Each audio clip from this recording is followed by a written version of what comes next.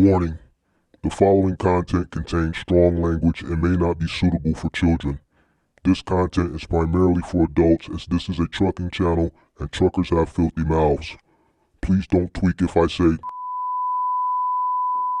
Viewer discretion is advised. Stay nice, same chair, same ground, right there. Turn it on, lean in close, this that. Welcome to the Mark, the mentor show, where the plans turn real and the hustlers grow. Talk money, talk mindset, talk get it, let's go. If you came from the bottom, it's the road you know. It's the Mark, the mentor show. Every loss, every lesson, turn it all to gold. From the late night notes to the sold out goals. Say the name one time so the whole world know. Whoa, the Mark, the mentor show. Whoa, the Mark, the mentor show. Whoa, the Mark, the mentor show. The Mark, the mentor show.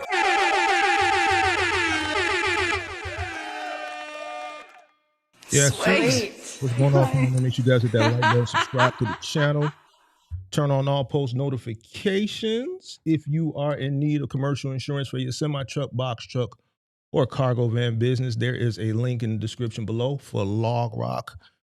Up for renewal, looking for a more affordable insurance solution for your semi-truck, box truck, and cargo van business. Make sure you guys hit that link in the description. There's also a phone number in the description. Log Rock, official partner of the channel. Come on in, guys. Make sure you guys hit that like button, subscribe to the channel, turn on all post notifications. How's everybody doing this afternoon? I'm sorry I'm late, but we are testing some stuff. We are testing some stuff today. So we're going to do our normal shit, but we also testing them some shit today. I think we're live on TikTok. Can somebody go check to see if you see me live on TikTok? Oh, yeah, it does say I'm live. It does say I'm live. Okay, there I am. There I am. They said, Mark, you got to go on TikTok, big dog. They said you got to do it. All right, so we did it. We here now. Took a little getting set up. But we did it. So I'm just looking over there. It looks like I'm live over there as well. Come on in, make sure you guys hit the like button, subscribe to the channel, turn on all post notifications. How's everybody doing this afternoon? Happy Wednesday. Shout out to Pippi. Shout out to the moderators in the building. Who else we got? Shout out to Moving Company Hustle representing Denver. Shout out to CTR Logistics representing South Carolina. Shout out to Kelvin Birch over there in Texas. What's the dilly? What's the dilly? What's the dilly? What's the dilly? What's the dilly?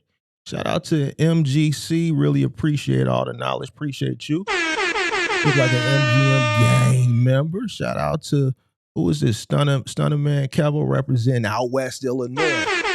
Listen, straight off the 290. You dig what I'm saying? Yeah, I was born out west. You dig? Rush Presbyterian, Rockwell Garden, Chicago Avenue, LeClaire, Monticello, and Augusta. You dig? Shout out to Kelvin from Henry Horner, dog. Kelvin from Henry Horner. Yeah, you dig what I'm saying? But he moved out to Texas. He got out the city. Shout out to Rudy in the building. Shout out to David in the building. Shout out to SD Walk, MGM Gang. Shout out to Kobe in the building, MGM Gang. What up? What up, what up, what up? Shout out to Shark Life, MGM Gang. Shout out to Michael Robinson, MGM Gang. A lot of MGM Gang members in the building. Shout out to Rudy. Rudy coming in with questions, man. We ain't even got to that part yet, big dog. We ain't got to that part yet, big dog. Shout out to Moving Company Hustle. Yeah, we on TikTok. I see people. We got some people watching on TikTok, I think. It's my first day streaming live on TikTok, man. So after long, just people been nagging me after a couple years, we finally decided to pull the trigger on TikTok. So yeah, we on TikTok right now. Shout out to Dwayne Goldburn. Shout out to Jabari. Shout out to Dunn Beasy, representing the MGM Gang. Shout out to TS Hill Logistics, LLC. Make sure y'all hit that like button, subscribe to the channel, turn on post notifications. How's everybody doing? Come on in. Make sure you guys hit that like button, subscribe to the channel, turn on post notifications. So, few little things that we did. I know we talked about the that new show. A lot of people were requesting the investment club. So what we did was, instead of bringing the investment club back, what I decided to do is do something a little bit different, called the Capitalist Council. Episode 1 is out. It is members only content, like how the investment club was. Just a lot of people wanted me to bring that back, but I wanted to restructure it.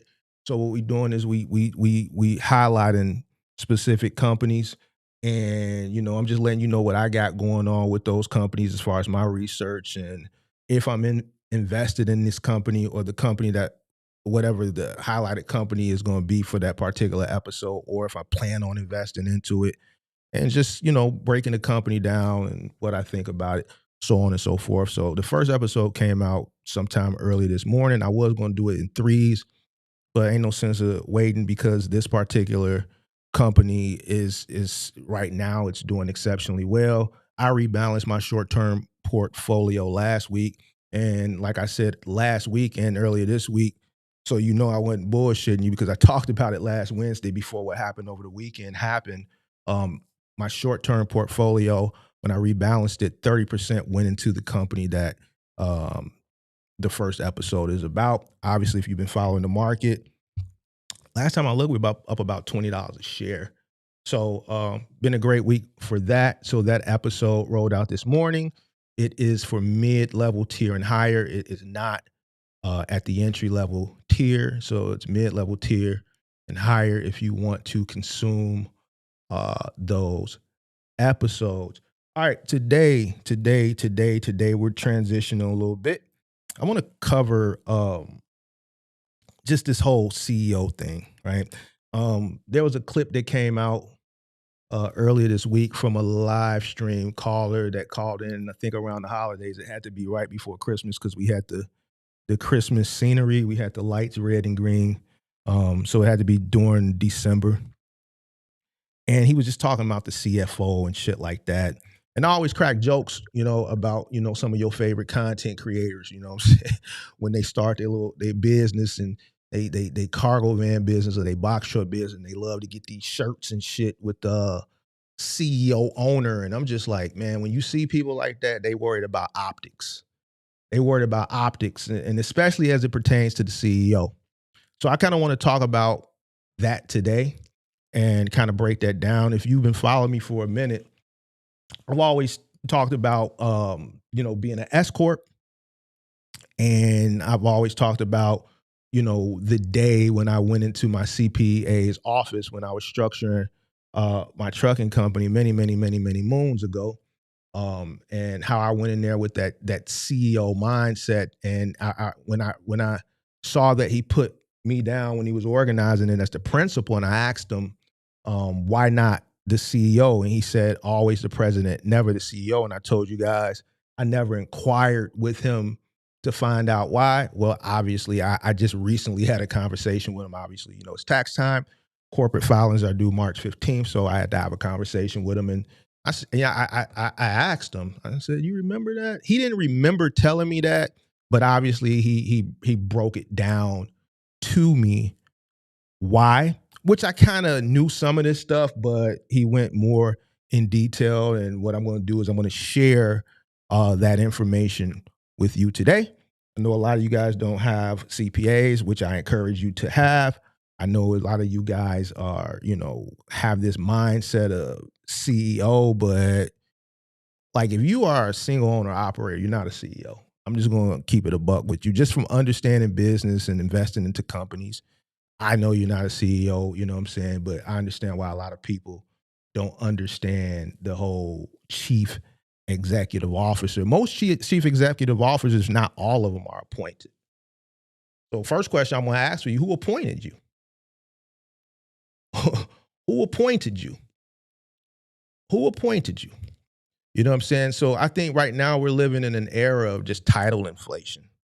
And, I'm going to crack some jokes this live stream, because I know one of your favorite cargo van guys. You know, he run around with the CEO on his shirt while he in his cargo van. And I'm just like, man, what executives is out here, you know, what executives is out here, you know what I'm saying, running into these stores, you know, loading the back of cargo vans, man. It's title inflation. Everybody is CEO now. CEO of one truck, CEO of a rental truck, CEO with $4,000 in the bank, and you in debt $100,000. We've had some of these people call up on the show, and I've had to get them correct. Listen. This is going to be one of them episodes where it might get under some people's skin. You dig what I'm saying? But it is what it is. I'm not bullshitting you. I'm not finna sit up here and lie to you neither. Nobody never stops to ask what you the chief of. What are you the chief of? You got a cargo van, you got a box truck. Some of y'all box trucks say Penske or Enterprise or Ryder. What is you the chief of? Who you calling it for? Who you calling it for? What you the chief of? If you dispatch yourself, if you drive the truck, load the truck, unload the truck, dispatch yourself, you do all the marketing, you do the payroll for yourself. Some of y'all ain't even doing payroll. How many of y'all call into the show and ask me, how I pay myself? You do the collections. You answer the calls. You not a chief executive officer. You a chief everything officer. You're not a chief executive officer. Let's talk about it from an S-Corp perspective.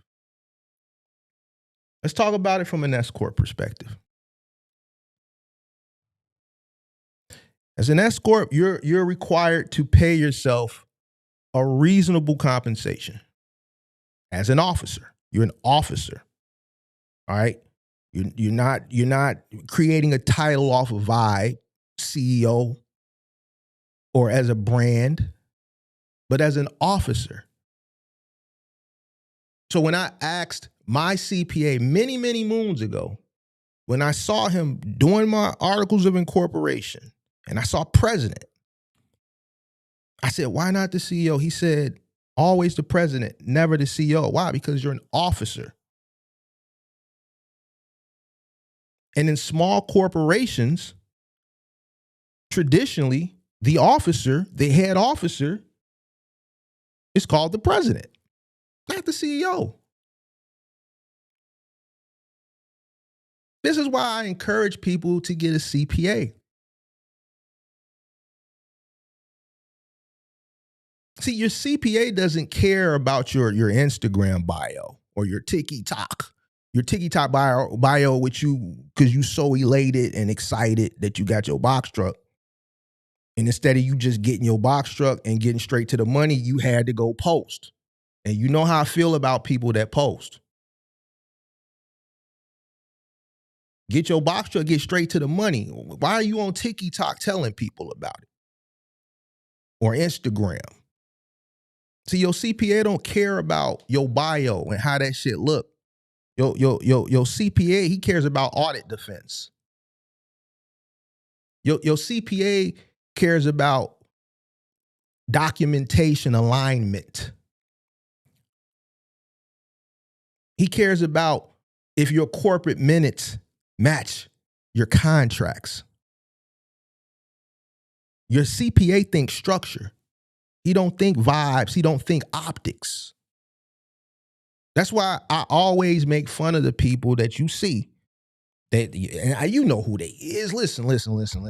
I'm on bullshit today. I'm on bullshit. But I ain't hurt nobody though. I'm just telling the truth. You see some of your favorite ones, they got CEO owner right there sitting in their van or sitting in their box truck. I ain't bullshitting you.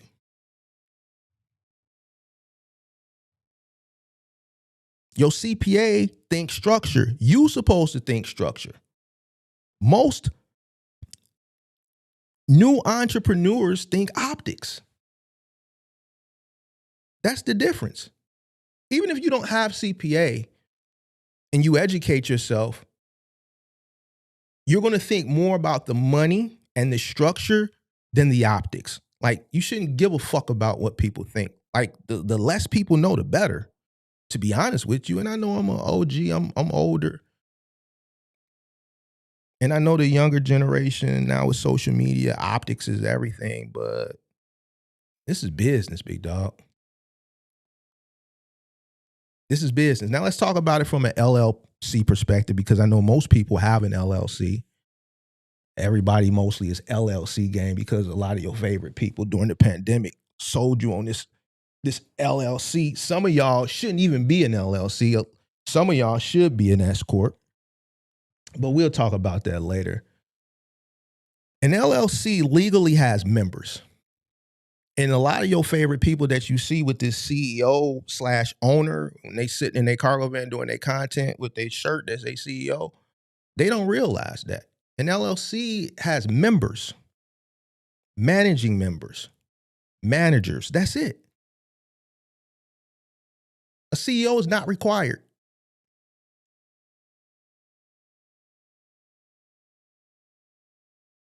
It's just optional branding. That's all it is. It's just branding. It means nothing.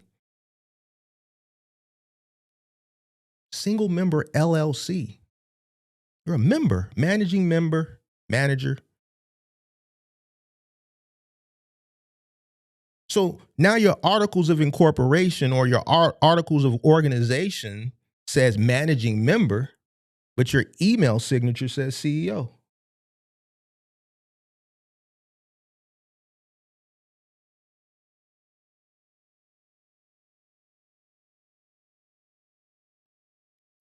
Is it illegal? No, it's not illegal. It's cosmetic. It's optics. And a lot of people choose CEO because it sounds bigger. It makes them look like they have infrastructure that's not there.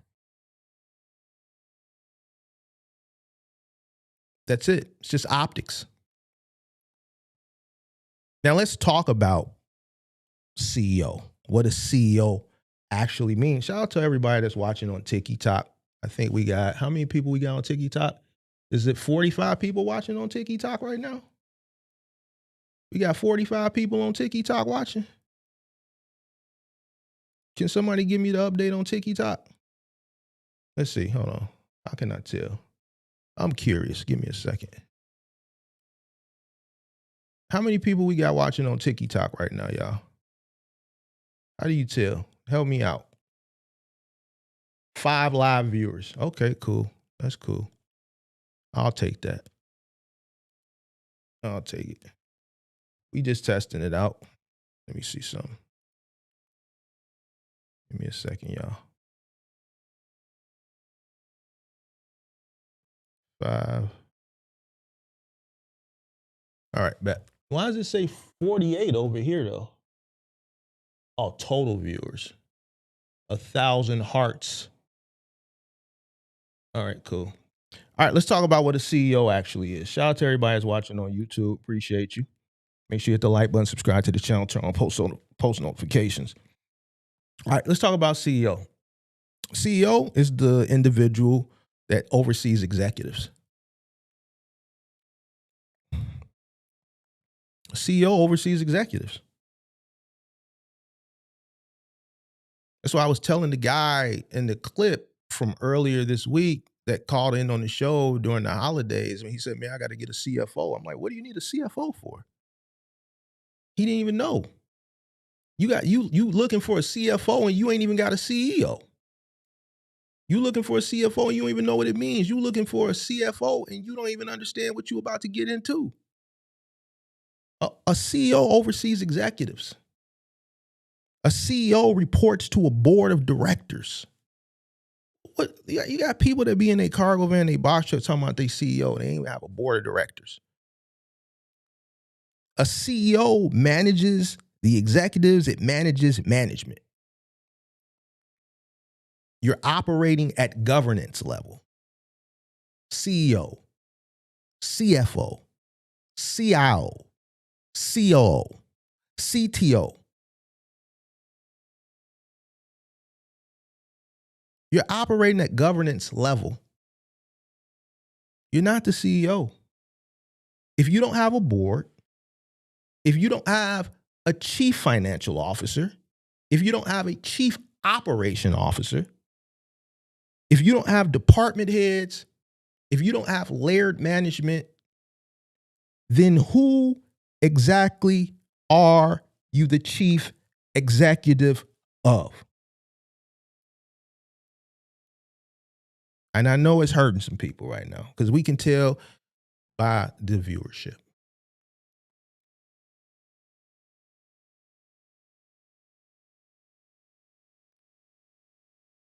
Who are you the chief executive of?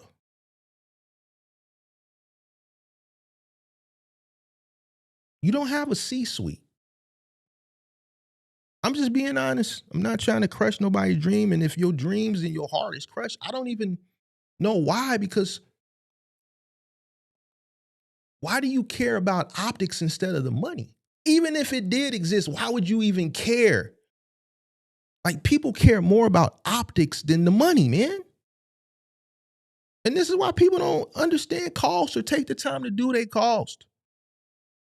Because the shit that matters, you don't do it. You don't worry about it. You don't care. You don't do what you need to do to ensure that the business survives. But you put a lot of effort into optics and shit.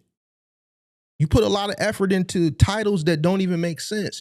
You put a lot of effort into getting your fucking truck. As soon as you get it, no offense, you got to take that picture. You got to crawl up on top of your Ryder truck, your Enterprise truck, or your Penske truck, and do this and say, man, new business owner alert with the siren and shit. And that's cool if you want to do it, but most of those people I see do that shit, they don't make it long. The motherfucker who really about that shit, as soon as they get the truck and they ride off the lot, they going straight to the money. They ain't thinking about posting. They don't give a fuck about the optics.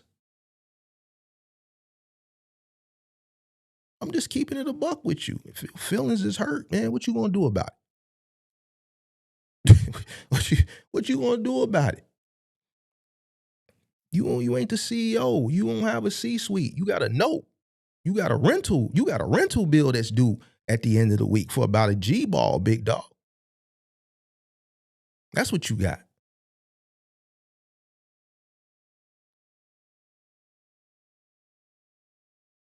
Now let's talk.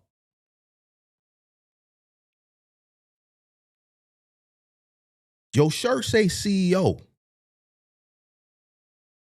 but your infrastructure says self-employed, and I'm out here on the new trying to figure this shit out.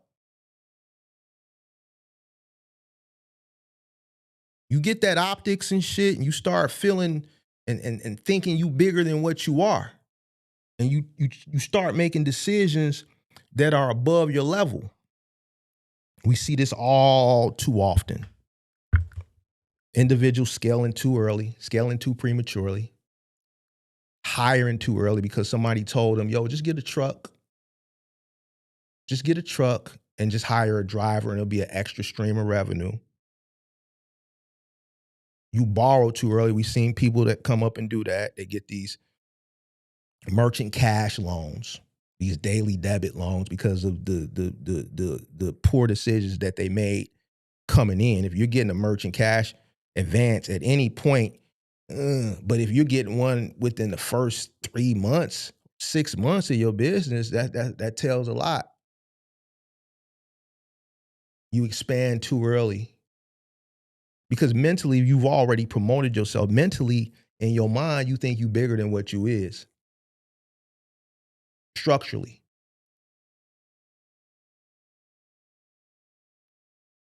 you think you bigger than what you is, and that identity inflation, it leads to overextension. It leads to overextension. You overextend yourself too prematurely. Now, I'm not saying don't ever use the term CEO, but A lot of people use it out of context. A lot of people use it when their business is not structured for it. You are a real CEO when you're managing managers. You don't operate daily. Let's think about this. Andy Jassy, right? He's the CEO of Amazon. How did he get the job? He was appointed. Who appointed him? The board.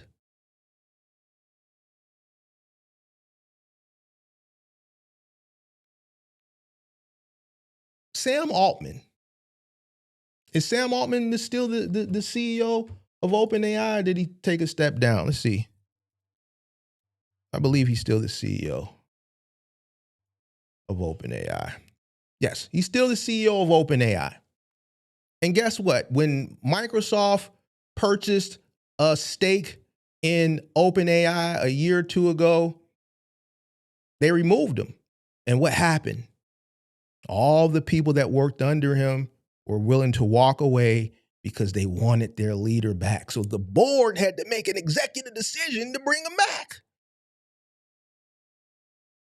He was appointed by the board.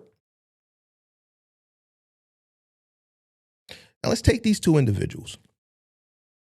Andy Jassy, appointed by the board of Amazon, primarily his predecessor, Jeff Bezos, probably hand selected him because he's the chairman of the board. And then let's look at Sam Altman. Do you see Andy Jassy in a goddamn DSP van with a goddamn shirt that says Andy, CEO? No. I've never seen a CEO of a company active in the field. I've seen them managing managers. I've seen them managing and making decisions, and the other C-suite executives reporting to them, and then he reports to the board of directors. I've never seen a CEO in the field.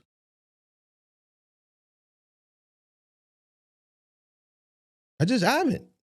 I mean, we can go down a list of CEOs if you want, but I just brought two. I think that's enough for you to get the point. Every CEO that I can think of manages managers. They oversee executives, and their job is held in the balance of the board of directors. They were appointed.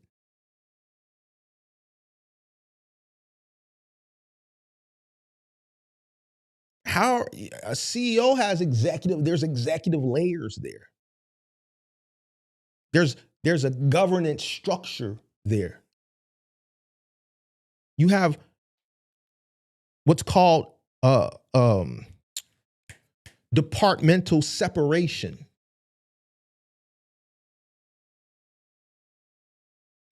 You have real scale.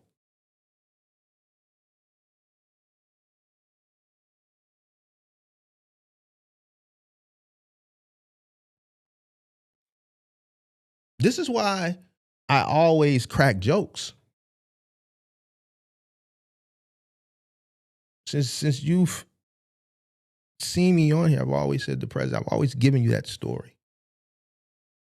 If you drive, if you dispatch, if you talk to brokers, if you sell, if you do the invoicing, if you collect, you're managing your income, credits and debits on an app like QuickBooks, you're an owner operator. And that's great. There's nothing wrong with that. But you got to call it what it is.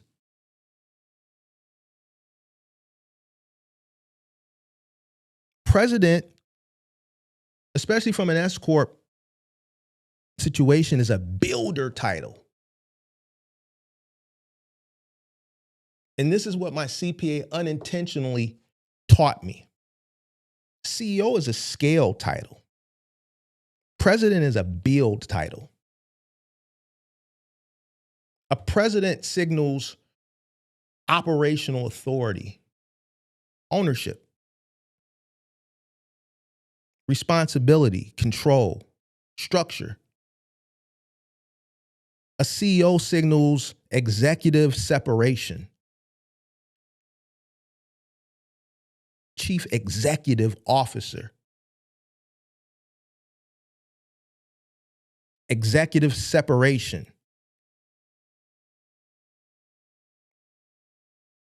Chief Executive Officer.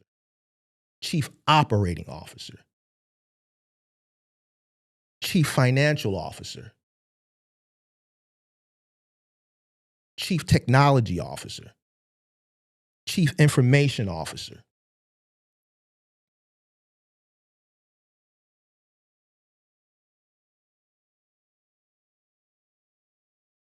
Most of you guys who think you're the CEO, especially from an S-Corp perspective, you're just the president. You're a high-paid employee. LLC, you are a single member, a manager. You're not a CEO. This is not about titles. This is about discipline. I think people should stop trying to sound big. Stop worrying about optics. Stop worrying about what people think and focus on what really matters, which is growing and sustaining a profitable business. Start trying and worrying about being structured the correct way instead of optics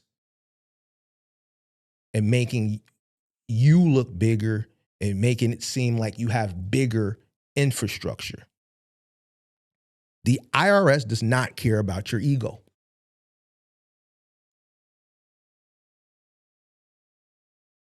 The IRS does not care about your ego.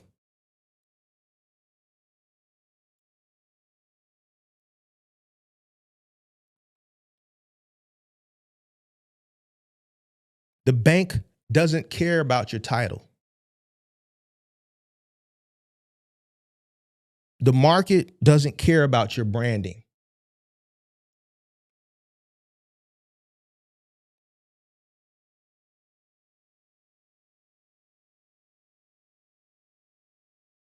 Infrastructure will beat identity every single time.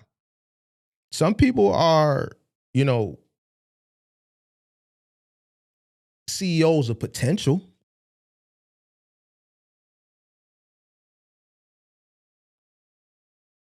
But if you're an LLC, a single member LLC, you are a single member LLC. You're an owner operator.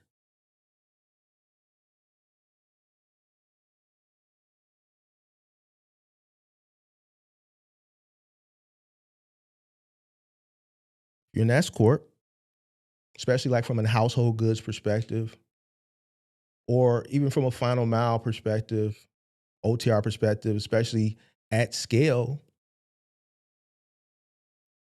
you're the president. And I'm sure that if you have a CPA and you consult with them, they'll tell you just like mine told me.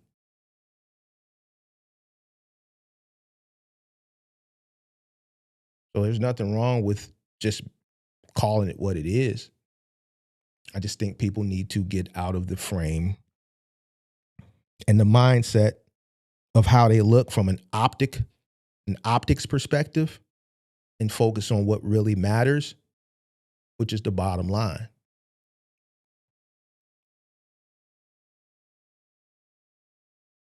All right, let's as I said, I'm going to cut these shows down. So we're going to get straight to the nitty gritty. And I think I did a good job. And I think that's that. So what I'm going to do now is I'm going to open up the phone lines. Where is the phone line at? Let's do it here. Let's open up the phone lines.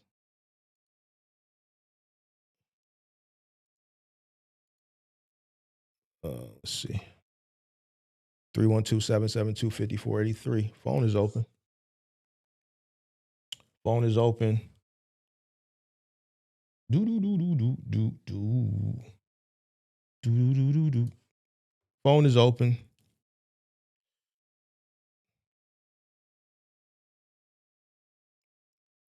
Shout out to everybody watching on Facebook, YouTube, TikTok.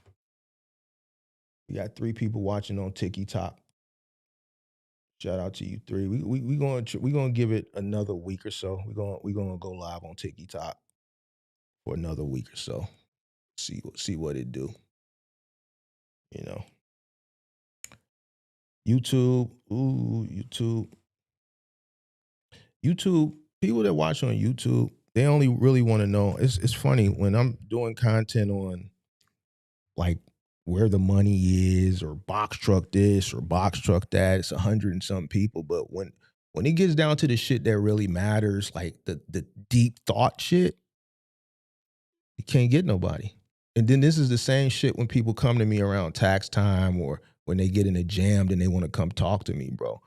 From now on, bro, like for real, if I don't have the high numbers that I have when I do like the box truck shit, as far as like when I'm like showing you where the money at or why this is that, or when I do the market shit, man, I'm gonna start going upside people's head when they call it. I'm gonna say you gonna have to hit the collection plate. I'm gonna start doing like some of these other YouTubers.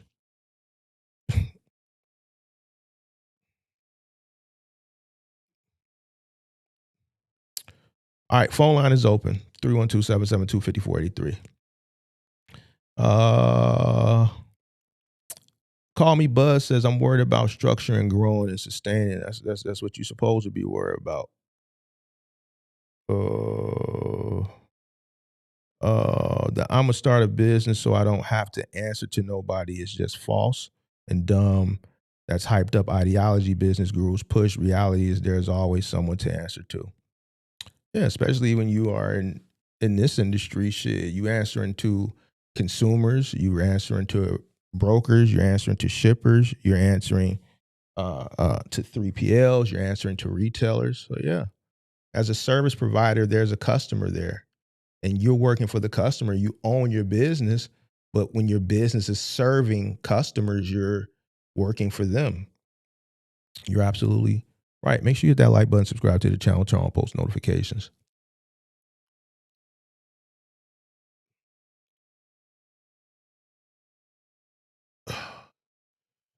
Excuse me. If you're really a CEO, people usually have to go through someone to get to happen naturally as you scale. Yeah, most CEOs are appointed by a board of directors.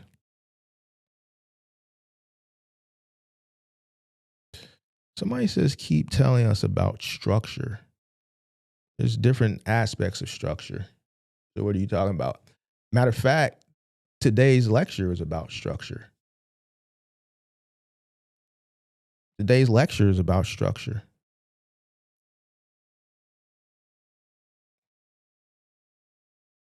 How you structure your business. We're talking about structure right now. You can look at it from the title. You can look at it from the S-Corp or the C-Corp or the LLC. This whole lecture is about structure. And if you really paid attention towards the latter part of the lecture, I said, like, if you're doing like household goods or final mile, a lot of you guys are S-Corp, but you're labeled as an LLC, but we'll talk about that for another time. I talked about LLC, single member LLC. I've done plenty of lectures about structuring your business. There's different aspects of structure. This whole lecture is about structure.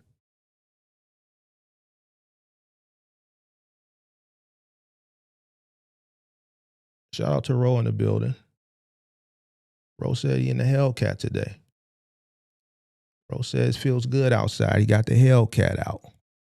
That's what it is.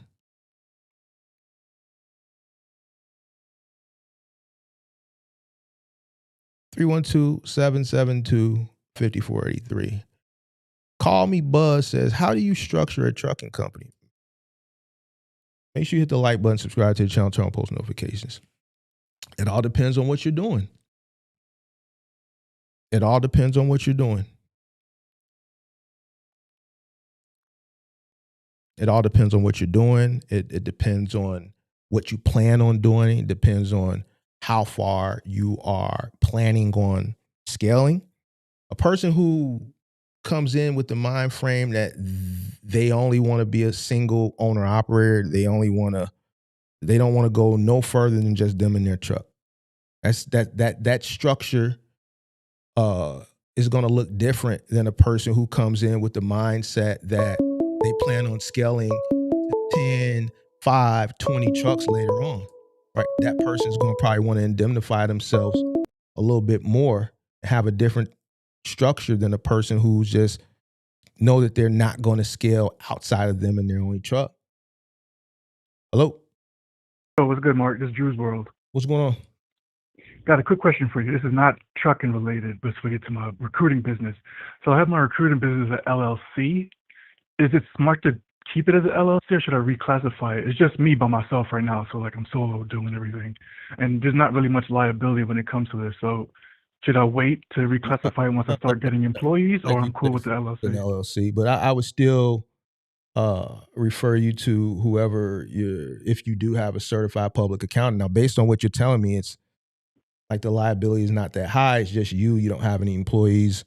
I mean, you Right. can operate right now as a single, as an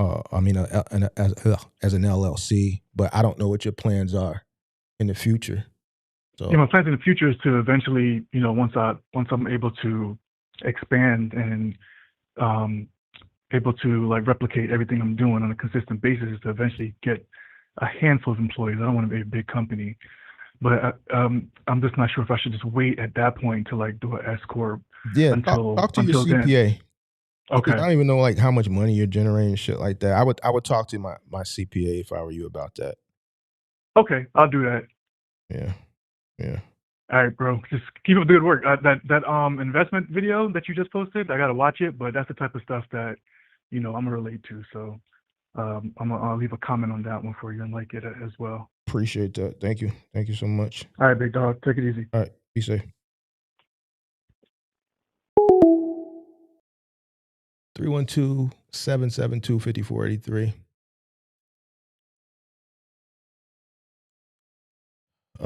Let's see. Um, do, do,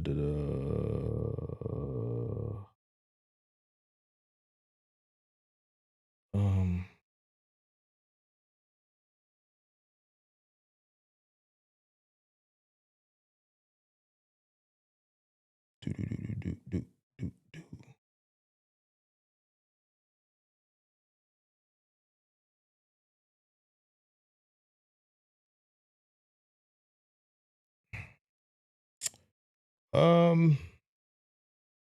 Let's set the timer up then.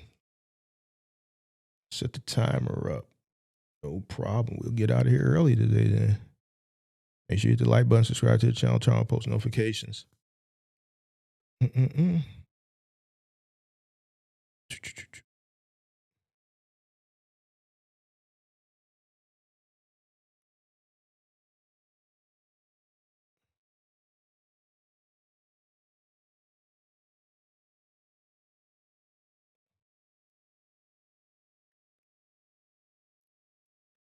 I'll call myself principal mover, expert mover. How big is your operation?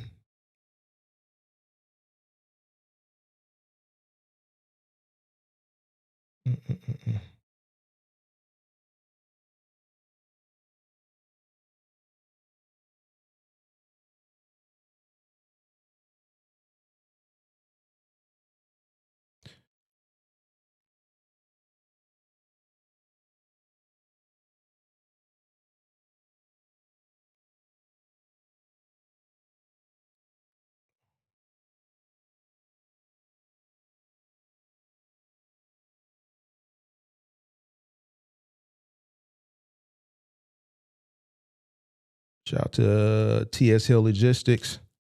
All right, timer is up. 312-772-5483. Rudy says, what equipment do you cover? Box trucks and cargo vans. You know, I've never been a semi-truck owner-operator. Strange thing is a lot of semi-truck owner-operators watch the show and they call in for like tips and shit. A lot of semi-truck owner-operators want to come down to a box truck. For some reason, they think they've been sold this idea it's more profitable. And when I talk to them, they just don't understand that a lot of them, when they talk to me, they're in a better situation as a company driver than they would be as a owner-operator of a box truck, because they don't understand the cost that's associated with it, and they don't understand the profit margin. And they don't realize until they talk to me and we break down the numbers that they're actually making more as a company driver than they would be if they came in with one box truck. And I put a clip up of one of those live streams where I said that, and someone said, "Oh, you definitely can make $100,000 in a box truck." And this goes back to what I was talking about the other day as far as the comprehension level. Like, people will listen to something and they don't comprehend what's being said. Yes, the truck will gross over 200. I said, will you be able to pay yourself $100,000? The answer is no. Yeah, you can. No, you can't. You're confusing gross revenue of the truck and paying yourself correctly. The problem is most people don't understand how to pay themselves. They think if the truck grosses 150, they made 150.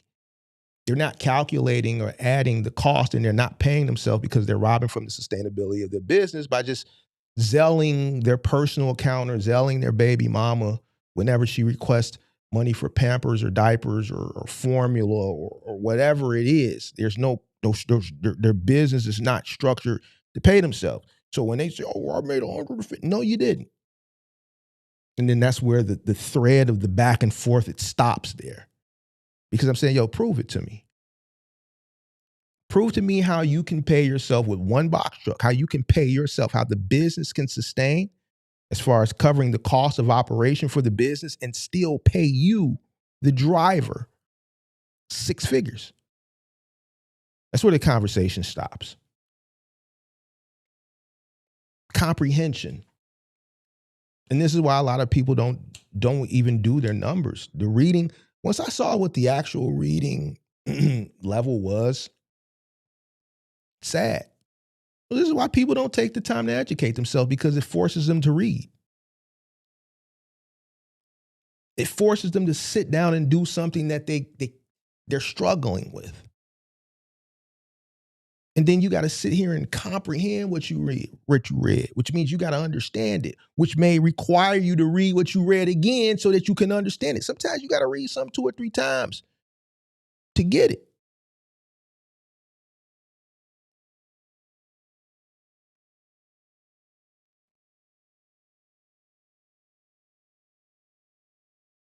And that's why when we have these types of conversations, you don't see 100 people in here, you see 50.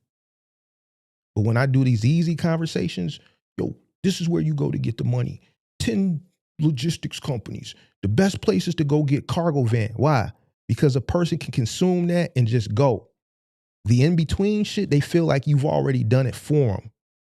But when I have an intellectual conversation that requires you to process something and comprehend it, no, that's too much. Like Buddy told me, man, I don't want to hear all of that. These are the same people that come back 2-3 months later. Yeah, dog, you was right. Nigga, it's too late now.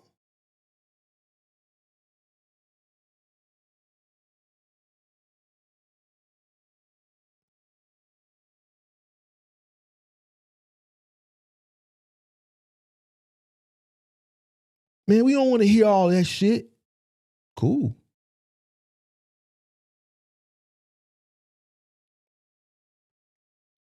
No problem.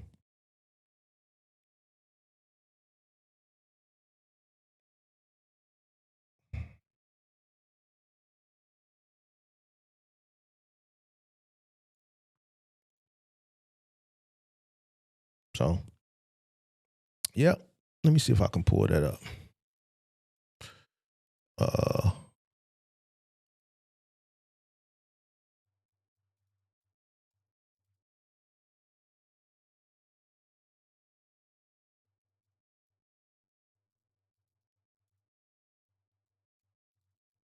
uh,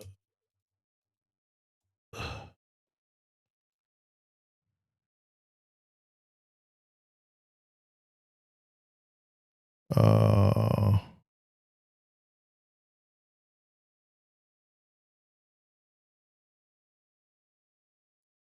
key findings show roughly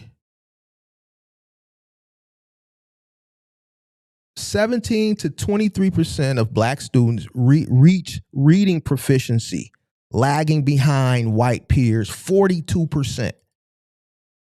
Persistent gaps. A significant Black to white reading gap exists, often appearing early and staying, though it's sometimes narrower in higher grades, 9th and 12th, compared to second grade.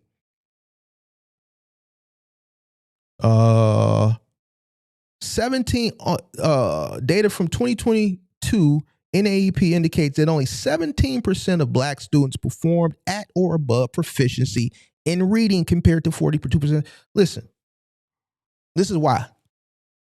This is why I just can't, I'm going to still kick it to the people who can understand and comprehend, but this is why people don't do what they're supposed to do as far as the younger. Now, these are statistics from a younger audience. There's some old motherfuckers in here that can't read too.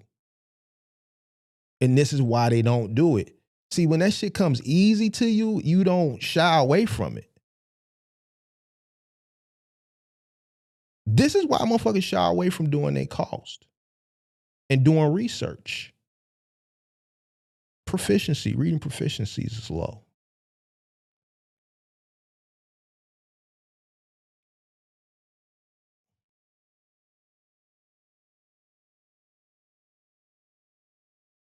The disparities are often linked to socioeconomic status, unequal educational opportunities, and in some cases, the impact of pandemic, which widened existing gaps. Lack of schooling because of what was going on. Everybody was forced to go schooling from a laptop. You got people homeschooling. Listen, no offense to the people that's homeschooling, but I mean, I'm just keeping it a buck. Let me keep that shit to myself.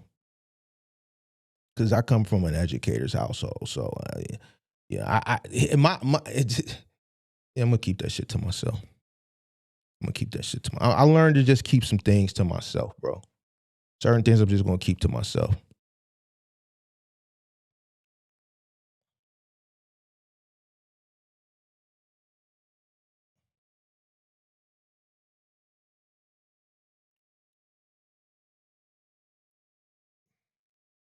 I will say this though. Education just doesn't stop at school. You have to educate at home.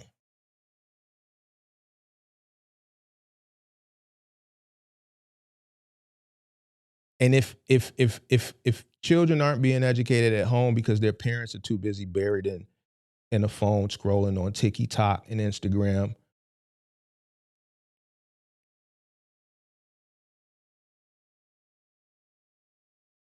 but here's the good thing.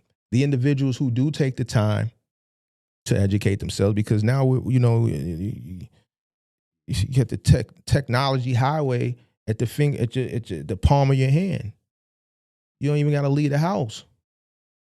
You can literally educate yourself now if you take the time and force yourself to do it. And the people that do that, they get better results.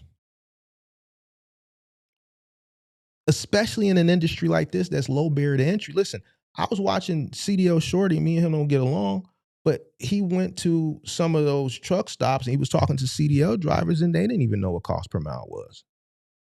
Owner operators and company drivers.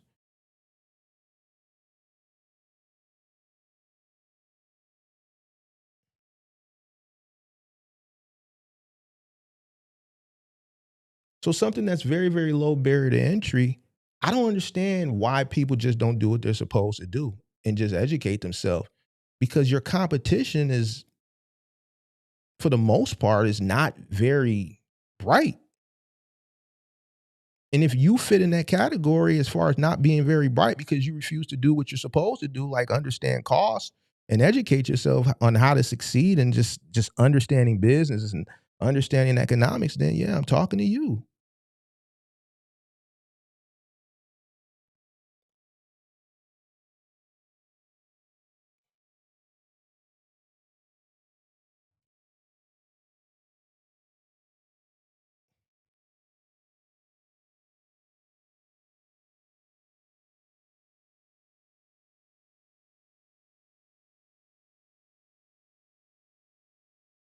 Let's look at it from an older perspective, really, comparison. I remember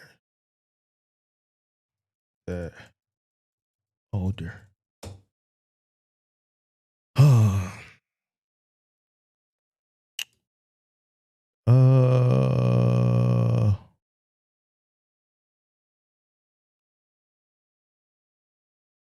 mm, mm, mm, mm, uh, represented in lower literacy categories, making up 12.1% of the U.S. population, but 23% of those with poor literacy skills. For older cohorts, disparities are often linked to differences in the quality of education, shorter school years, fewer resources in the earlier 20th century. Studies of older adults, African Americans, have obtained significantly lower scores on memory and reading recognition tests. White peers, even when matched for years of education, highlighting differences in educational quality rather than just years of schooling. Here's where I feel about that, because I get that coming from inner city Chicago and just understanding the differences of inner city schools versus other schools where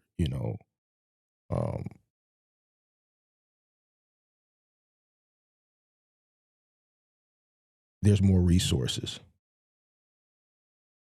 Man, it was slaves that taught themselves how to read.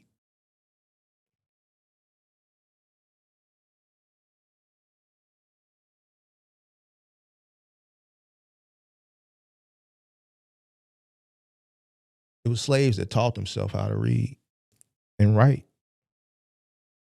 So I get it. As far as, not having the resources coming from, inner city schools in comparison to other schools that may have more resources. But if slaves taught themselves how to read in a time period where it was forbidden, then I think an individual, regardless of their circumstances, being inner city or not, because I'm inner city. Granted, my mother was a school teacher, so I got that extra education, but still I was an inner city student. People that watched me from the crib, what high school I went to. Right there off 87th Street.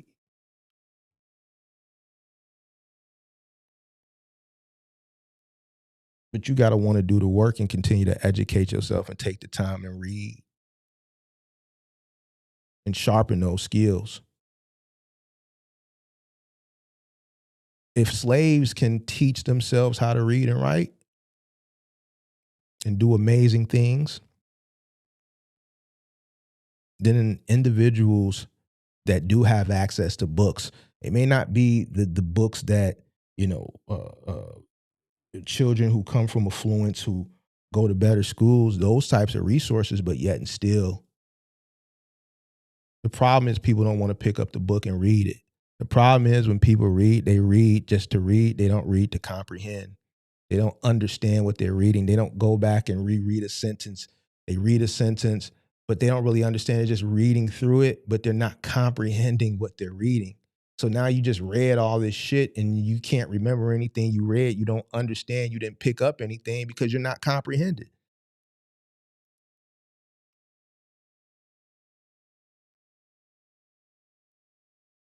And this is exactly why majority of the people fail. This trucking shit is easy, bro. I'm gonna keep it a buck with you. This shit is so fucking easy.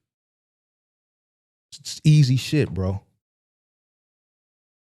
Buy for $1, sell for $2. Low cost of entry. Small profit margins. delayed gratifications, build your business, structure your business so that you can grow it, so that you can operate at scale, so that you can make the real money, have an exit plan, take advantage of opportunities when they present themselves, prepare for the storms, have an exit plan, allocate money into other things, the money that's coming into other things that can make money doesn't necessarily have to be something that's hands-on, brick and mortar.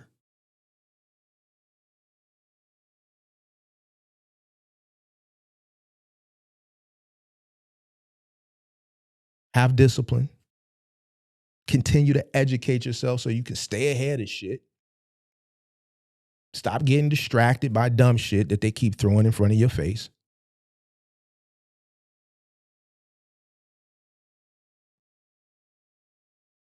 It's simple. Do they even teach comprehension anymore? I don't know. You know, it was a requirement when I was in school, reading comprehension. Like you had to read, but then that's why they tested you after you, let's say, read a story or you read a passage in your reading book during reading time in school. You would have to take a test or answer questions after what you read. The reason why you had to take a test or answer questions is to test your comprehension level to determine, did you understand what you read? So I don't know. That's a good question. I'm gonna have to find out. But here's the thing. Here's the thing. Here, we're talking to adults.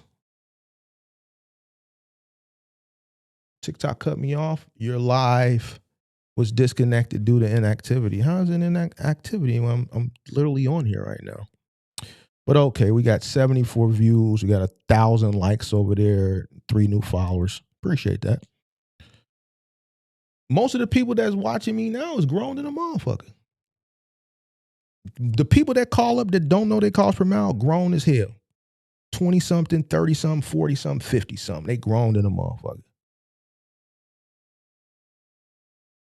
The people that call up, you can tell they've done no research. They want somebody to spoon feed that shit to them.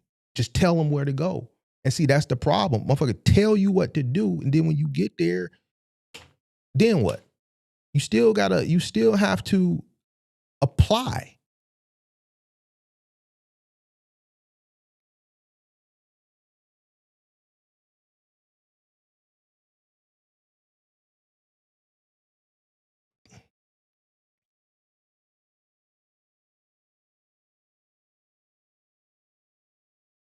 So when I say this shit is easy, it's easy because majority of the people that you competing against, if you're coming into this, is fucking incapable and don't take the time to fully understand what they've invested into. I tell a person a book to read, not the fucking typical book that everybody tells you. This is how you know motherfuckers is just full of bullshit when they tell you to go read some shit like Rich Dad Poor Dad.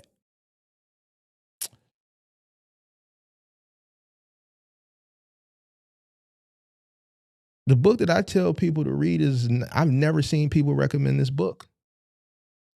But that's the book that ultimately got me in the mind frame of how to operate. I understand what this industry is. Small margins. But you hear all these people talking about this shit. And I'm just like, in what world?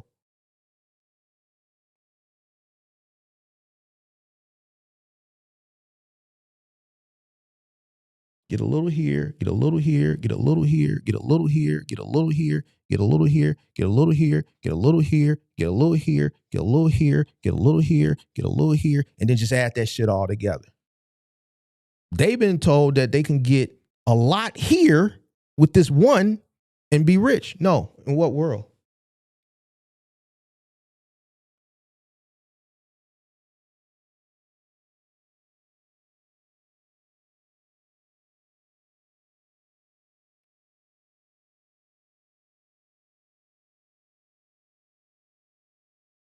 How?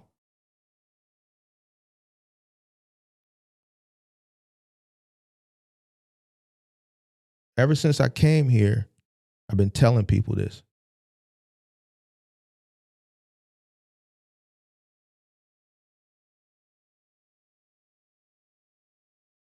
But people keep allowing people to send them off. Just fucking fantasies and shit like that. Why? Because they haven't sat down and did the knowledge. Because if they sat down and did the knowledge, they'd be like, you know what, he's right. People want to continue to be sold a dream. Let them. I say let them. Because if I were you and I was smart and I were you, then I would prey on that ignorance.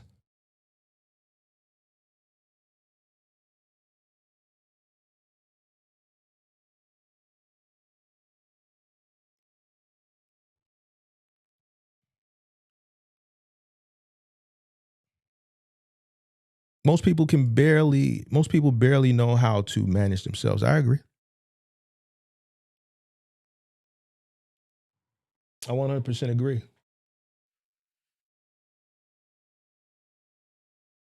They don't teach how to read analog clocks anymore. Shout out to SD. SD, I seen you in the live chat. I seen you in a messy, I was in a messy stream yesterday. And I seen you in I be seeing a lot of my subscribers in the manosphere. A lot of my subscribers watch manosphere content. I seen SD yesterday. I seen a few of my subscribers yesterday in some messy live streams. I be perusing. Shout out to USD. You said they don't teach how to read analog clocks no more. Yeah, I noticed that. I saw a reel or something where someone was walking around and asking people, like young people, what time is this on an analog clock, and they didn't know. It's sad, man. I heard they took cursive out of the school and everything. So,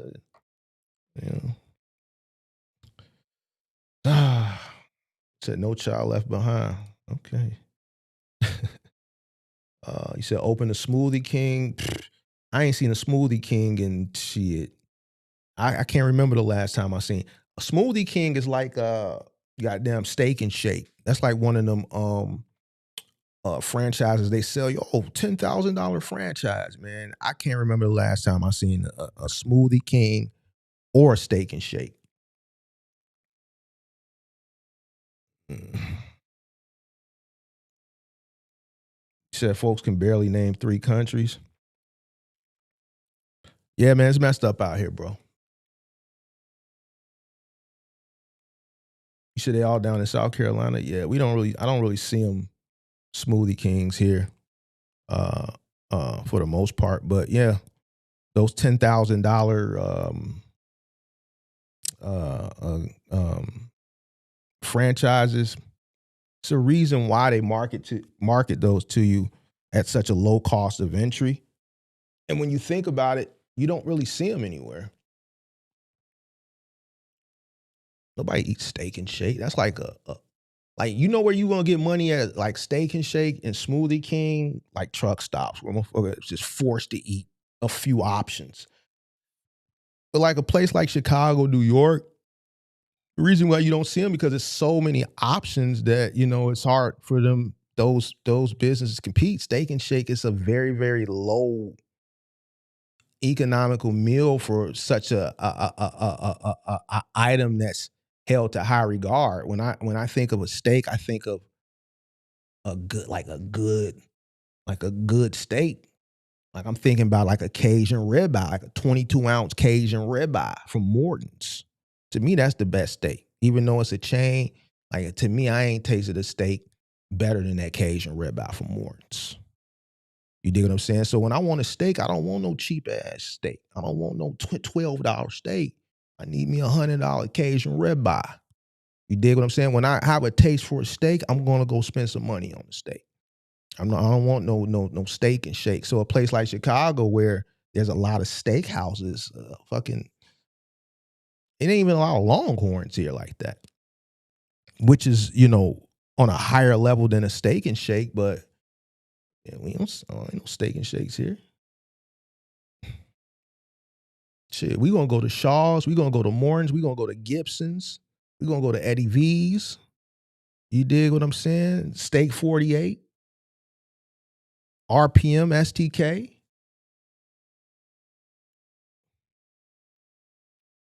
You know, you throw Steak and Shake out there at the truck stops with Hardee's and Arby's. We don't even got them here. Hardee's and Arby's and shit like that. You send them out there where a person is ain't got no choice. Fuck it, man. We just get the Steak and Shake. You dig what I'm saying? Shit.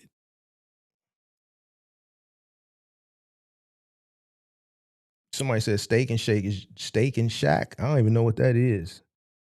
Steak and Shack. What is that? Straight up, what is that?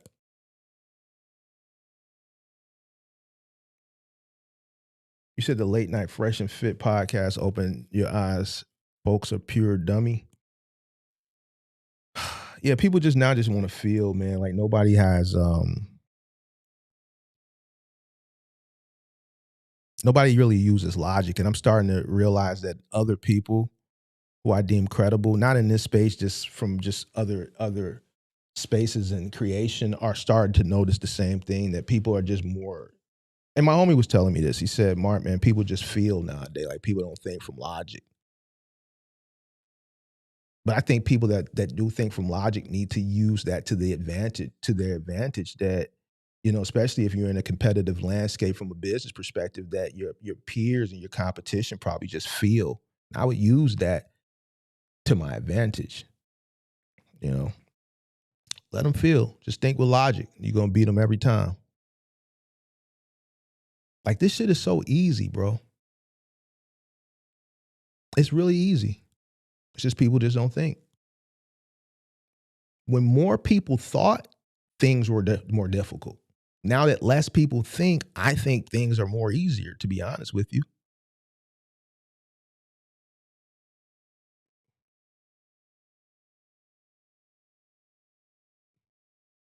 Just my thoughts.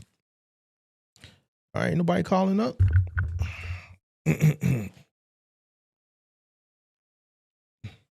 Said these are all Southern food. Oh, maybe that's why I don't see them. Yeah, Southern food change. Yeah, I don't. Yeah, I don't really. I've never had it. You know, Steak and Shake. Never had it. You know, never had it. Y'all ain't really had nothing to talk about lately, man. Y'all sure y'all have no callers? You sure? What time is this? Early, bro. Like, said I was gonna get in and out. You said AI can't read cursive?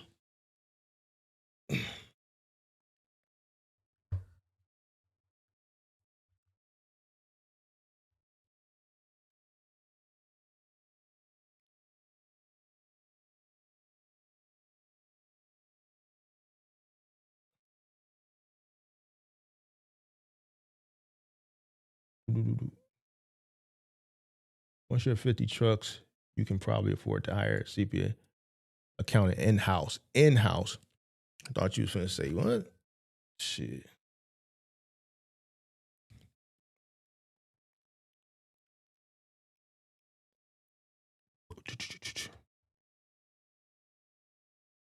Perry's and Capitol Grill. I've had Capitol Grill one time. I really didn't care for it. Have I had Perry's before? I don't remember. I had Capitol Grill one time, though. I really didn't care for it. Whataburger, Cookout, Crystals, Jack's, all Southern. I never had Jack's. Whataburger, never had. Like, I never had none of that.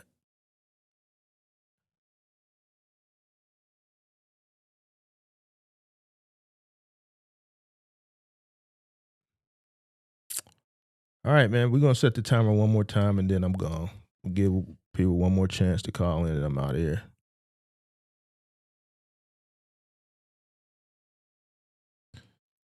You said the $1.2 million truck lady? What lady is that?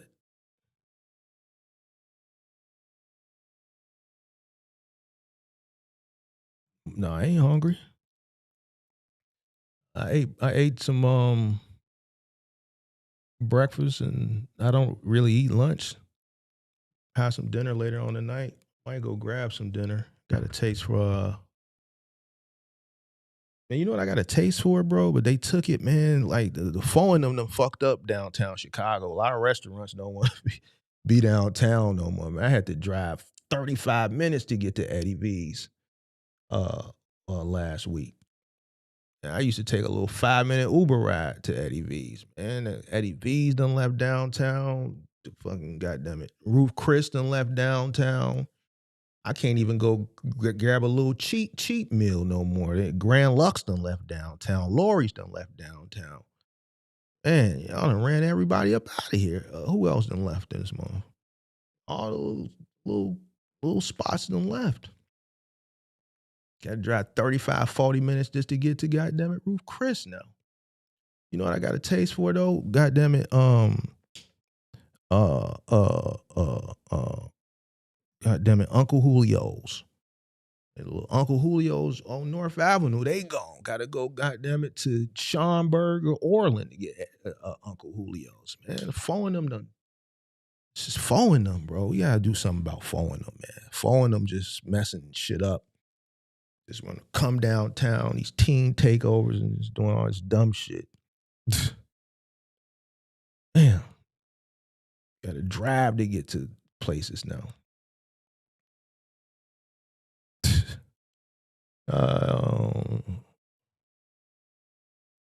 You said I don't want to hear the BS no more. They scared to call. Well, shit. If you listen. If I was in need of help, I wouldn't give a fuck. I would take the criticism, and I would get the help. Especially when motherfucker ain't hitting tapping your pockets for it. So if you gonna if a person let their ego or their pride or they just scary, then that's on them. Stay scary. Is what it is. You said she called and said she made $1.2 million from one. Oh yeah, that lady already clipped that. I clipped that like 2 months ago. You got to go back through the content. That's in the. It's filed under the box truck hotline, I believe. I think I clipped that already. I think that's clipped.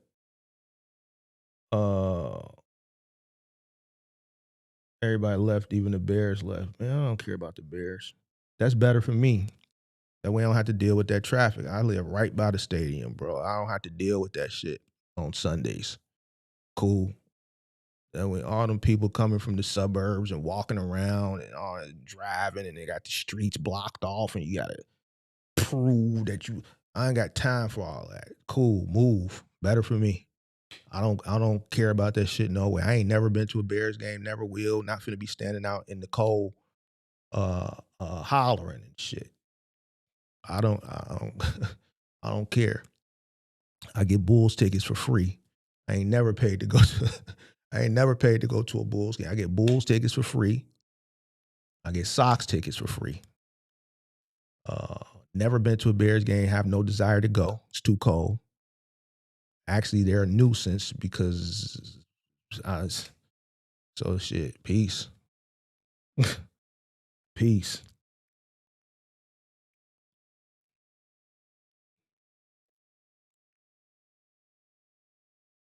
What's the restaurant called that you eat on the 90th floor? You talking about the Signature Room? I don't even think that's there no more. I think the Signature Room left like 2 years ago. I don't even think the Signature Room is there no more. Let me see.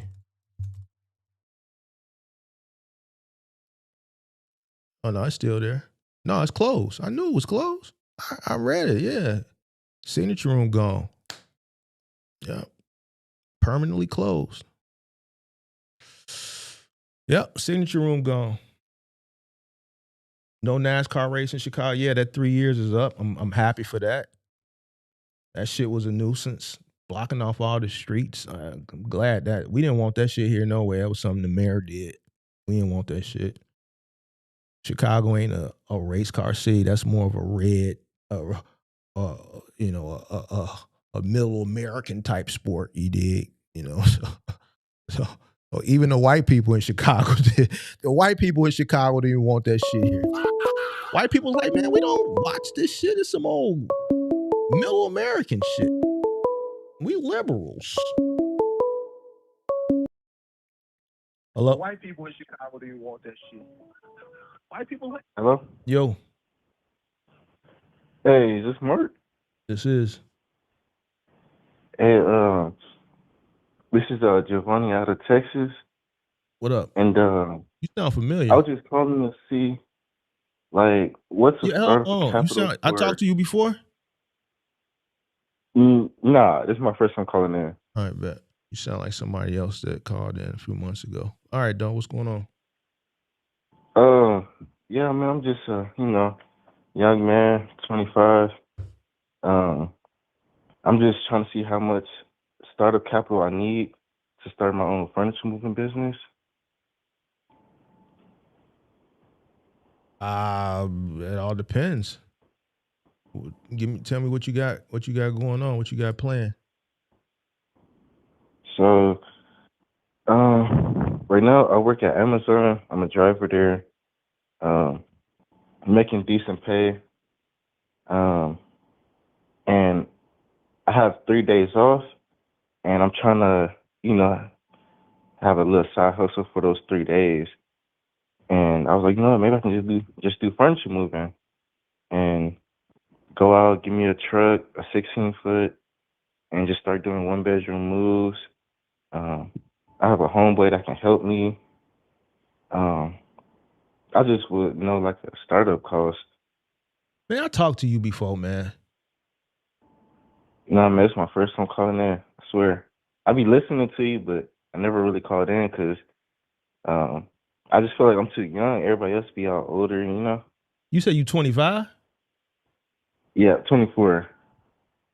I mean, it's people that's done called in that's your age or younger. I mean, you work at Amazon now. You said you work you drive for Amazon or you work in a warehouse? Yeah, I drive for them. Just do like labor only on the weekends on your off day. Just start like a labor on. I mean, who you gonna get to help you?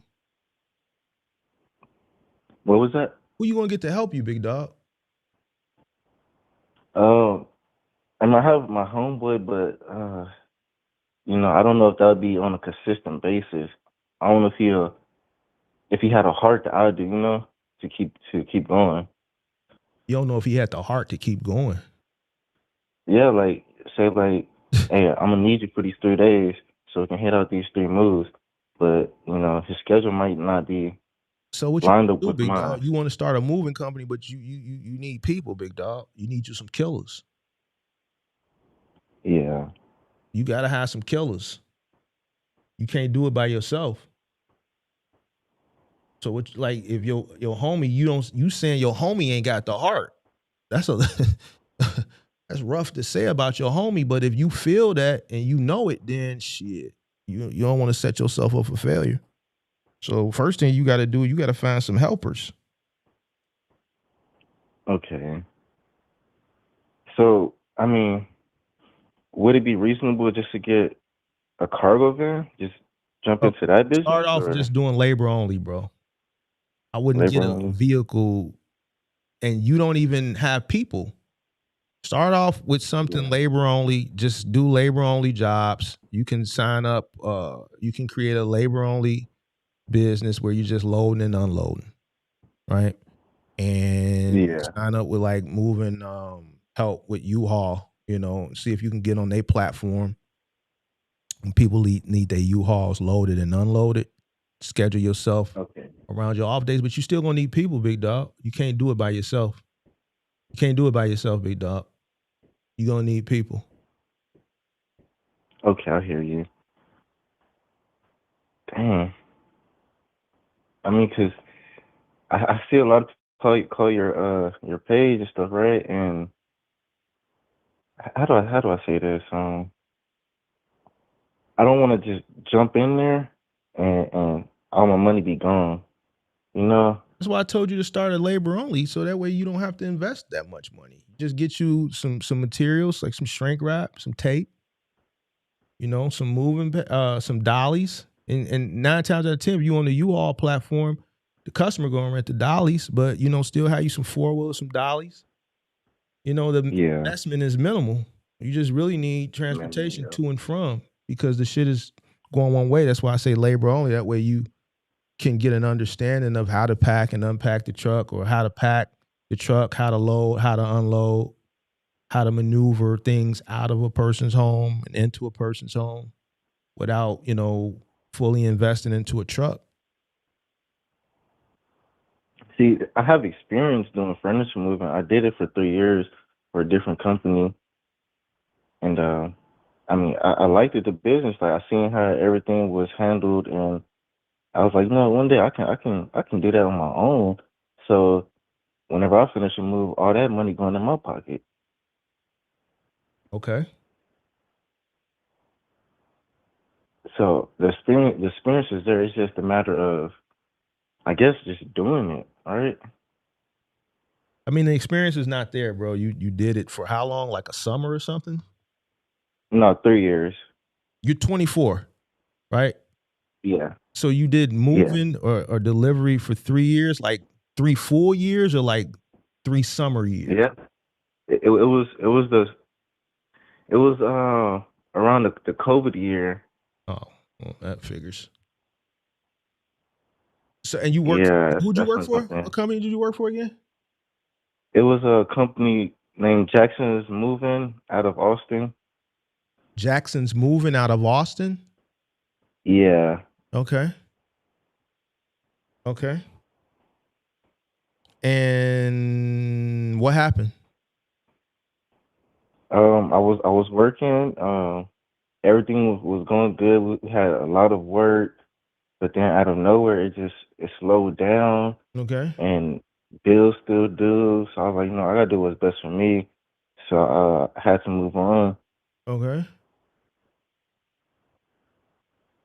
Okay. So here's the thing. Based off what you told me, bro, I would just start labor only. Okay. I don't think you have the network right now. Yeah, I that's think what you it need is. to build up your skill set a little bit more. I'm just listening to you Okay. talk, like you kind of timid a little bit. You know what I'm saying? You kind of, Yeah. yeah, and I'm gonna tell you, moving is very aggressive. Yeah. Sure. Because if you wanted to make it happen, you would be telling me you're gonna go find you some people. You telling me the people that you got. Uh, what was the word you used? Just ain't have no heart. Yeah, so you saying your homies ain't got no heart. So I just, like, so I would definitely start a labor only, and try to find somebody that's gonna work with you, bro. But it's hard. Like, don't nobody want to do that labor work. Hey, Nobody trying to put in that work. that's y'all. That's y'all generation. You mean? Hey, man, you gonna have to figure it out.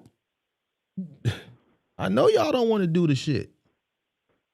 Yeah. Why you want to do it? Because I'm trying to transition out of Amazon. Right now it's good. It's paying the bills, but trying to transition out of there and Mhm. Okay, finish your sentence, big dog. You just said try to efficient with transition it. out of there, and you just stop talking. Like, and you're like, and what? You just stop. And see, that's another. I just need to work on myself. I feel like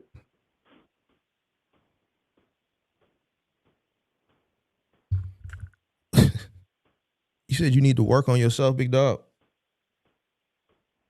yeah, So if I you can use saying some you need help. to work on yourself, but don't you think you need to do that before you start a business? You saying you ain't got yourself where you need to be. But with that, I just feel like I'm running out of time. Running out of time for what? You got a I kid? mean, 'cause I'm What you already got, a gonna be in my kid? 30s. You got a kid? Yeah, I got two of them. There you go. There you go. There you go. Big Mark, look, I'm cold, bro. I'm cold with it. Because I'm like 24, running out of time. Man, you got some kids or something, bro. It's some pressure. See, it's something that you're not telling me. Once you said you running out of time, I said, man, that's some pressure somewhere. That's pressure. He ain't telling Big Bart something. You got some kids, big dog? Yeah, I got 2. There you go. There you go. Oh, listen. There you go. Why you just didn't say that at first? Look, Big Mark, look. Big Mark, look, baby mama on my ass. This Amazon shit ain't bringing in enough. These kids is eating. They growing. I need to make some more money. Why you just didn't tell me that in the first place, big dog? I just feel like it wasn't, you know. It wasn't what? No, you got to keep it a buck, big dog. Because you told on you. Listen, bro. I'm one of them guys. I'm not one of these other guys on the internet that just don't know. You talking, I'm from the crib. I see you dancing, pimp. I'm seeing you dancing. And when you said I ain't got no time, I said, man, you got some kids, big dog? You said 2 of them. There you go. There you go. Yeah, so basically what you under pressure. Baby mama on your ass, ain't she? Keep it a buck. Well, she's my wife, but there you go. There you go. But she on your ass though. It ain't enough. It don't feel like enough, right? No, she ain't like that. So what is it then, big dog? Talk to me, bro. I'm here. You got me. I'm here. And I have a 5-year-old and I have an 8-month-old. Okay. And I just feel like I want to give them the best that I can, you know? I want to be there for them. So how much you got? How much you bringing in at Amazon, big dog? Like, I've only been working there for like 5 months, so I ain't got a full year yet. But I mean, I can get like. Man, why y'all listen? No offense, but why y'all like all y'all that's like 24 and shit? Why y'all talk like real slow? Now I'm not saying you slow, but why y'all just don't get it out? Y'all be like, man, yo, I'm just trying to figure like that NBA young boy. Like, why y'all just can't talk more like faster, like how I'm talking? Or is it a down south thing, or is it a young thing, or? Because I'll just be sitting here. It's like I'm trying to get my words together. Oh, okay. Well, just spit it out, big dog. Yeah, I guess. You don't know what to say, bro. You want to make more money, right? Yeah. Long story short, I want to make more money. Okay, how much are you making right now, bro? A month. A month? Yeah. I'll say about anywhere from 3 to like 35. Does your wife work? No. Where do you guys live? Do you guys live on your own, or do you live with one of your parents? We got our own apartment. How much is your rent? Rent is like 14 with utilities. So you got some type of supplements or what they call it, assistance? No, we did, but no. So you just want something to make extra money. You got a car? Yeah, we had just went out and got a car. So you got a car. How much is your note? Cash. It's a cash car. All right. So why you ain't gigging after work? Well, I don't have any time after work. Like, as soon as I get home, it's already 6, 7 o'clock. Wait, what time do you start work in the morning, big dog? 9:15. You start at 9:15 a.m., right? Not 9:15 p.m. the previous day. No, 9:15 a.m. And then you said when you get home, it's 6. Yeah, about 6. Or no. I said about like 6:40, 7:15. And you said it ain't enough time? It ain't enough time? Yeah, I don't think so. Because, I got to come home. I got my wife and kids, spend time with them. See, here's where it gets complicated, big dog. Here's where it gets complicated, and then people going to start getting mad and shit. Yeah. See, it's like, bro, that's 9 hours, big dog. It's 24 hours in a day. You want more money, right? You saying you want more money, right? Yeah. So what you need? You ain't like what you need.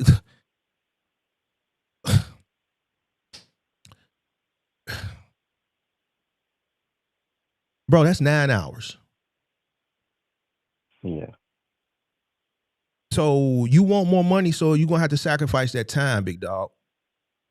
Now, I know it's going to be some people. I've had knockdown drag outs with people, and I don't want to, like, they ain't been bothering me. You know why? Because, it goes down in the DM. It goes down in the DM. They ain't been bothering Big Mo. I had to get them together. But you got to understand that if you want more money, it's going to take more time, big dog. And the unfortunate thing is if you have a family, there's going to be sacrifices. And this is why I try to tell people all the time as it pertains to business, and some people get upset. It's only 9 hours, bro. Like, you still got another fucking 7 hours that you could really get busy. You should be working 16 hours a day, big dog. Yeah, that's what I figured. Yeah. So you should be working 16. Okay. Come home, sleep 4 or 6, and get right back to it. What you mean ain't enough time? It's plenty of time. You get home at 6, dude, it's still daylight outside. Fuck you talking about? Man, you better go do some DoorDash or some Uber Eats or something. Well, yeah. You talking about doing some shit on your days off. No, nigga, you need to be doing more on your days on. And on your days off. You ain't got no older brother? Yeah, but I'm not in Austin anymore. I moved down to San Antonio. You an OG, man, to tell you, bro, you need to do more work during the day. When you get off at Amazon, you need to turn on some of them gig apps, pimp. Go do Amazon Flex. You already at Amazon, man. Put the other vest on. Take the green vest off or the orange vest or whichever color. Which you a green or orange? You a orange or a green? Which one? The drivers just get a regular blue vest. Oh, so you a DSP driver?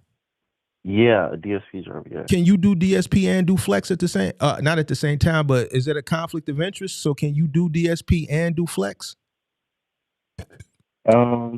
Yeah.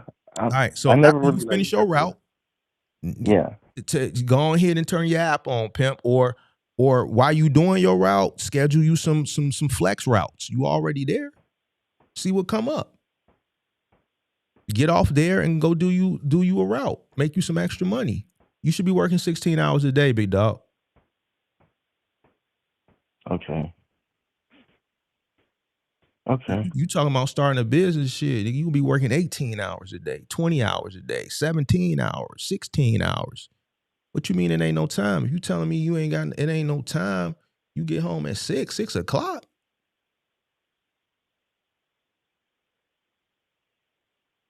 Yeah. You want to spend time with your family, but bro, you want to take care of them too, because the conversation you calling me is about doing more, right? So doing more, that means you got to do more. And in order for you to do more, it's going to require time. That's the sacrifice, big dog, especially when you ain't got another source of income. If she at home, then you got to work, big dog.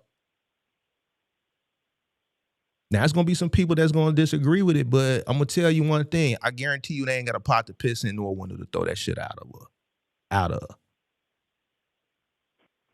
Yeah. And that's on the real.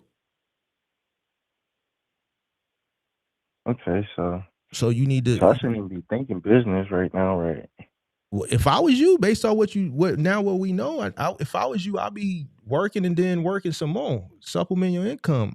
Based on what you telling me, bro, mentally, I'm gonna keep it a buck with you. You ain't there. You thinking this shit out of disparity. And that's what I'm scared of. No, that's what it is. You want more, and you just want more, whatever has the lowest barrier to entry, whatever the quickest. And what y'all think based off social media is that starting a business is going to get you to the promised land, and it's not. Because you coming into business, let's say I'm active in your market, man, I'm gonna have my way with you, bro.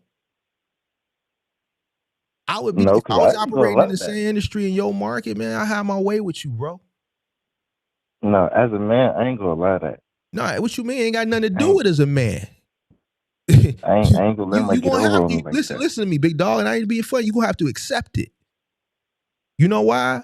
Because the way you thinking ain't got nothing to do with his business. So I'm listening to where you at mentally, your acumen, where you at on the personal side. So when I'm saying I'm gonna have my way with you is from an experience level, it's from an educational level, it's from a business acumen, the experience. I'm gonna have my way with you, and I'm gonna take advantage of your ignorance. This is what I'm saying. I'm saying where you at mentally, you're not ready for it. Okay. So it's not to disrespect you. It's I'm saying it from a competitive landscape.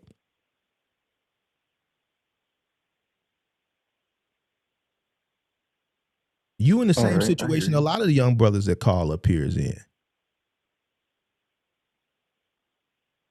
But what y'all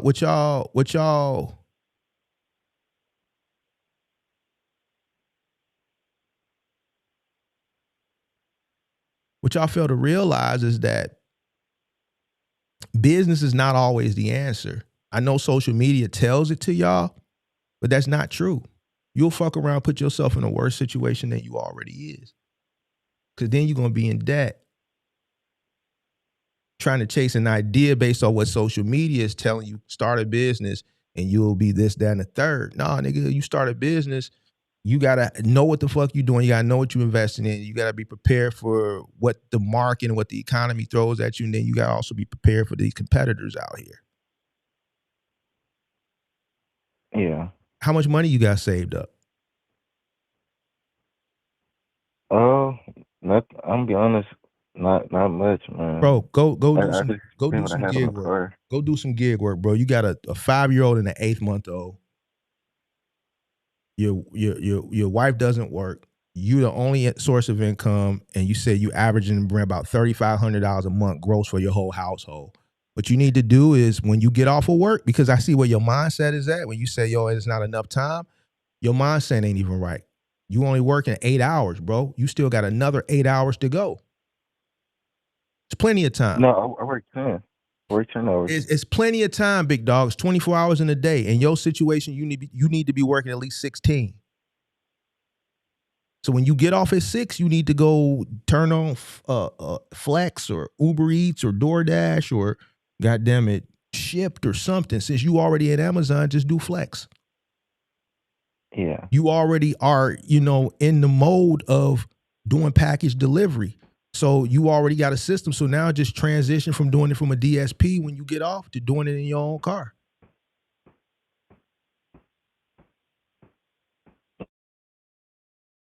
Take the extra money that you're doing from the gig work and put that to the side. Put that in the kitty. Don't even touch that.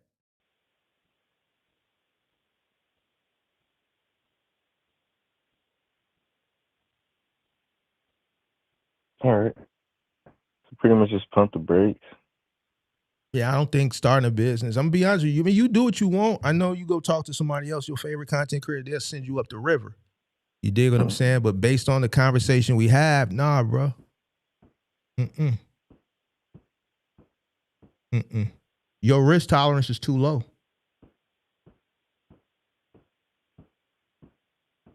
Yeah. Too low, bro. And I hear it in your voice.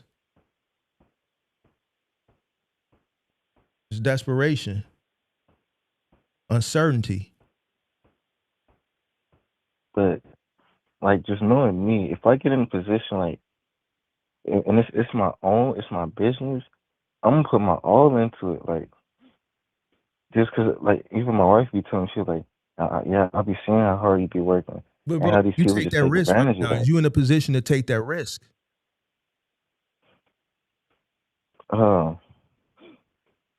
I feel like I can be because Okay, while my kids, explain to me. while they Explain still to me how you young, can take the risk, bro. take the risk, but No, you saying you feel like you can. So explain to me why your risk tolerance is high.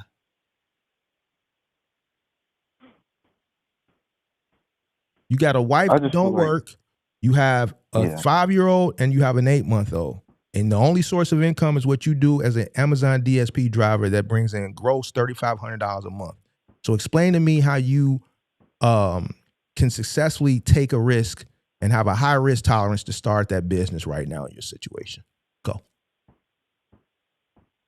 Because first off, I have a good credit score, so I can try to get a little loan out if I need it. But hold on, let me just put this in perspective, because I was thinking if I can get a loan for a truck, buy a 16-foot, and start doing little moves. I was gonna go to Walmart, hand out little flyers like, hey, I can help move you.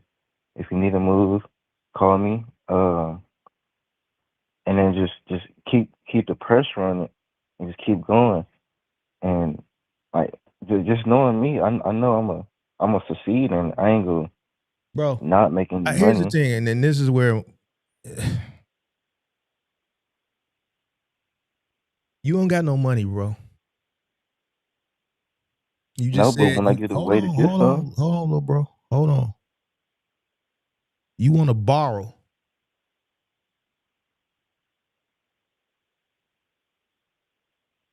yeah, pay it How back. much do you have saved up, big dog?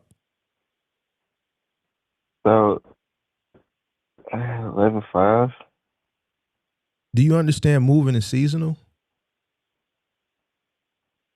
Do you understand that you're going to need people? It's not something that you can do on your own. Yeah, Do you understand that if you have to come into this with a loan and credit, you're not ready? Like, you shouldn't have to borrow money to start this business. I'm just keeping it a buck with you, big dog. Listen to how you talk mentally. I'm 22 years older than you, big dog. So I ain't got no reason to, a lot of motherfuckers, young motherfuckers think motherfucker, hey, no, I'm already up. you know. So I ain't got you ain't got, listen, whatever the shit you probably got on your wall, I got it. You did what's in the shit that you want to get, and I ain't trying to shit on you. I'm just trying to let you know I'm not hating on you. I'm not trying to stop your dreams. What I'm trying to do is I'm trying to save you. You dig what I'm saying? I'm not like a lot of the people on the internet that push this shit and get y'all in trouble. What I'm trying to do is save you, bro. Listen to what I'm listening to you talk mentally. You're not there. You're not there yet.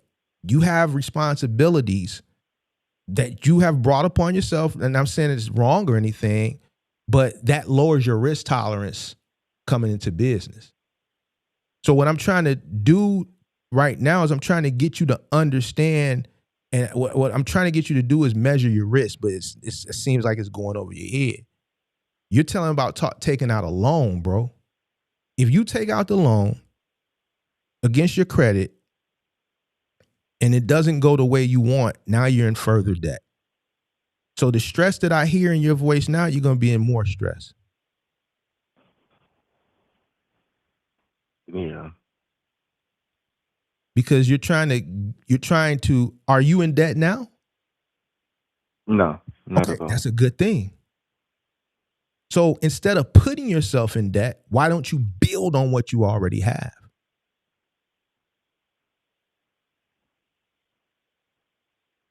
Okay. Okay. You don't have to start a business to be successful, bro. That's what the internet tells you, bro. And most of the people that tell you that on the internet, they got something that they want to sell you. The internet tells you have to start a business. That's not true, bro. Because most of the people that start a business fail. If you're going into debt to start this business and you're not in debt, why don't you just continue to build on top of whatever it is that you have? You may not feel like it's a lot, but if you say you got a nickel, man, a nickel is more than a lot of motherfuckers got. Yeah. So where I think the disconnect is with you is you don't realize that you're not working hard enough. For you to tell me, yo, it's not enough time, there's no more time, to me, I'm looking at you like you crazy. Nigga, you still got another 6-7 hours that you can work. When you get off that job, go do you some gig work. Take that money, 100% of that money, and add it to that nickel you got. Yeah. You can't Your risk tolerance is very, very, very low. Why? Because let's do an exercise. You take out the loan, you borrow against the credit, and the shit don't go your way. Then what? Now That's the a nickel big gone if. and you in debt. Now what? It's a big if. Just saying. see that big if and all that shit that social media tell you. Oh man, you gonna be, that's hope, big dog. Hope ain't gonna get you nowhere. Wait, hold on. But you need hope. I mean, that's why I believe in God. We believe in God, but what the Bible say? Faith without works is dead. Yeah. Brought me there. Grandma used to say, see, you a young buck. Grandma used to always say, hope for the best, but prepare for the worst. You ain't prepared for the worst. That's why I asked you, if the shit don't work, then what? You gonna always pray. We gonna always get down on our knees and pray and hope. But the old saying is, hope for the best, but prepare for the worst. See, your grandma probably, is your grandma living? See, my grandma been dead since 94. Yeah. You see what I'm saying? I'm an older guy, so a lot of the teachings and the wisdoms from like the older people, that shit is gone. But this is a saying that I always used to hear. My mama always say it. My grandma used to always say it. That's why I'm saying, yo, you still got to be prepared for the what if. Shit happens. Mm-hmm. There's a bunch of motherfuckers that went to Dubai last weekend to kick it. And guess what? They can't get home right now. No. There's motherfuckers that was in Mexico a week or two ago and they stuck. It's a trucker right now whose truck just broke down. So the point that I'm trying to say is shit happens, big dog. You have to be prepared for it. You haven't lived long enough to probably really experience things, but as a person that's 22 years older than you, I've experienced a lot of shit that happened. And by the grace of God, majority of the experiences that I've come across since I became a business person, I've been able to overcome them because I was prepared for them, because I knew eventually something would happen, bro. From a business perspective, from a personal perspective, being homeowners, owning property, shit just happens. Nothing, like eventually something gonna happen. Your toilet gonna break. You're gonna have to replace your roof. Your truck gonna break down. Somebody's gonna pass in the family and they ain't got life insurance, so you know they gonna come to the family members who got a bag, and you got to put up a $5,000 or $6,000, $7,000, $8,000 to properly bury a motherfucker. Shit happen. So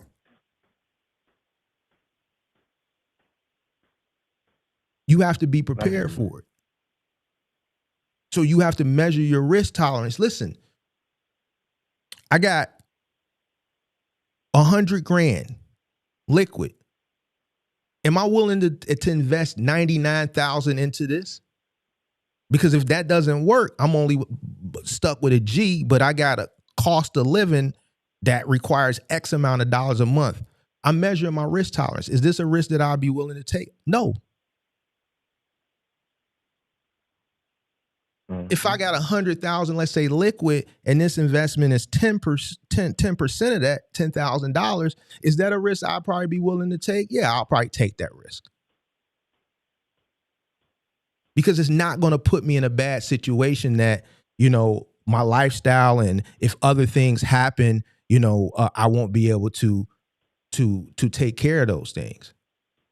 So that's why I'm saying, yo, if the shit don't work, you get the loan and it don't work, then what? It's not thinking pessimistic. It's not thinking negative. It's thinking like an adult. Motherfuckers on the internet will tell you don't worry about that shit. You just gonna hope everything gonna be all right. They don't have your best interest. Because as soon as the shit don't go your way, them motherfuckers ain't gonna reach back in their motherfucking pocket. And that money that you gave them, for whatever that shit was that you bought from when they sold you that idea, they gonna block you.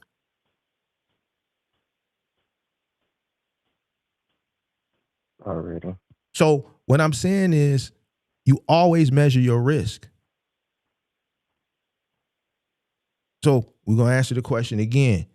You borrow the money from the credit, and for whatever situation it don't work, then what?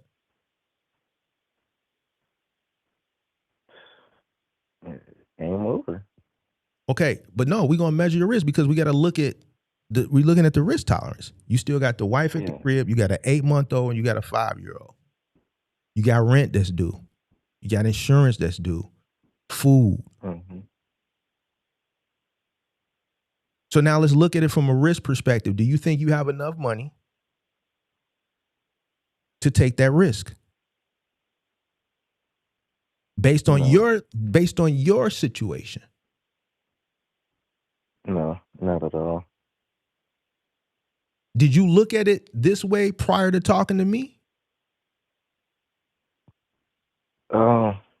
I did. I just didn't want to see it that way because, I'm always trying to think about the better, You hope for the best, but you still have to be prepared, because if it doesn't, you want a soft landing. You don't want to be the person that comes into like this shit, like 85, 90% of motherfuckers that come into this shit and the shit don't work. And listen, bro, I've been doing this 4 years, this content shit, niggas that came into this shit that's homeless. Lost everything. A lady called up a few weeks ago. She tricking at the motherfucking truck stop. Yeah, I saw that one. You saw that one, right? Yeah, I did. Yeah. Ridiculous. So here's what I'm saying, bro. You hope for the best, but you still prepare for the worst. Yo, now if you came to me, I'll give you 2 scenarios. I'll give you the scenario you're currently in. Now I'll give you another scenario. Let's give you the other scenario first. If you came to me and you said, yo, Mark, I'm 24. I live at the crib. All I got is a cell phone bill and I got $5,000. We would be having a totally different conversation right now. You know why? Because you could live like a Viking and you can fail in a controlled environment. You still live at home. You can fail in a controlled environment. Your cost of living is low. You're going to fail and have a soft landing because you live at the crib. You have no one depending on you for their quality of life. You have nobody depending on you to ensure that they are fed. So you coming to me in that scenario with $5,000, we're having a totally different conversation right now. We're brainstorming right now. Let's give another scenario outside the one you came. You came to me with your same scenario, except your working capital was much more exorbitant. Say you came to me, Mark, I'm 24. I got an 8-year-old, a 5-year-old, an 8-year-old, a 5-year-old, an 8-month-old. My wife doesn't work. We have a low, cost of living. I do Amazon. I make about $3,500 a month, but I came into some money and it's just been sitting. I got about $60,000 liquid. I would approach this conversation differently. I still wouldn't tell you to quit your job, but I would approach it more on a part-time, maybe the way I was approaching it when you first called up before I started to tell that something was deeper. I still would have told you to keep your job because I was saying, okay, well, you got 60, that 60 can shake better for you than doing what you thinking in your head. You just don't know how to make it shake because you 24 and you ain't really got the experience. But I'm going to tell you to stick around me, keep watching, maybe come into the Discord, and then I'm going to tell you how to reallocate that 60, maybe take it out of a savings account, put it in a brokerage, put it in a high yield savings account, how to make that 60 shake instead of even still coming into this shit. But the conversation would have been different. Yep. Now we got the reality. Low gross, low savings, one income, low risk tolerance. You can't fail. See, that's the reality. You can't. The unfortunate thing is the probability of you failing is a lot higher than you succeeding.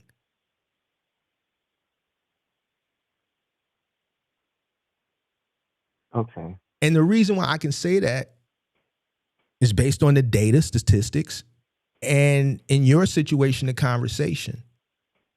You're willing to come in this with a credit card loan, something that's very, very low barrier.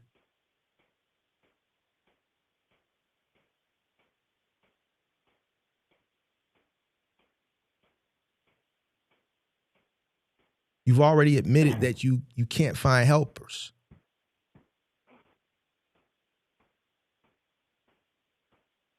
No. So as an older person who just wants the best from you, even though I don't know you, but I'm not gonna sit up here and based on the conversation say, yeah, you can. No, it's not how you analyze should you do something or not. Based on what you told me, you just need to apply yourself more and add on to what you have. But you just needed somebody to tell you, no, you need to work more. There's plenty more time in the day for you to work.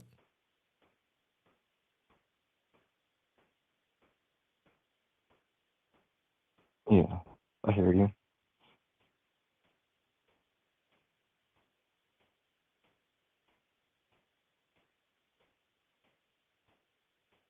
I mean, I think there it is. Proof in the pudding right there. I mean, it's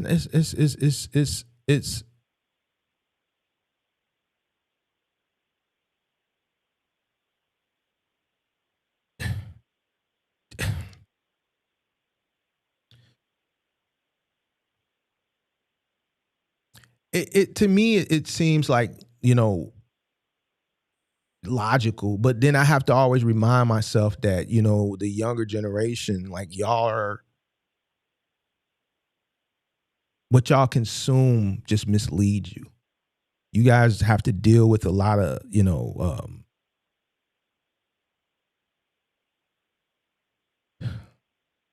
you consume so much on the internet, and a lot of the shit that you consume is just not real.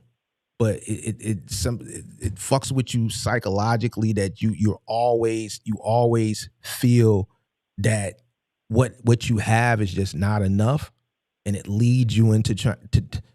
It's just like I really, you know, I don't want to say feel bad, but like your generation, I just really I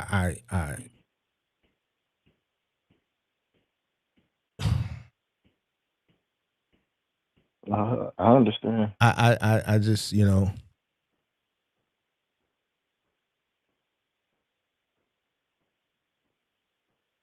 if you got a nickel based on what you told me, right? Yeah. You in a good situation to just build on, bro. Don't risk that.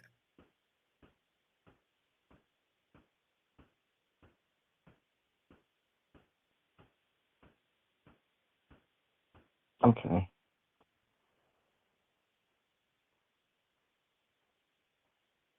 Yeah, I mean,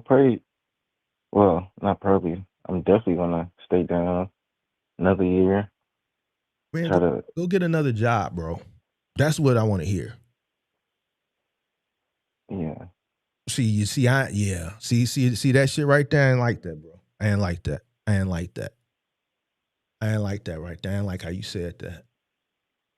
No, but that's with getting another job. Like, just get another job and staying down and just keep saving as much as I can and start next year off strong with the taxes, and I should be in a better predicament You in a good with capital.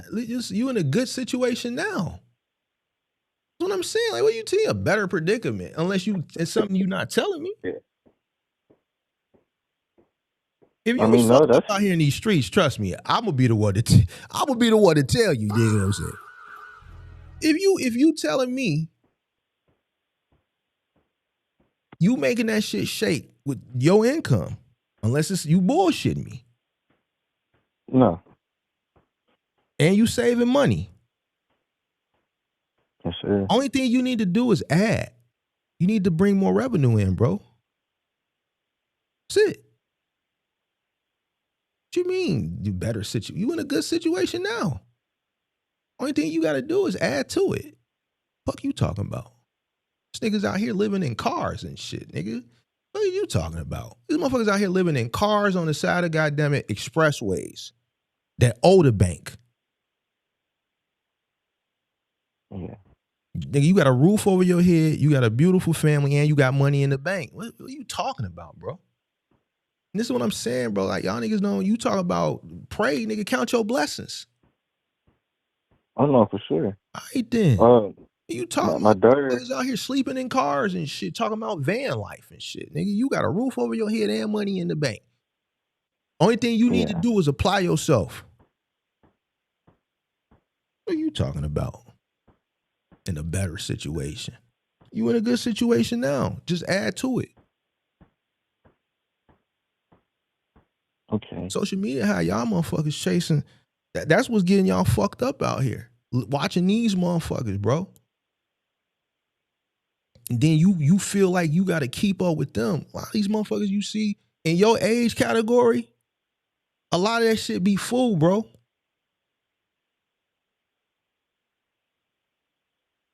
That shit be rented, Airbnbs. They go down to Miami. I'm gonna tell you the finesse, bro. You know why all those social media lifestyle motherfuckers go to Miami, bro? You know why all of them are in Miami, bro? The ones you probably watch and be like, oh, I want to be like him. Because it's cheaper to finesse y'all down there. You can rent a Lambo down there for $750 for the day. Like up here, the Lambo, a Urus, you're going to spend $2,500, $3,000. Down there, there's so much competition, you can rent one for the day, $750, get you a few different wardrobe changes. You dig what I'm saying? Go rent an Airbnb. They go in that bitch. They do about enough content in 24 hours, and then they slowly drip that shit for the month. And then they got you thinking they're balling. And then you watching that shit, you like, man, this motherfucker, I want to be just like him. He's the biggest streamer guy. He's the biggest influencer lifestyle guy. Whole time that shit is a slow drip. They go to Miami because the illusion is cheaper. Yeah. You see what I'm saying? It's cheaper. The illusion is cheaper down there.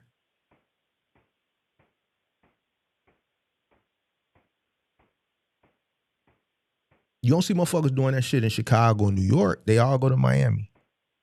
That's the finesse. And y'all fall for it.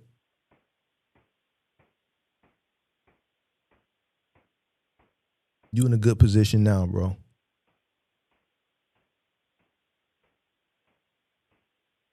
Yeah. So you just gotta work, big dog. That's all. Get you a second job. 100% of that money. Just keep stacking it. And then, you know, if you take it serious, you'll come in the Discord, you'll come back and see me, and then we'll be like, bro, how much you got saved up now?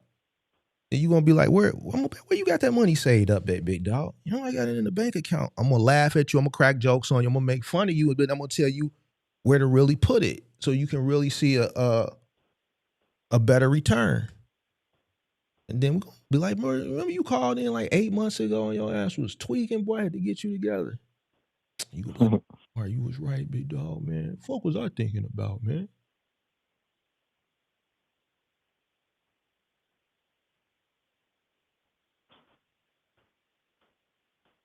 Yeah.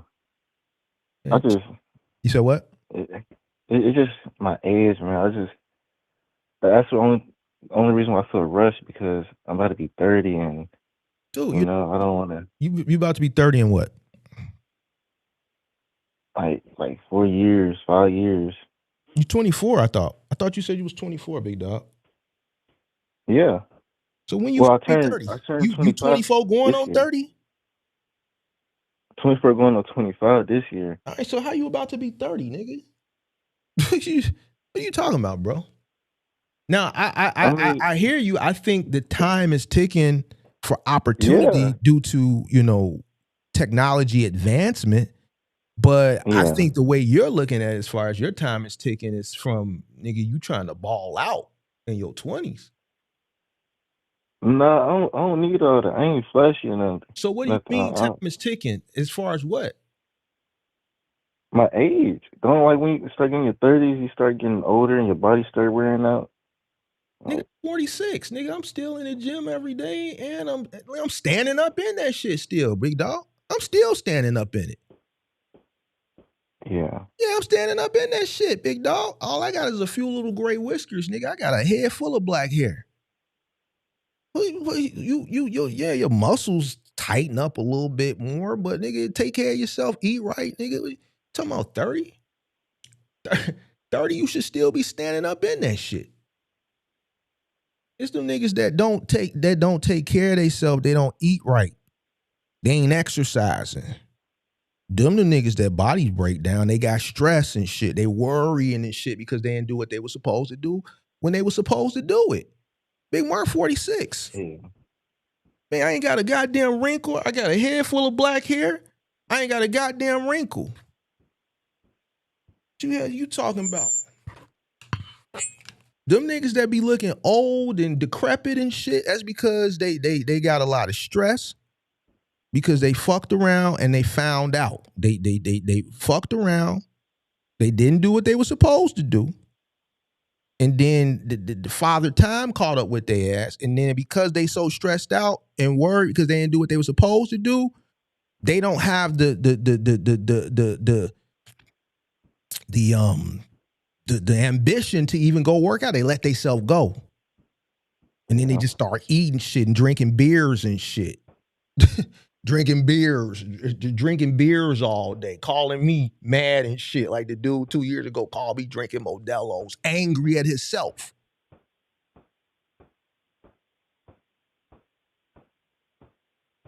Fuck you talking about 30, bro? 30 is still young. Why y'all niggas think 30 is old, bro?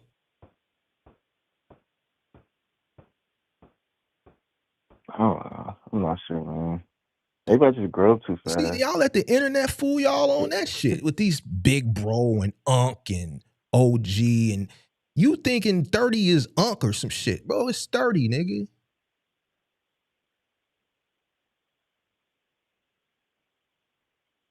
Oh, to be 30, like 30 is 70 or some shit. Yeah. Your ass tweaking, bro. I ain't hit you. I ain't hit You tweaking. I ain't hit the tweaking button in a month or two, bro. Tweaking. Oh, shit. Yeah.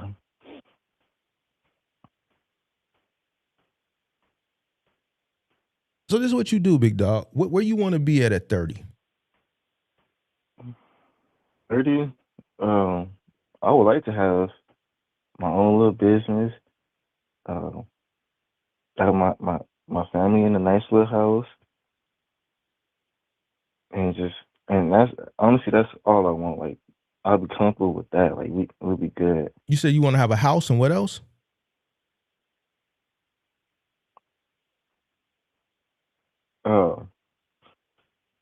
Shout out to I J said on my house TikTok. I and see you in the business. comments. Say you drinking a Modelo right now. You say what? I just want to have me my little business and a nice little house. What kind of business, bro? I want to do furniture moving because I got 3 years of experience, or a cargo van. I think it's pretty chill. I mean, I drive a cargo van all day for Amazon. So All right, so this is what you do. Create a plan, bro. Because right now you ain't got a plan. You just making decisions off of just desperation and just laying in bed at night, acting like you sleep, but really you in deep thought and shit. And just driving all day in that DSP van, just thinking and shit. You need to put you a plan together, big dog.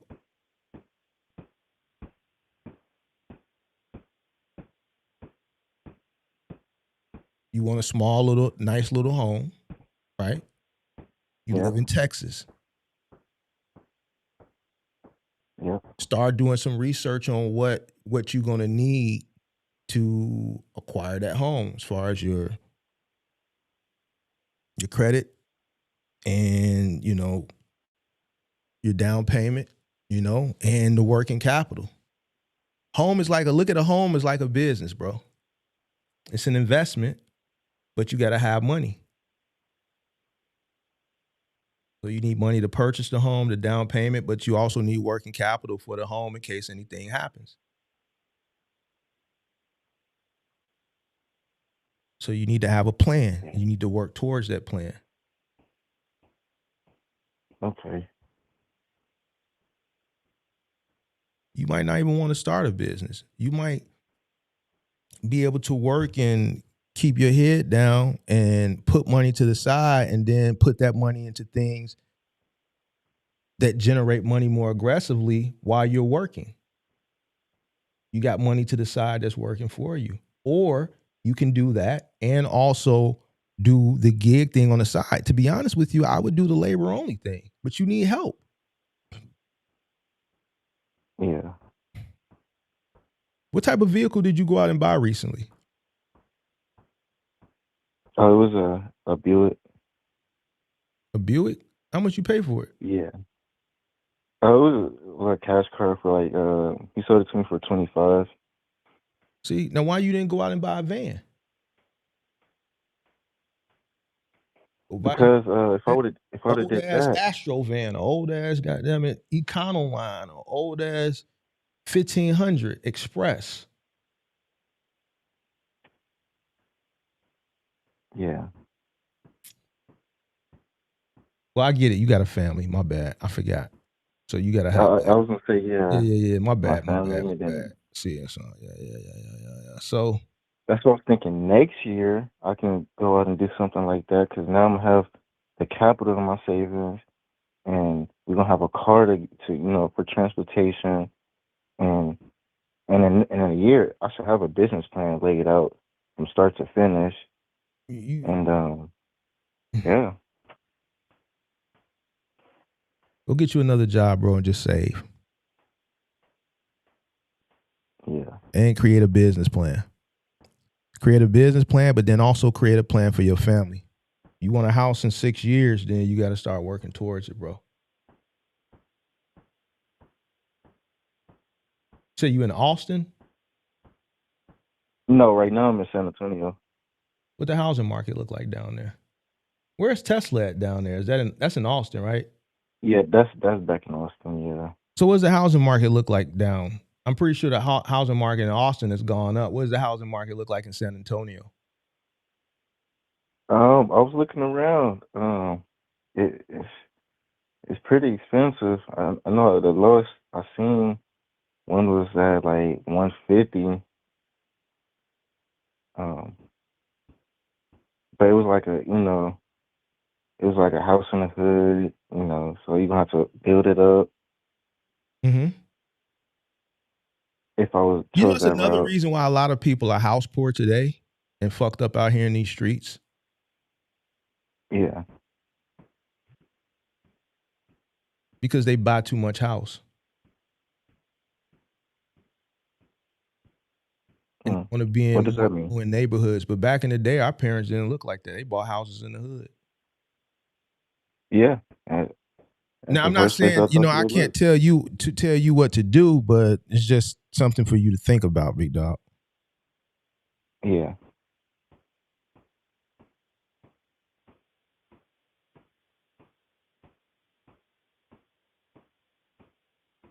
So,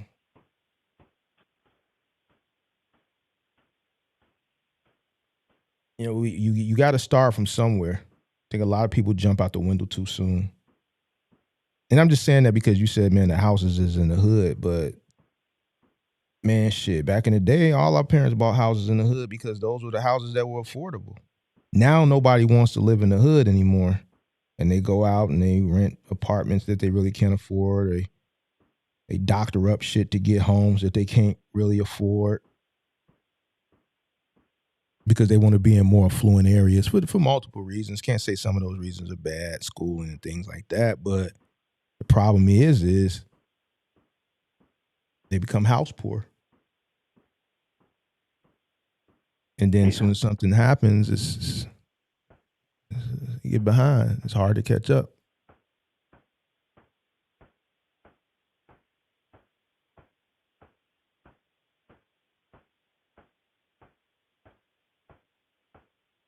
Okay. So I just think you just need to work more. Okay, I hear you. That's all. Just work more, and add to what you have saved. Then if you find your homie, he ain't what you call your homie again? So he ain't got no heart.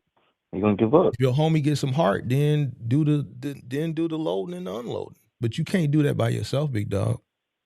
So that idea is null and void until you find sufficient help.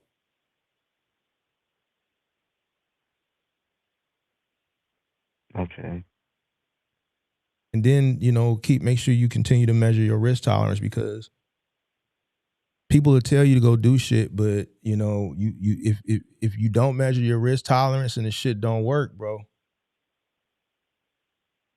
ain't nobody gonna be here to pull you back up, big dog. So sometimes it's okay to say, like, you know what, this is what I want. I'm putting a plan together, but I have to wait, or I have to save more before I can execute this plan. Because my risk tolerance, I just can't take the risk right now with what I have. I need to save a little more. Put myself in a better position that if it doesn't work, I'll have a soft landing. And we won't be out here fucked up out here in these streets.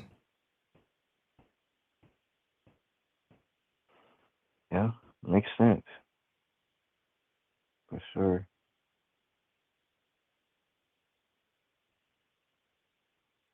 What else you got for me, big dog? I mean, honestly, that's it, man. I feel like I'm all over the place and I'm rushing. I just need to slow down, assess what I have with me, and just like y'all said, just keep working. I definitely just need to find a side hustle. I need to find that by the day. Find me a little side hustle. You should have been had one, big dog. I don't know why you thought 8 hours a day was enough.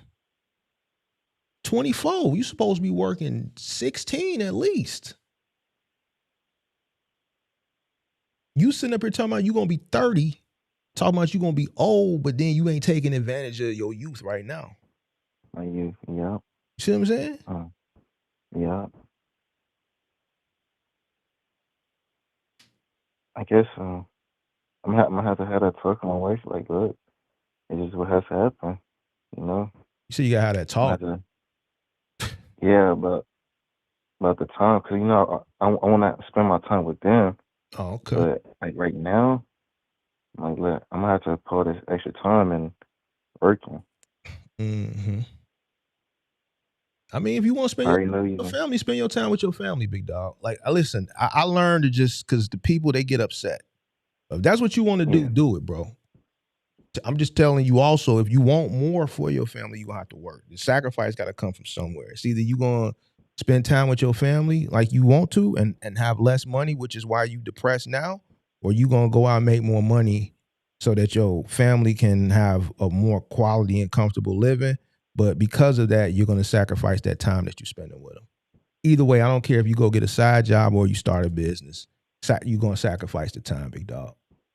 So if you want to go spend time with your family, go spend time with them. Yeah, I'm not saying the old Mark, when I used to say, yo, what I used to say, man, people got mad, big dog. They used to get mad at Big Mark. But I just don't understand, like, how you going to have the bread and the time. You get the bread and the time later, but first you got to get the bread so that the bread can work for you so you can have the time. If you ain't got the bread, you got to go get the bread. In order to get the bread, it's going to take some time. You exchanging your time for money, big dog. And then you going to put yourself in a situation where after you exchange time for money for so long and you put the money into things and you do what you're supposed to do, later on in life, then the money will be able to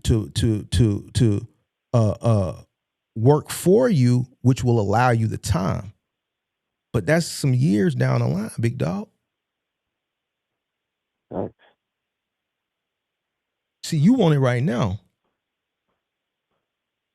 Yeah. You want it right now, yeah. big dog. Yeah. You want it now. Yeah.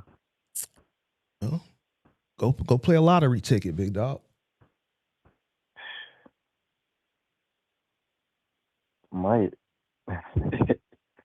Go play the Yeah. lottery. Go get you a Mega Millions ticket. What's today? Tuesday? What's today? A Powerball? Go get you a Powerball ticket, nigga. What's today? Tuesday? What's on Tuesday? Wednesday. What's today? What is today? Wednesday, March 4th. Wednesday? What's on Wednesdays? Powerballs or Mega Millions? I'm Which not one even today? sure. Huh? Shit, go get you one of them, and then that'll give you an opportunity, a possible chance on having it right now. But other than that, if you don't hit that tonight, then you're gonna have to go work, big dog.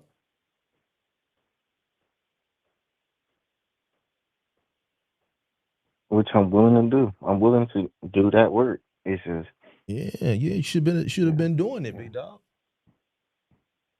You talking about, man, ain't enough time, man. When I'm gonna have the time? You told me you get home at 6 o'clock, big dog. It's still light outside. What are you talking about? You in a situation where sometimes you might leave out today and not get home until tomorrow, early in the wee hours of the morning from working. Nigga, you ain't falling asleep in the shower standing up, get home so tired. You done work 17, 18 hours. You get in the shower, that hot water hit you. Nigga, you standing up in the shower just too tired to even get out that motherfucker. Too tired to even get the washcloth and lather yourself up. Too tired.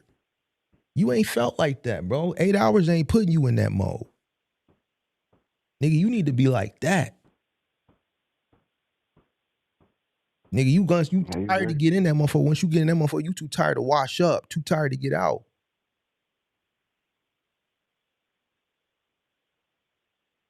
Fall asleep. Soon as you hit that pillow, you gone. Next thing you know, it's time to get up again. and do it all over again. That's what it is, big dog. And I'm gonna keep it a buck with you. I'm gonna keep it a buck with you. You 24, you married, and you got 2 kids. Yeah. So this is the responsibilities of the decisions. So you got to do what you got to do, big dog. Yeah. Step up. So you know, you need to work more, big dog. You got to work more. If you want the glory, then go play the lottery. Yeah. So, so if you set a business plan, you'll get there.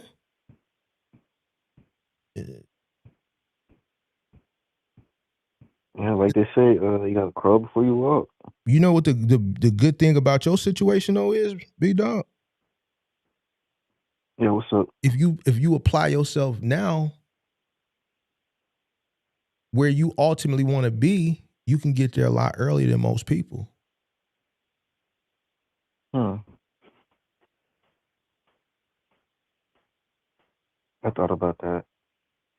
Cause I be hearing a lot of people call up on your channel. I'm just like, man, like if I just take my time to understand the business before I jump in, Bro, I'll probably have a you head start. 24, bro. Ahead of You got them. plenty of time. And here's the thing, and I don't want Yeah. you to discourage you, but you can No. still be very, very successful without starting a business, bro. Okay. You're 24. You can still be where you want to be once you create a plan and not have to start a business. You could do it working a job. But you have to have a plan. You're 24, so you still, like, if you start create a plan now and you start working towards it and applying yourself, in 6 years, you might not be set, but you'll be well on your way.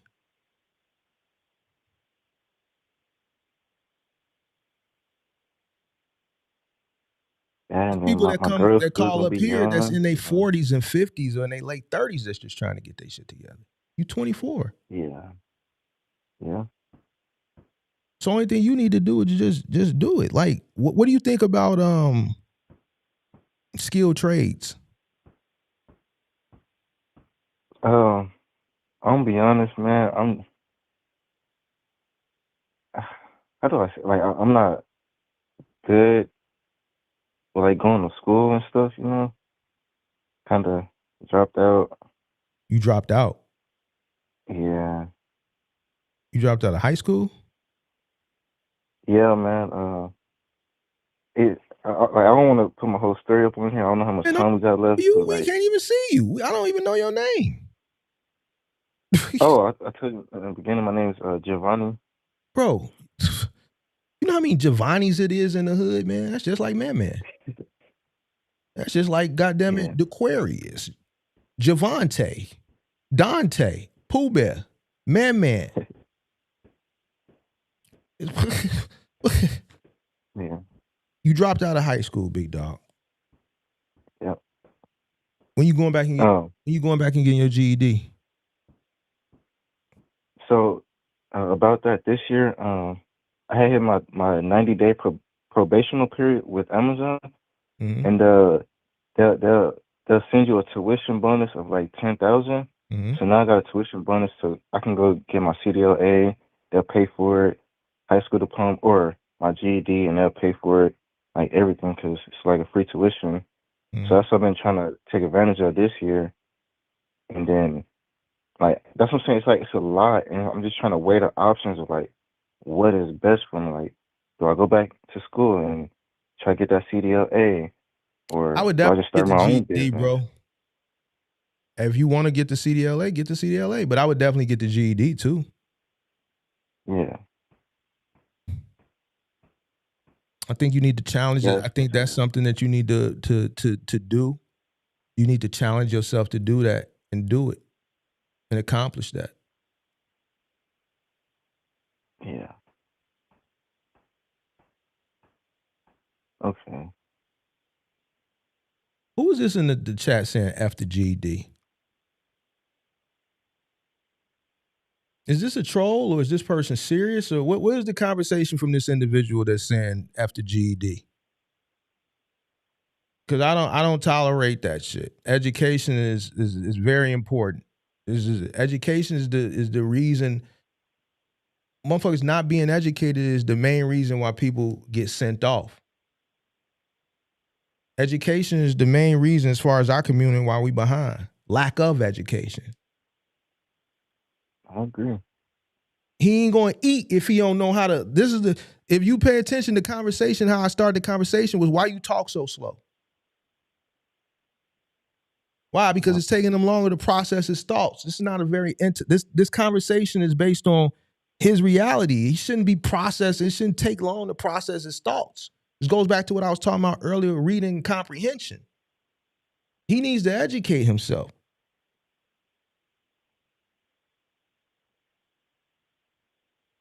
I agree. The GED should come before the Class A. He can eat while he's getting the GED.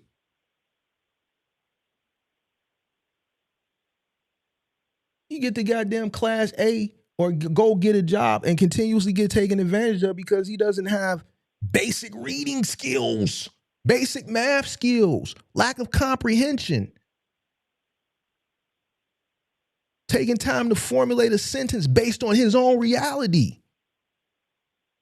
Lack of critical thinking skills.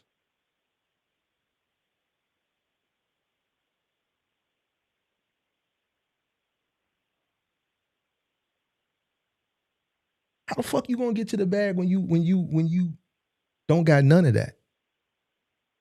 And you competing against people that have that on a fucking high level.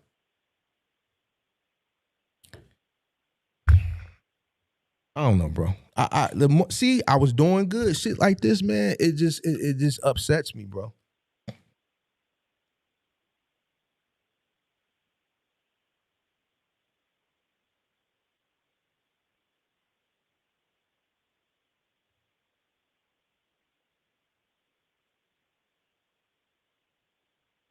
Yeah, I see where you're coming from now. Bro, challenge yourself. That's one of that and that right there, the more we talk, now I see why you ain't working a second job. You don't challenge yourself. Take your ass back to school. Night school. Get your GD, take it from home, or however the fuck it is they do it. Now I feel my tonality about to change with you. Get your goddamn GED. I don't give a fuck what happened. or why you don't got it. Now I'm processing. You got an 8-year-old or a 5-year-old, an 8-year-old, or a 5-month-old, 5-year-old, an 8-month-old. Whatever it was going on in your life as an adolescent, that shit is over and done with. Now you got responsibilities. You need to get another job, and you also need on the side to be studying for your GED.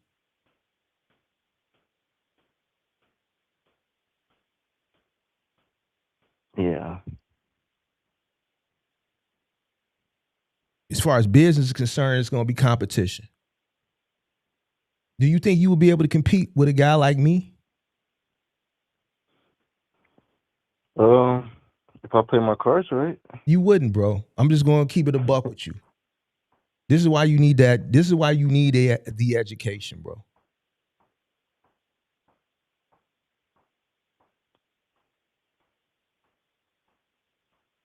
Resources just don't stop with capital. Being more educated than your competition is a resource as well. Being able to outthink individuals. Being able to know when you're being taken advantage of.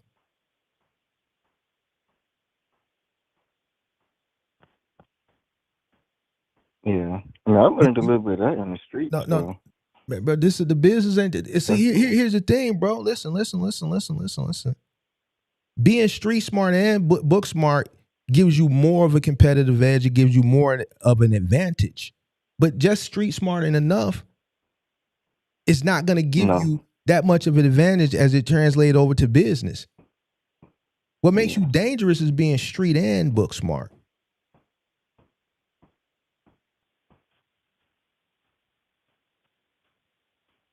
Because you can be street smart, but then you get into a situation over on the business side and you don't even realize you being fucked. Shit, that's how I feel like working at Amazon. Working at Amazon is just working at Amazon. It's a job. Yeah, which I understand. Yeah. And to be honest with you, having a job right now is something you need to be thankful for. A lot of people don't have a job. A lot of people wish they have a job. Motherfucker gonna come say over here a few months ago some crazy ass shit. Like, I don't listen. Any motherfucker that tell people all that dumb shit on the internet about doing all this and fuck a job, fuck them niggas, bro. You could tell them I said it. A job is not something to be frowned upon. It's not something to be looked down upon. Having a job is a blessing. It is.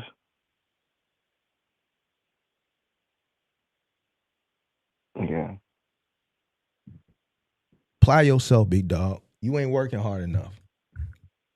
This is what I need you to do. I need you to go find you something else to do after you get off of work. Matter of fact, what the fuck are you doing right now? Right now, I'm with my wife, and she was looking at these parts for our car, and honestly, I was just woken up from a nap. I was supposed to be at work, but they sent me home. That's another thing. Like Amazon, they don't have us work a full week. Like some days they'll send you home, and I'm just tired of that. I'm just like, man, if I could you home because you hit your 40 hours? No, just because so what they do is they get all these drivers to meet at this spot, and then they realize, oh, we don't have enough routes. So now they send all of us back home. So it's like, man, I'm tired of that. Of no guaranteed work. Well, this is why you need the gig thing on the side. You ain't got no gig. You ain't got the DoorDash app. You ain't got the gig. Yeah, I got the Giggy app. I got it, but well, why turn I ain't have a car. on? I ain't have a car at the time. You got a car now, bro. Yeah. Well, you turn that motherfucker on. Yeah. Man, there's motherfuckers down here, boy. I see motherfuckers out here in the cold, nigga. It's 12 degrees outside. Motherfucker on a goddamn scooty bike delivering food with the big backpack that say Uber Eats, DoorDash on the back. Motherfucker got on gloves and everything. 12 degrees out here. Zippity doo out there down the road with somebody food in the back. And you tell me, you goddamn it, you live in San Antonio? What's the temperature out there right now? Nigga, you better go get your goddamn scooty. What's the goddamn electric? The bikes that they be laying all over the street. Go get you one of them laying all over the street bikes and however much they charge for the day, jump in one of them motherfuckers and go deliver you some food. The hell is you talking about? Yeah.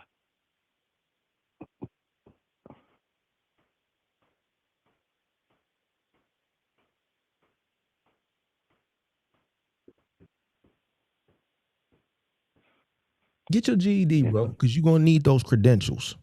You're gonna need those credentials. Do that. Get your GED and find you some work, some extra work, bro. All right. You should be working until you can't, till you start seeing shit in the road that ain't there. Dogs and shit. How you ever worked so hard and you was driving and it was shit in the road that wasn't there? You start seeing dogs and shit. You like, God damn, hitting the brake. Fucking dog out there. Fucking, where the dog go? You ain't never had that. You ain't never been through that before, how you? No, I have for sure. When I worked at Dog, you ain't, that ain't in you. You ain't never had that, boy. You fuck. Get this coffee. I promise Start that drinking when I black was doing coffee and apprenticeship shit, with seeing dogs and shit. What is, look at a man standing in the middle of the road, nigga. What the fuck? And then you get up closer and motherfucker ain't even there no more. yeah. Motherfucker, you wake up in the morning, your ass stiff. Can't even move. You can barely open your eyes. You woke, but your eyes won't. You struggling to open your eyes and shit. Body just, like, oh God. You talking about you want to come home and shit, big dog. I mean, well, now, I mean, that's You been go my home, big mindset dog. Go home now and see since your I have a family, bro. family. Go home. Go home. Go home, bro. Listen. Go home. I'm just going to listen. I'm gonna give you the options. I'm gonna talk to you young cats. I'm gonna kick it with y'all. But I ain't gonna like lean on you. I'm gonna let you do if you want to go home, go home. Yeah. I'm just telling you what you need to do, bro. How you got to get it. But if you want to go home. Shit. Home is where the heart is.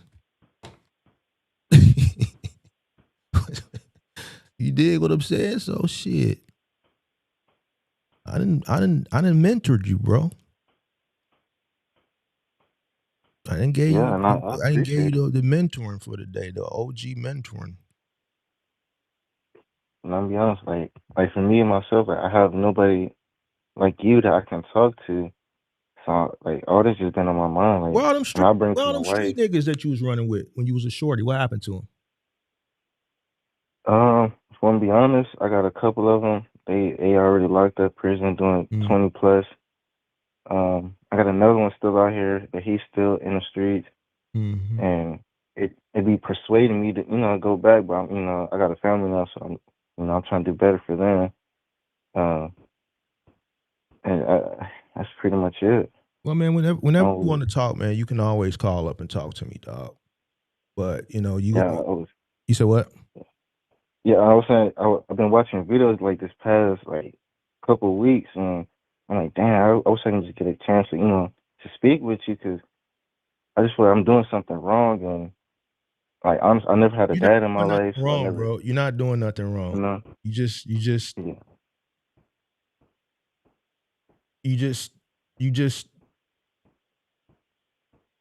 don't know how to create the right path so that you can follow it. Exactly. You're not doing nothing wrong, bro. You're not. If you there, you working, you taking care of your family, you're not doing nothing wrong. You just need to create a path. You just don't know how to create the path. And that's the thing, and I understand. That's why I spend time talking to y'all young brothers. Because I understand that that's something that lacks in our community. And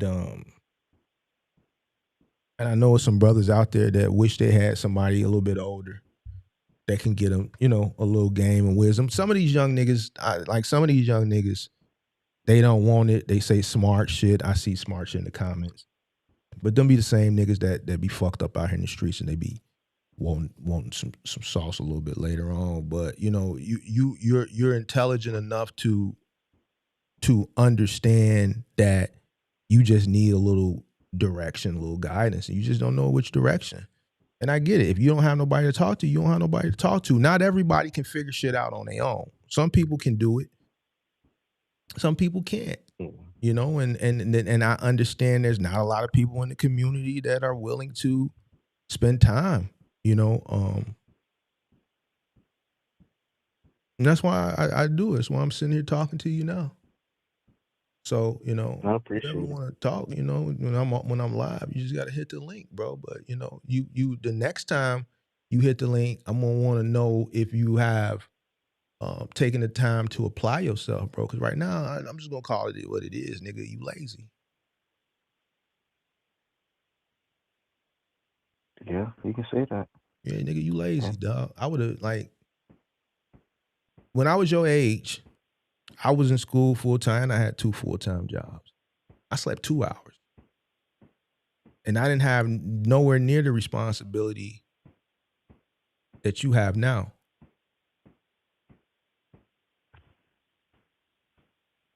I knew what I wanted, and I knew what was required to get it.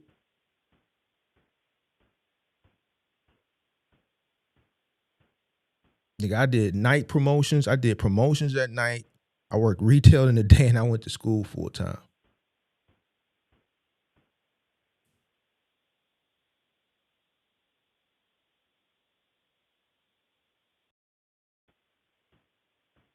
And I did this while I was still at home. So you have more responsibilities and you're not working hard enough. I'm just being honest, you're not working hard enough to take care of those responsibilities. You have things, right, as far as savings and shit like that, but you desire more because you want to put yourself in a better position, but you're not doing the work that's required. If they send you home, then you're supposed to have 4, 5, 6 apps ready to go. Before you leave out that parking lot, you cutting all them apps on, waiting for a bing to go off. 6 o'clock, the last thing you should be coming home at 6. I'm gonna keep it a buck with you in your situation, bro. By the time you get home, the house should be asleep, nigga. You should be tiptoeing through the door so you don't wake nobody. You shouldn't be coming through the door at time for supper.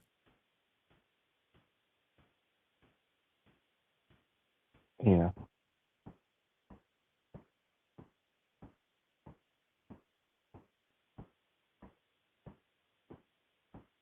So nigga, you need to get on it, bro. You too young talking about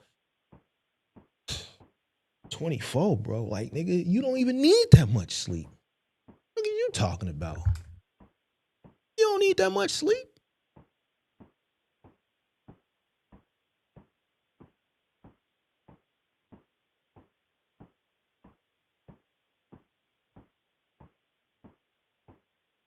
All right. I'm gonna definitely join the Discord, keep in contact. I think this call is what I needed. And to be honest, like I already knew this. I just facing reality. Guess that's what it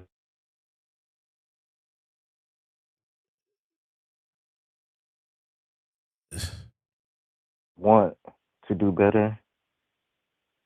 Like, 'cause yeah, that is a whole lot of extra time Just do that shit, big that dog. I could be You working. ain't gotta want, just do it. Just do it. Just do it. Like, download these fucking apps and start going. And see, here's the problem. Like, now, from what I'm hearing, they ain't even. I don't know. It might be different in your market, but I heard a lot of these apps ain't accepting people. That's why you need to do this shit, bro. Download these apps. I asked you what you think about and because we got sidetracked, and that's when you got into the education. I asked you what did you think about skilled trades? And then you went into the education thing, and then we got derailed. So, but I want to know, what do you think about skilled trades? I like it. I feel like you'll put in the work. Do you know what a skilled trade is? Yeah, like HVAC, plumbing. Yeah. Yeah, So things of that you nature. wouldn't be interested in any of those? Yeah, I would be. So what's holding you up from learning a skilled trade? Honestly, nothing. Or yeah, nothing. Just got to do it.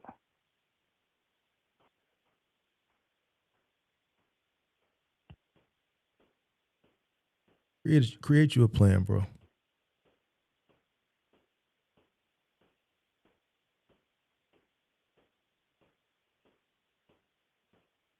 Create you a plan, bro. All right.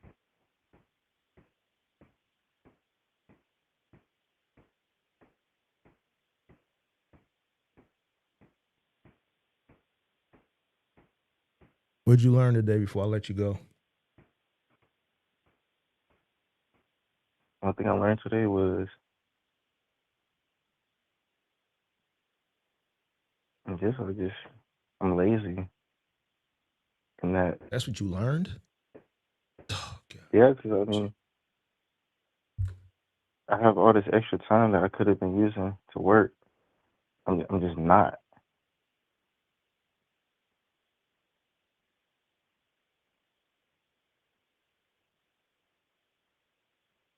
What else did you learn?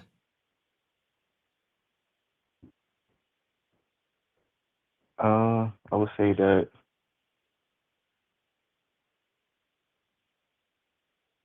I'm not ready. How I thought I was. What else did you learn?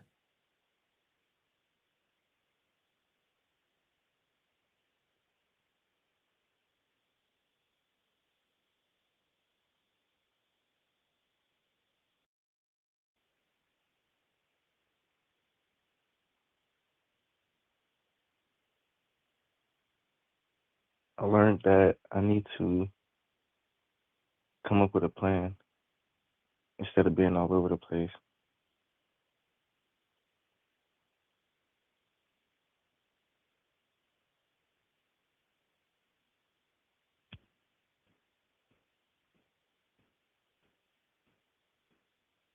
I like that.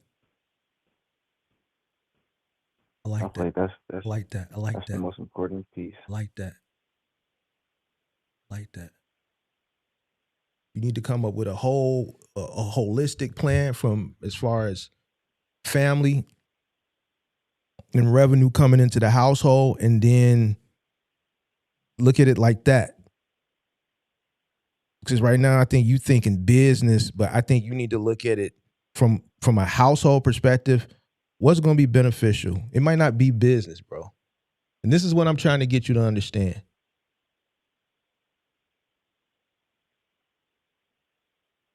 Right now, you're not ready.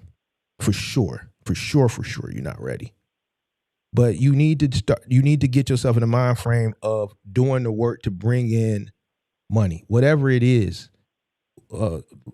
Amazon Flex, Uber Eats, DoorDash, whatever it is, Bungie, movinghelp.com. Even if you go to Bellhops, right? You can go to Bellhops, right?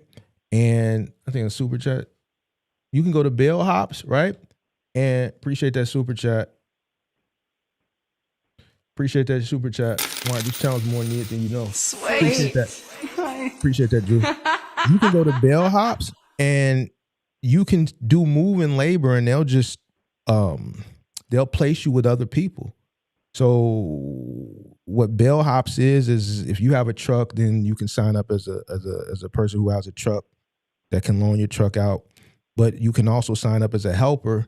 And if you sign up as a helper and somebody else signs up as a helper, they'll schedule you to go and do a job together.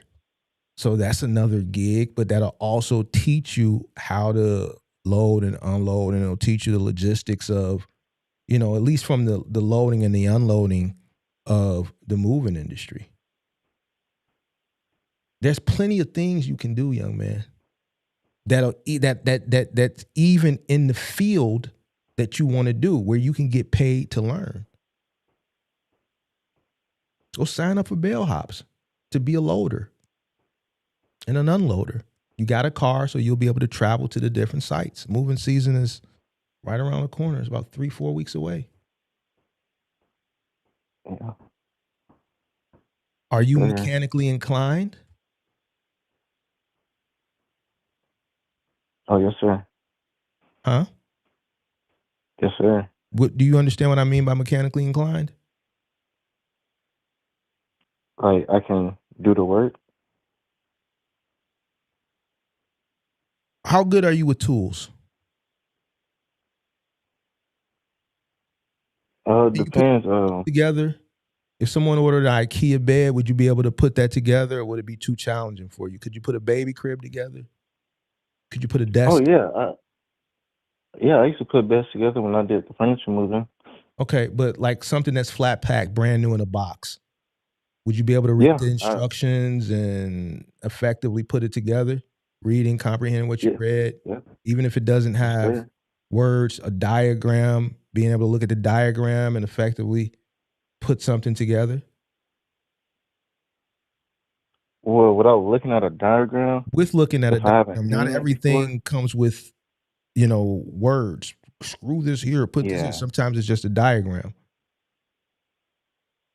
Is that something that you would be able to do or no? I mean, you could be honest with me, bro. If you can't, just say you can't. I'm just brainstorming right here so I can, you don't know where to go, so I'm just brainstorming to see where you at so I can point you in the right direction.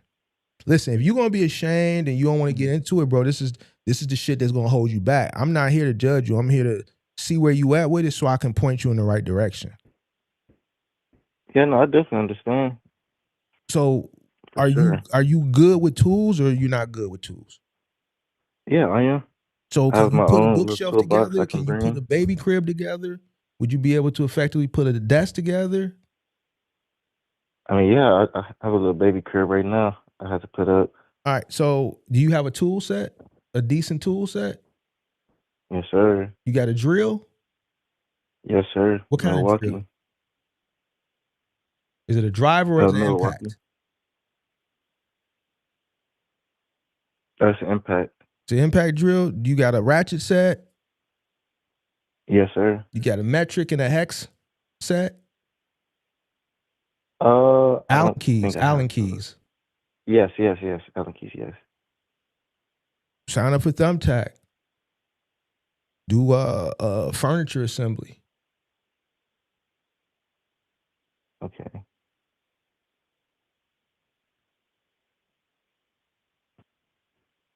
Sign up for TaskRabbit. Sign up for every single app. Sign up for Dolly. That's just a laborer. Sign up for Bellhops as a laborer. Sign up for everything, bro. I'm giving Yeah, I you was these just about options to say because that. this is a field that you ultimately want to go in. So,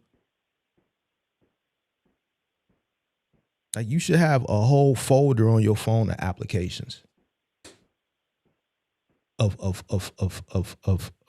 gig shit, so that you can supplement your income outside of what it is that you do for Amazon.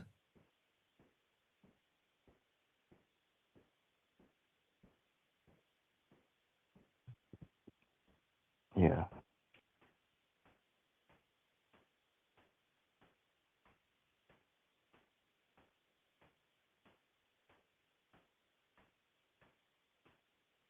Well, man, I ain't trying to take up too much of your time, man. Bro, I'm chilling. But, I'm here. yeah. Listen, I'm just trying to take everything in. if you don't want to talk no more, fine. Shit, I go to the gym. Ain't no big deal to me. I don't really care. No, it's good. I just don't want to take up time. But I'll let I you know. hear you. I'll Like, let you know when I'm finished, bro. that's a bet. What you talking about? Okay.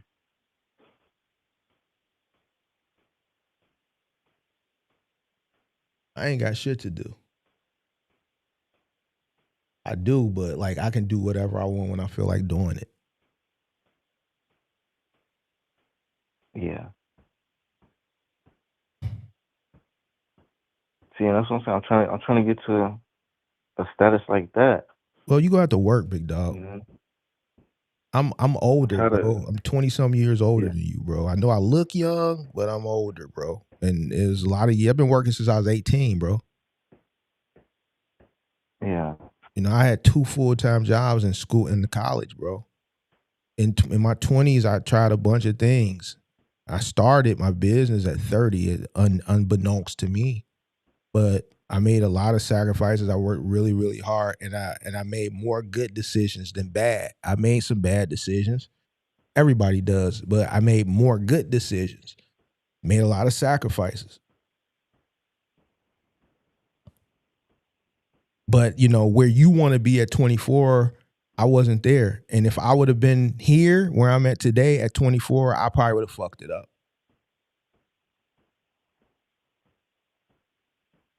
I didn't have the wisdom, the discipline to be able to manage the shit that I built. I would have still been running the streets trying to keep up with the Joneses, doing dumb shit.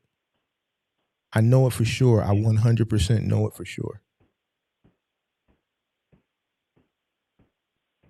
My OG always used to tell me, if you get everything early in life, you have nothing to look forward to when you get older. Oh, I ain't never heard that. I know. Y'all don't hear a lot of, I always spill a lot of gems from mama on the channel. Yeah. See, because when you have, and I don't know, you know, this is a little different out here now. Like, y'all mamas is young. Y'all mamas, and I don't know your mama, I'm just speaking in general, but a lot of them motherfucking mamas is grandmamas is all around the same age around this motherfucker. Y'all all doing the stanky leg at the club together. You dig what I'm saying? But like, I come from a generation where our OGs is older.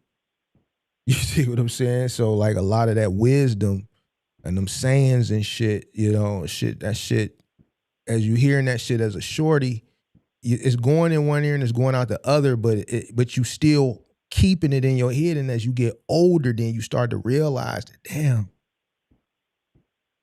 all that shit that mama used to say and grandma used to say, that shit really meant something. I see what she said. I see what she meant by that. Yeah, if you get everything too soon, big dog, early, you ain't got shit to look forward to when you get older. And if you get shit too prematurely, you ain't gonna know how to appreciate it.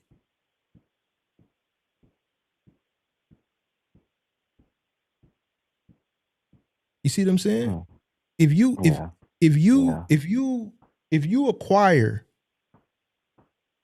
let's say what you want, well, I got an idea where you want to be in your head at an age where you haven't amassed a certain amount of wisdom, you ain't gonna know how to appreciate that shit. You ain't gonna know how to balance it. You ain't gonna know how to manage it.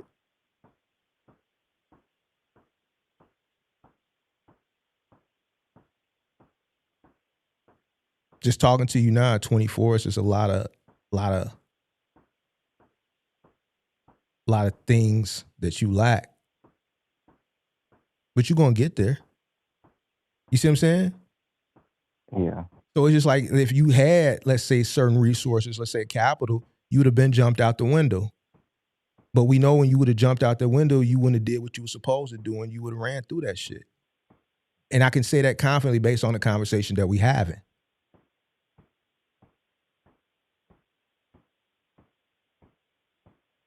That's why Yeah. I led the conversation with risk tolerance. It's certain things that I may look into, but I pull back on. It's certain things that I go heavy on based on research. But if I do make a decision, that's a big straw decision, I make sure that if the things don't go the way I want them to, it's not gonna affect me to the point where I'm gonna be fucked up out here in these streets. It's sometimes I want to go all in on some certain things, but I don't. And then they'll go the way I expect them to go. I'm like, damn, I should have. But then again, that risk tolerance said, well, if you did and it wouldn't have went that way, you would be fucked up out here in these streets. So just be thankful for the extras that you got.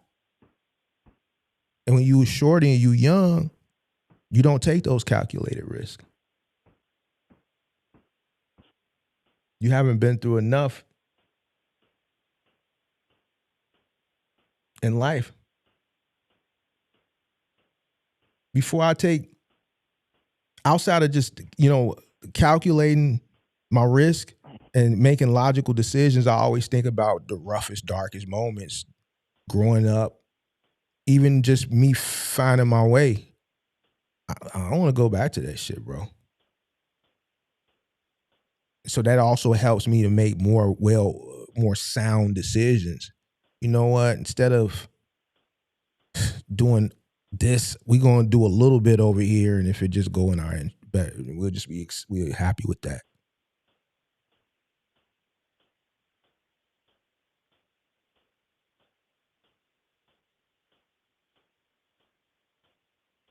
So in order for me to be selfless, right? Because I'm being selfless right now, right? Sitting here talking to you. You still there? Yeah, I'm here. It was a lot of work and sacrifice to get me to this point where I could be this selfless to sit here and have this conversation with you. Because this is my time. 10 years ago, I wouldn't have been this selfish. 10 years ago, I was more selfish because I'm still putting myself in a position where the resources are working for me. I was selfish so that I could be selfless. Now to come back and mentor and talk to y'all young brothers, because my time is expensive, big dog. Yeah. Yeah, it's a lot of money. If we equated this conversation that I'm having with you, you would be well over a G. Oh. We've been on this call for 1 hour and 45 minutes. Yeah, we well over a G.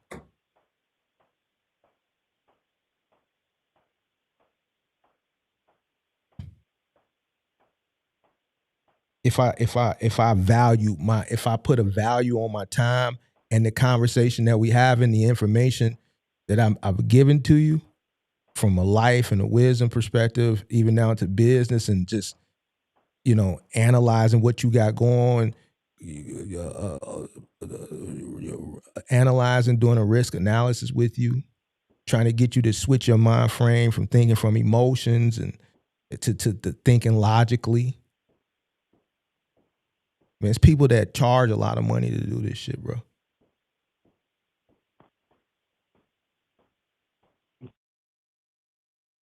Exactly why I'm running around, around my head off. So in order for where you want to be, it takes a lot of time, years, and good decisions and sacrifices and making good decisions, making more good decisions than bad decisions to get to this point. And it might not happen for you at 25. It might not happen for you at 30. It might not be till you get to 40, 45. But eventually you'll get there if you create a plan, you follow the path, you don't get distracted, because the distractions is going to come too. Oh, for sure. And when they really start coming, once you start really checking a bag, they're going to come from everywhere, big dog. But you still got to keep the frame, hold the course, and the vision and the path that you set and the plan that you set, you got to stay on it. Even when distractions get thrown at you.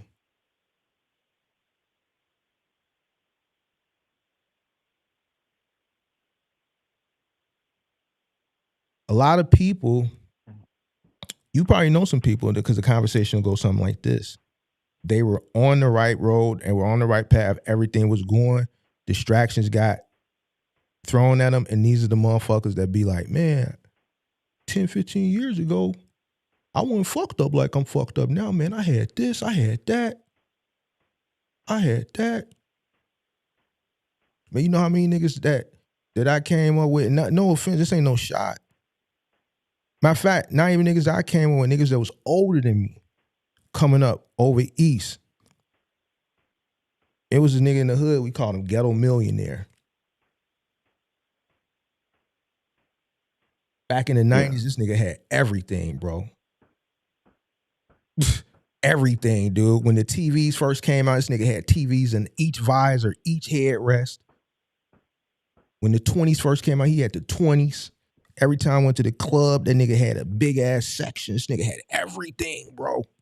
That nigga working Amazon right now. Mm. Mm. See, in the 90s, coming into the 2000s, nigga had everything. Yeah. That's not the motherfucker you want to be like. And there's nothing wrong with working at Amazon, but what I'm saying is you want to make good decisions. You want to make right decisions. You don't want to get distracted. You want to stay the course. Certain things will take you off course. And then it's just like this.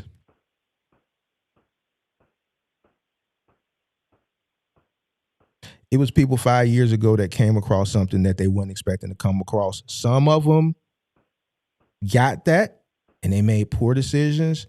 A minute amount of people got that and they made good decisions, and they created a plan. They stuck to the plan, and that opportunity that they wasn't expected, it changed the direction of that they were going. It put them in a better space. Okay. It was people now that got that opportunity. And those are the people now saying, yo, I wish I would have did better with that money.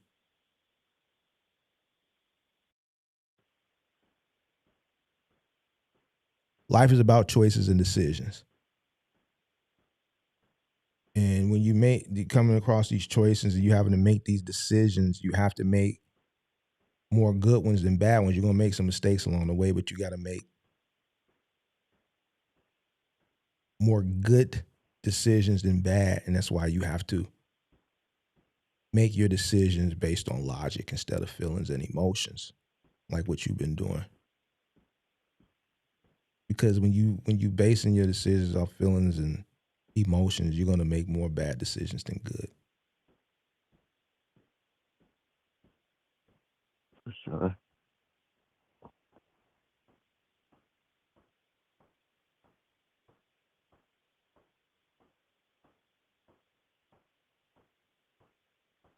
You see what I'm saying?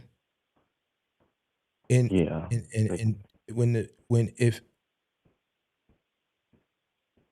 the pandemic would have put me in a bad situation if I hadn't did what I was supposed to do the 10 years prior to the pandemic. So that 10-year run from 2010 to 2020, if I would have made the money and did dumb shit with it when the 2020 came around, I would have been in a bad position. So that's why I always thank God that during those 10 years, I did what I was supposed to do. When God was blessing me, I was making the right decisions. If I would have been in that situation, let's say 10 years prior, I probably wouldn't have.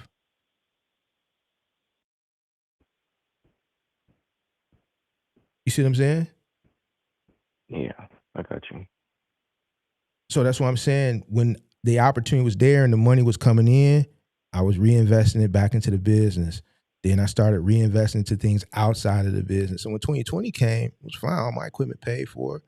This, that, and the third is what it is.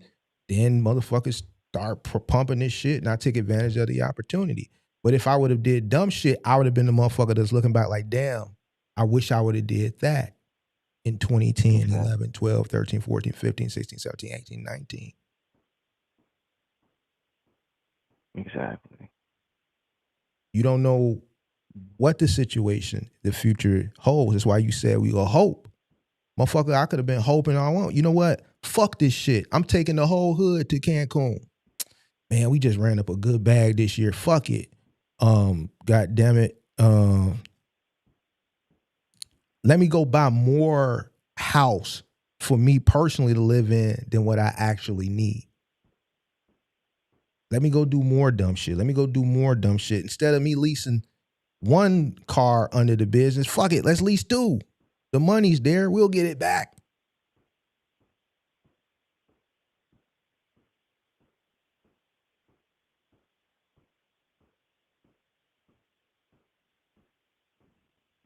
Yeah, I used to be that way. You know, so, and then an unforeseen situation happened, right?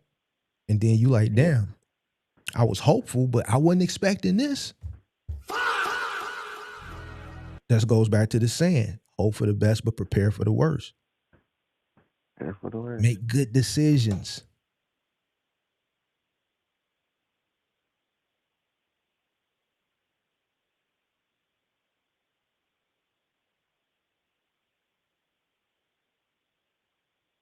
You want to stand the test of time, bro.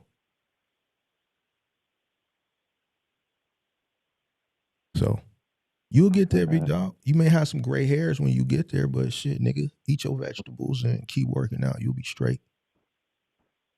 Yeah. Keep moving. Yeah. And cheer up, big dog. You just you supposed to be excited, nigga. Nigga, I just No, I am for sure. just gave you your blueprint, bro. What are you talking about?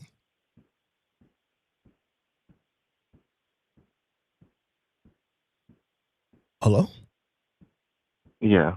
What else you got, bro? Cause you ain't excited enough for me, bro. You tweaking, so yeah, I think you want to be rich. No, I was just You want to be rich, bro. I hear it. You no, Yeah, you not do. not at all. You do. You want to be I mean, rich. of course I There want you to be go. rich, but There you go. I knew ain't it. gotta ain't gotta. I knew you had it. You want to be rich, don't you? But it's like not for me. Like I want to be rich for my kids. Like I want Well, them you to know have what? it. Then you need to get to And work, big dog. You ain't gonna get a chance to that's probably to kick it. You're kicking that shit. That shit over with, big dog. You got to get yeah, to and work. that's I accept that. All right, so get to work then. If you want to get the money for them, then get the money and start allocating it to the shit you need to allocate it to, so that they don't have to deal with what you deal with now. Because they probably gonna have less opportunities by the time they get to your age.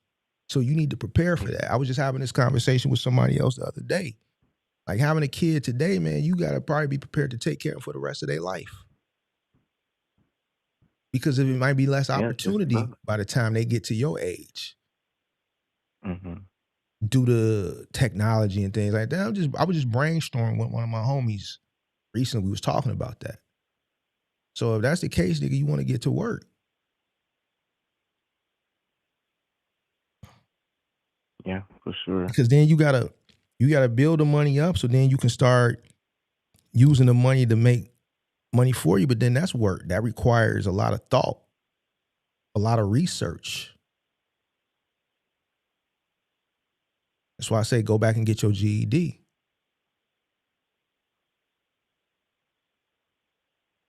Now, I ain't say go to college, but at least get your GED, accomplish that. Challenge yourself to accomplish that. And then going forward, utilize the technology and educate yourself by reading, starting with entry level, basic level shit, 101 shit. You want to do business? Start reading some Introduction to Business 101, Introduction to Economics, Intro to Macro, Intro to Micro.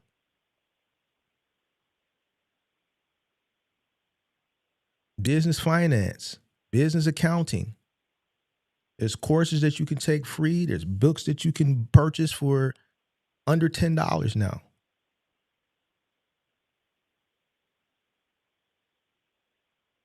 The more you educate yourself, the sharper you'll be.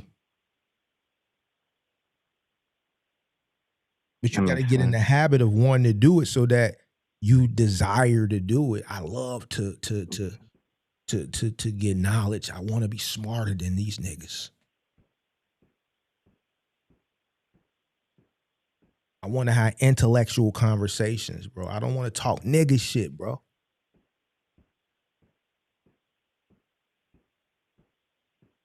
Nigga shit ain't gonna get you nowhere. We consume it. I agree. We consume it a little bit. I ain't gonna lie to you. We give it a little time, but we don't give it the bulk of our time. You dig what I'm saying? Yeah. You see what I'm saying? So yeah, nigga, you want to stay abreast of what's going on out here, bro, so you know where to put the money, man, so you can take advantage of the situation, man. You don't want to follow the trend. You want to sell to the trend, to the people who follow the trend. It's how you make your money, big dog.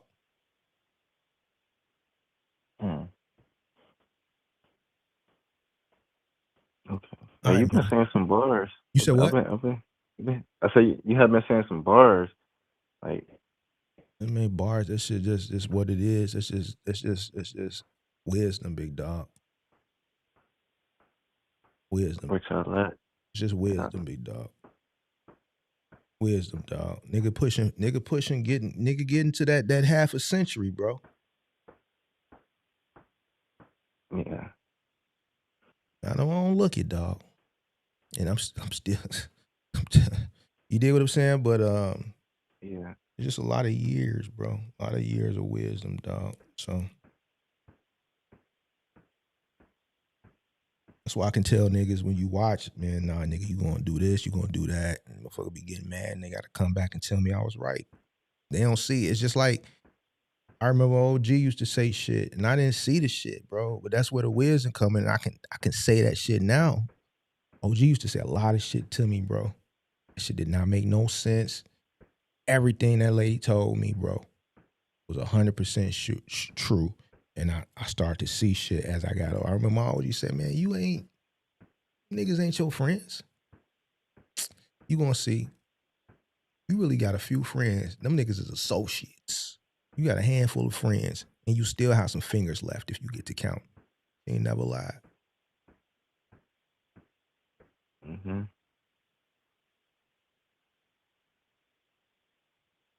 All these little sayings that I be saying, man, mama said this. You know, what goes on, just all the little different sayings that I say came from wisdom. So a lot of the shit that I be telling motherfuckers, they come on like, y'all, your age, they don't be wanting to hear it. But they gotta come walk back down that dark alley and tell Big Mark, yeah, you was right.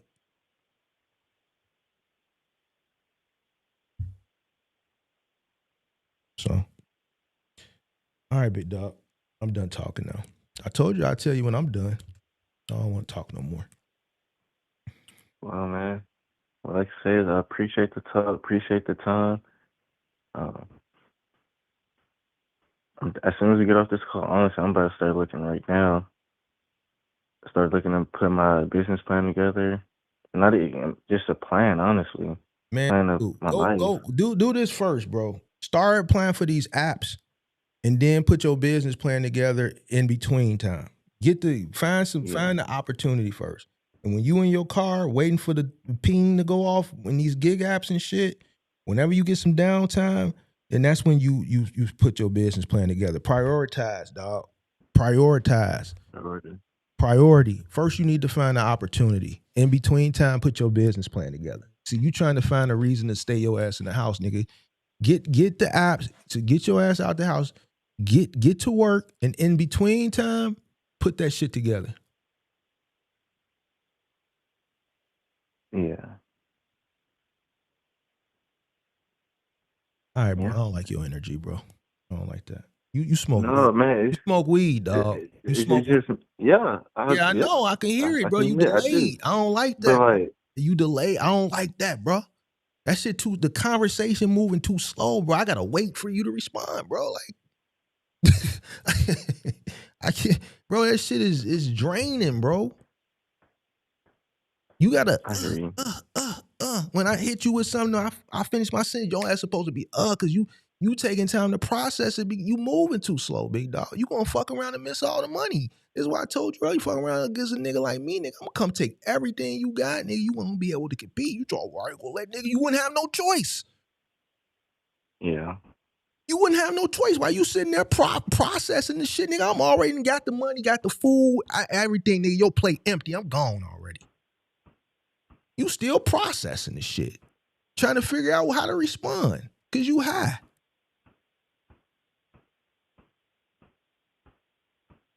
Yeah.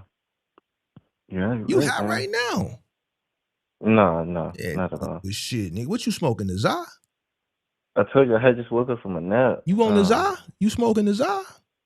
What, they got the Za pack down there? Just about, yeah. That Za? Tray 5? Yep. You get the tray. Yeah, but it ain't nothing I'm proud of, though. Like, for real, like, even the reason why I started smoking, like, I don't know if I should bring it up, but it's just because, you know, I lost my mom and right after the COVID year, and that's really why I am how I am right now because I gave up. Like I lost a lot of motivation, and that's why I dropped out of school and stuff. And I was like, you know what, I'm just done. But now, since I got a family, I'm trying to get myself back together. It's been hard, as you can see on this phone call. Listen, Just trying to put my pieces together. condolences for your OG.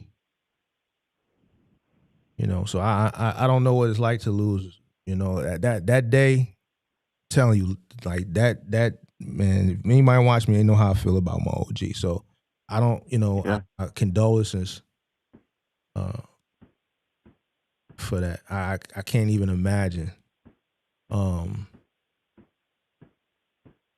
But I'm gonna tell you this. Trying to figure out how to frame it. I can use that as an excuse.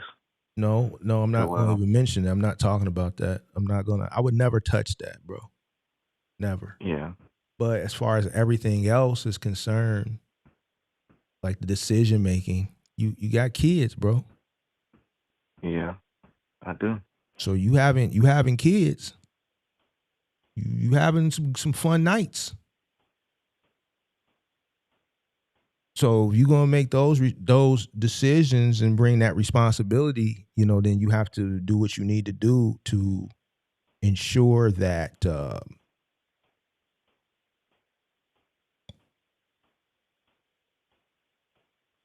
you can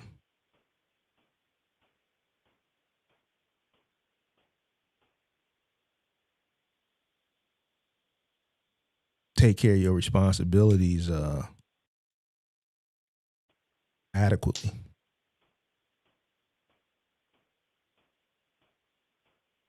So you can't give up, big dog. You got kids. Listen to what you're saying. You can't give up. You got kids. Because if you give up, then what?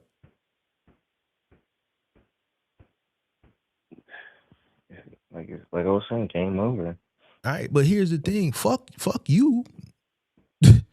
You got two little bitty kids that depend on you. Well, you can't this verbiage shouldn't even be in your vocabulary.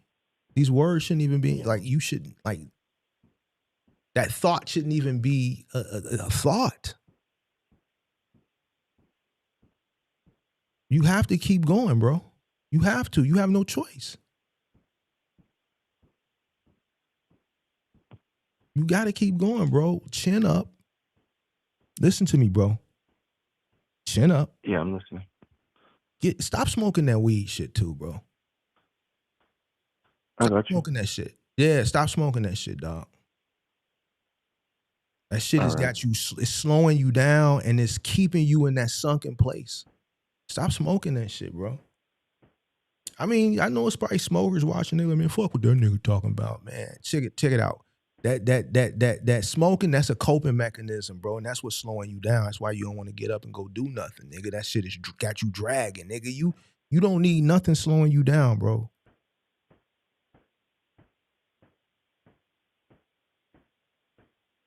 Okay. See how long it took you to say okay? No, I was just thinking like, dang, because like I'm thinking about the situations I'm going through. Like it's like, dang, that could be. I mean, that's exactly why. I'm not doing what I'm not doing.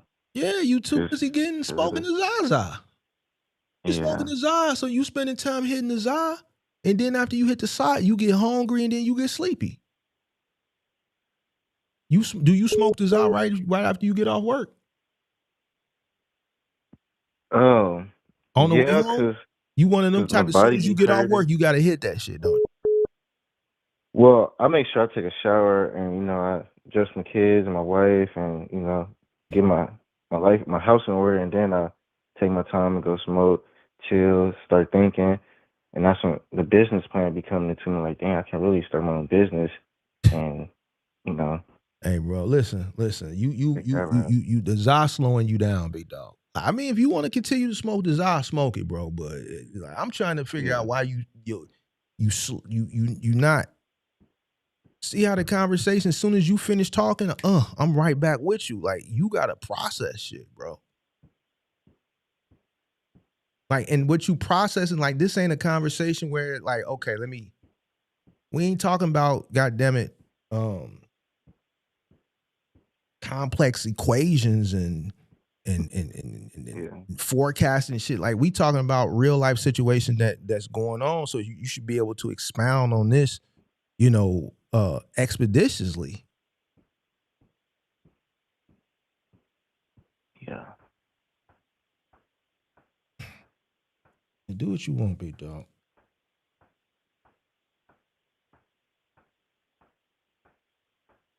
I ain't never smoked weed, so I don't know, bro. I heard some people say that shit good. I know people that's smoked and stop.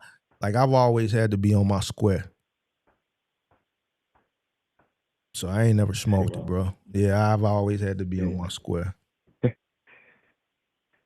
Yeah, that shit throw you off your square. I seen what it did to people, like, during those peer pressure years coming up as a shorty. I seen how it had motherfuckers, and I just said, nah, nigga, I gotta be on my square, bro. So I never indulged in it. Yeah. Yeah. I never smoked weed a day in my life. Never indulged in it, big dog. So, I know some people that do it. I know people that have done it and quit. But everybody I know that's done it and quit, and they always say the same thing, they feel better. That shit was slowing them down.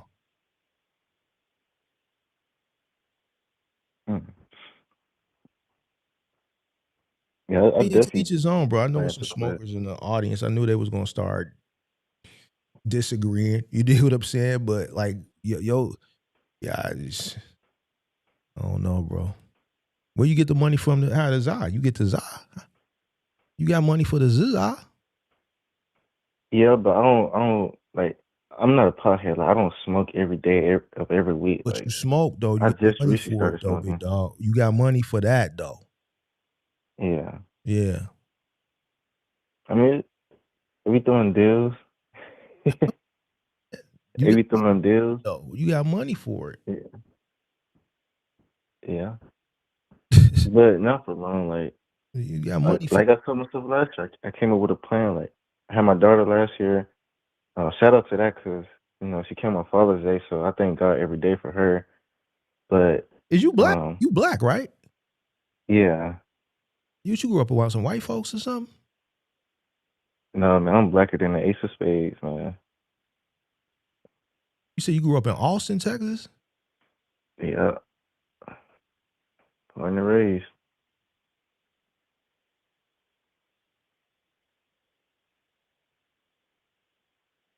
I have some white friends, but You just kind of I don't hear that Texas twang in you. It's a little bit more like, it's different when you talk articulate, but then you could still tell, oh, he got it in him. You just switching it for the conversation, but you could still hear that shit in him. Like, I don't really hear that Texas in you. I don't hear that. I hear a little like black based on your name, and I could tell you black, but then I hear a little Hispanic in there, and then I hear like a little white. So I'm like, well, he said his name John Tavius. What's your name again? I'm sorry. What's your name? no. Name's Giovanni. Giovanni? Yes, sir. Giovanni Jones. Giovanni Jones. Okay, so you black. But I don't hear that still tipping on fofos, wrapped in fofos. I don't hear that. I used to be that way, but I'm telling you, after having my daughter, man, like, it actually, like, I don't know, like, I don't hear that. when I I don't seen hear her, that go yayo. like, I don't hear that. I don't hear that that's what I'm I'm saying. from the South, pimp. I don't hear that pimp C. I don't hear that Nah, Texas twang. I don't know. It just ain't me. I don't know.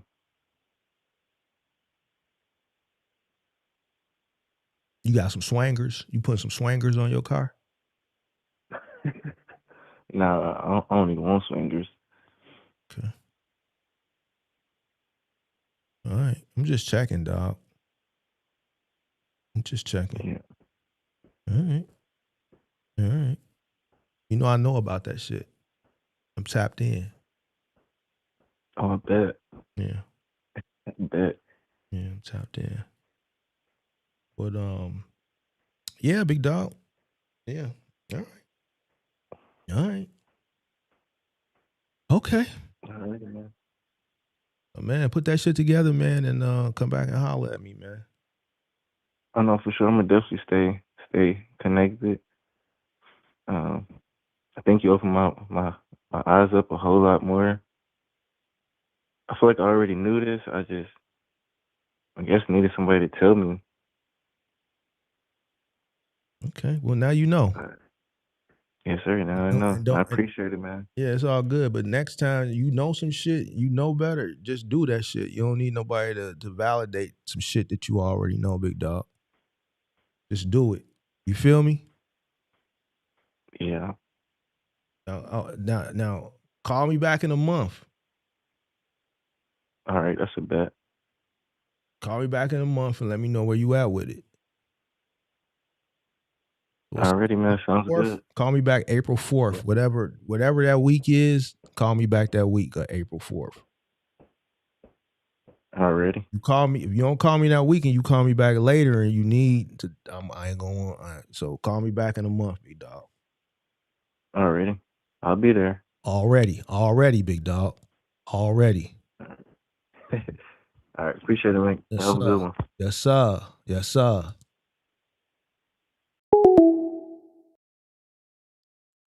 Oh, Lord have mercy. Somebody called me from the crib, man.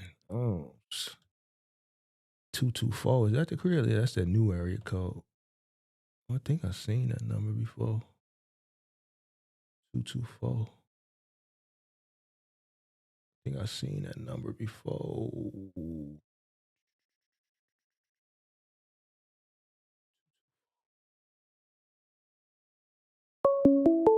He called back. Hello? Yo, Who this? it's the son of Man Clever. I called you like last week. Oh, what's going on? Shit, man. Man, I hear you talking and shit. I just wanted to chop it up with you, kick it with you, cause I know you live and you ain't going live every day no more. But I just got a quick couple things we probably didn't run that I didn't get to run by you when we talked the other day. So I work in the post office and shit like that. You remember me, right? Yep. So, see, I ain't get to touch much on that load board shit, and I know that ain't the topic of what you talking about today. But real quick, like, what's the likelihood of me hopping on that shit and get loads, like specifically for my off days and Sundays and shit like that, like. Well, cause I don't like I got a subscription to like Truckers Path or Truck Paths or some shit like that. But they don't show much for cargo vans. What is kind of looking like?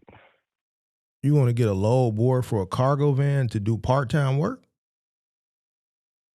For the most part, like I be seeing like, and I don't be on TikTok like that, but I do be on there, and I just look and see what everybody, like they say, get in the cargo van or get on the load board. Like I'm just trying to do a part-time type shit. So do they have loads on that motherfucker for? Why don't you do the? When are you off from the post office? My off days rotate, so every day I'm not off the same day. So like So why next don't you just week do the I'm gig off. shit, big dog? Why don't you do like freight and dispatch and courier and all that shit? I do roadie. I do all the other little shit, Get but shit with the palletized shit, like freight and dispatch and courier and shit like that. right. But I need commercial insurance for that though, right? Yeah. Oh yeah, you the one who the van in your mama name. Yeah. That's yeah. So I don't think I'll be able to hop down on that shit like that, Shit, like right away. talking about a low board. You ain't even got commercial insurance. Nah, bro, you just Well, gotta do what we already gave you the plan. right. I already gave you the plan, big dog. You just gotta work with what you got based on the decisions that you made. But you still Right. can you still Okay, so this is the thing. This is the thing with the van too. Like, okay, I got some little bread coming in that like probably within like the next 6 months that I'll be able to pay the cargo van off and move it into the business name and shit like that. So what am I trying to say? So would it be how much is the van making right now? well? This past weekend was my weekend off from the post office. I made like $600 that week, like last week. Okay. I mean, I ain't bringing in too much, but like I'll go drive I go do couple loads in the morning before I go to work, couple loads when I get off work, just to keep shit flowing. And then my off days, it's all work type shit. So it's not bringing in a whole lot, but How I much is am the note? paying. How much is the note, bro? The note is like I want to say 615. How much is the insurance? Insurance like 224.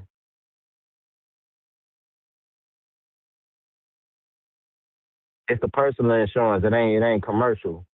So it's personal. So I'm just paying off the And the personal insurance. you made 600 last week. Is that on average a week, or that just was a good week for you last week?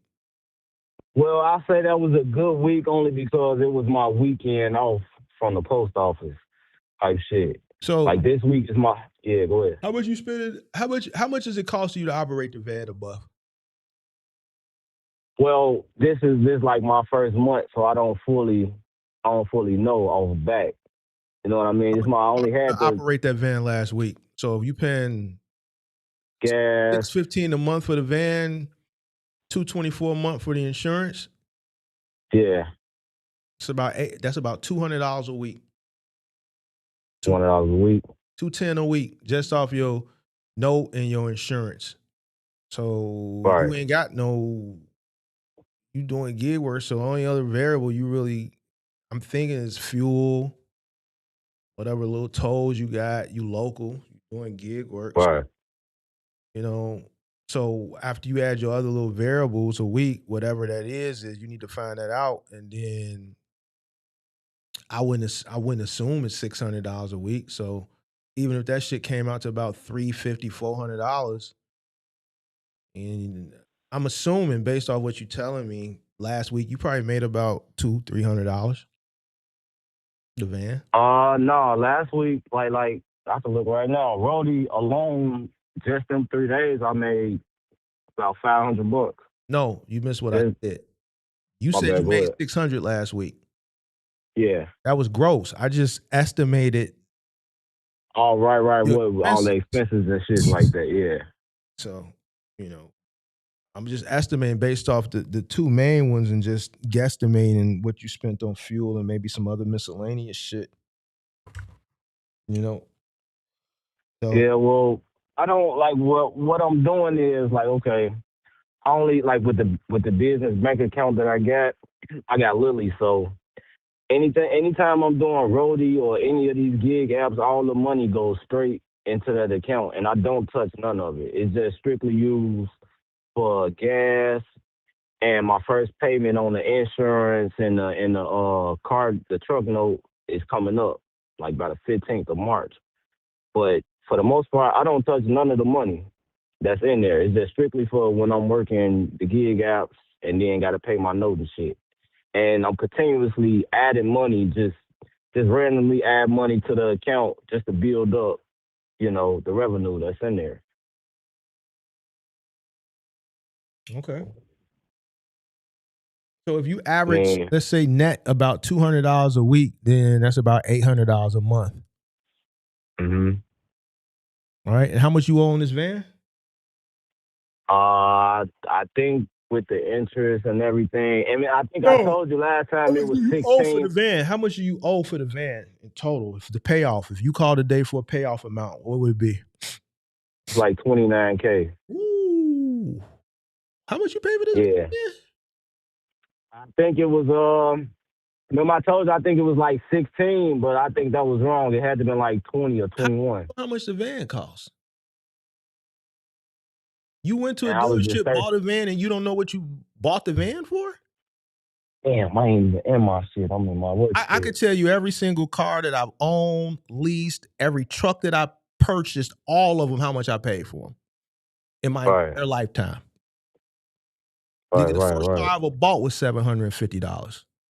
The second car I Mm. bought was $6,500. I bought it from Apple Chevrolet right out there in Orland off 159th. It was a 1994 Chevy Lumina, 3.4. I paid $6,500 for it. I can tell you all the way back to the 90s. You mean to tell me you don't know how much you paid for a goddamn van a couple weeks ago? Yeah. Come See, on, that's dog. What we I talking wasn't about, big prepared. dog? Remember, I told you I wasn't prepared. I kind of jumped into it Nah. prematurely. It ain't got nothing to do with being prepared. You mean to tell me you don't know what you just paid for a big ass van?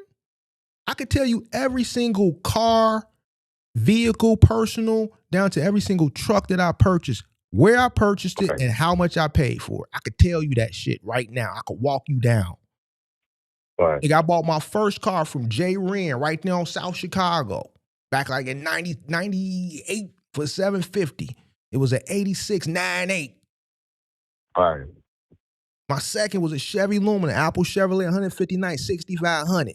Like how you don't know what you paid? My goddammit, my Chevy Avalanche, $33,000 from Skyway Chevy right there on 87th and Commercial.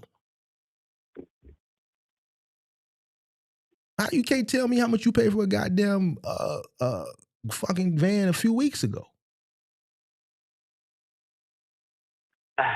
Yeah, I was, man. I was just too thirsty, man. I know. No, ain't got nothing to do with it, bro. You mean to tell me you went and you purchased a commercial vehicle or a vehicle, something in the thousands and thousands of dollars, and you can't remember what you paid for it? I was back. I got the paperwork in my truck, though. I'll be. I don't know, bro. How old are I'll be able to tell you? you. 20 what? I forgot. You 20 because you from the crib. I got to hold you accountable. 32, gang. 32? Yes, sir. I told you I've been in the post office 12 years. You what? For 12 years? I've been in the 12 years post service. That's all I know right now. It ain't got nothing to do with it, bro. I ain't walking in no dealership, bro, and signing on the dotted line, and I don't know what I'm signing for. 20,000, 29,000, 16,000, 10,000, 5,000, 40,000, 150,000, 250,000. I know what it is. You know why? Because I got to go in that room and speak to that finance manager, and that's when I really got to J down. How I'm Jaying? Right. How you negotiating? How you handling the business when you don't even know what you handling the business for? So they just brought some papers. You said, all right, I'm going to test drive. You test drive it. They said, all right, sign here. And you just signed and they gave you the key and drove off. Most part. The most part. It's just my dream. My dreams and aspiration was bigger than, Man, fuck them dreams. me knowing what the. Fuck them dreams. Them dreams will get you fucked up out here. Bro, you from the crib, bro. Bro, you from the crib.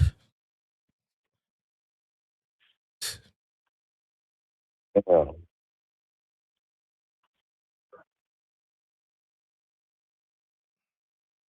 Aside from that, Ain't no, we already, bro. we break know the numbers I down. made a fucked up choice right there, gang. I'm just trying to recuperate the money back. Well, I can get the money coming back. That ain't the point, bro. That's that right there. What you saying? That's what everybody said, man. We'll get that shit right back. Until they don't, bro. Like you can't make. It just goes back to what I was just telling Shorty a minute ago. You got to make in order to last out here. You have to make more good decisions than bad.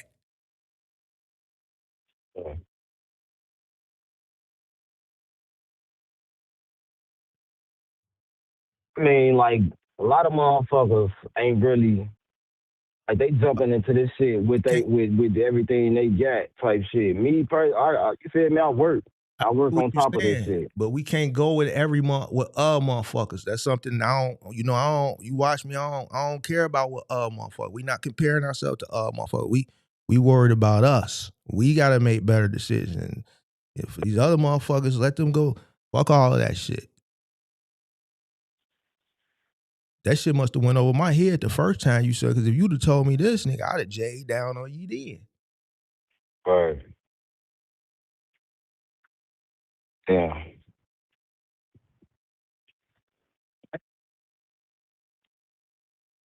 Yeah. You need to listen, because to be honest with you, to this amount of money for this van, to me is just a lot, and I really want to know what the deal is so that I could put to you a plan on how to aggressively pay this shit off. I want to know what the AP, I want to know what the interest rate is. I want to know everything, bro. I can't. The van is in I your don't know OG it off name. fact. Hold on, the van is in your Yeah. OG name. So like the risk level there, like we can't even do. Like, here's what you need to do, bro. You're gonna have to keep doing the gig shit, bro. But you're gonna have to probably do it more aggressively, and you're gonna have to do some things with the gig app that's gonna pay you better than what you're doing now. Roadie is good, but you may have to look at like the freight and the dispatch and the curry shit, where you getting those pallets where you might have to run down to Pontiac and drop off some tires, or run down to Peoria, Springfield. That type of shit gonna pay you a little bit better. You know what I'm saying? Or maybe get some routes, maybe a day route in the city, or you know what I'm saying? But with that, won't I need the commercial insurance though?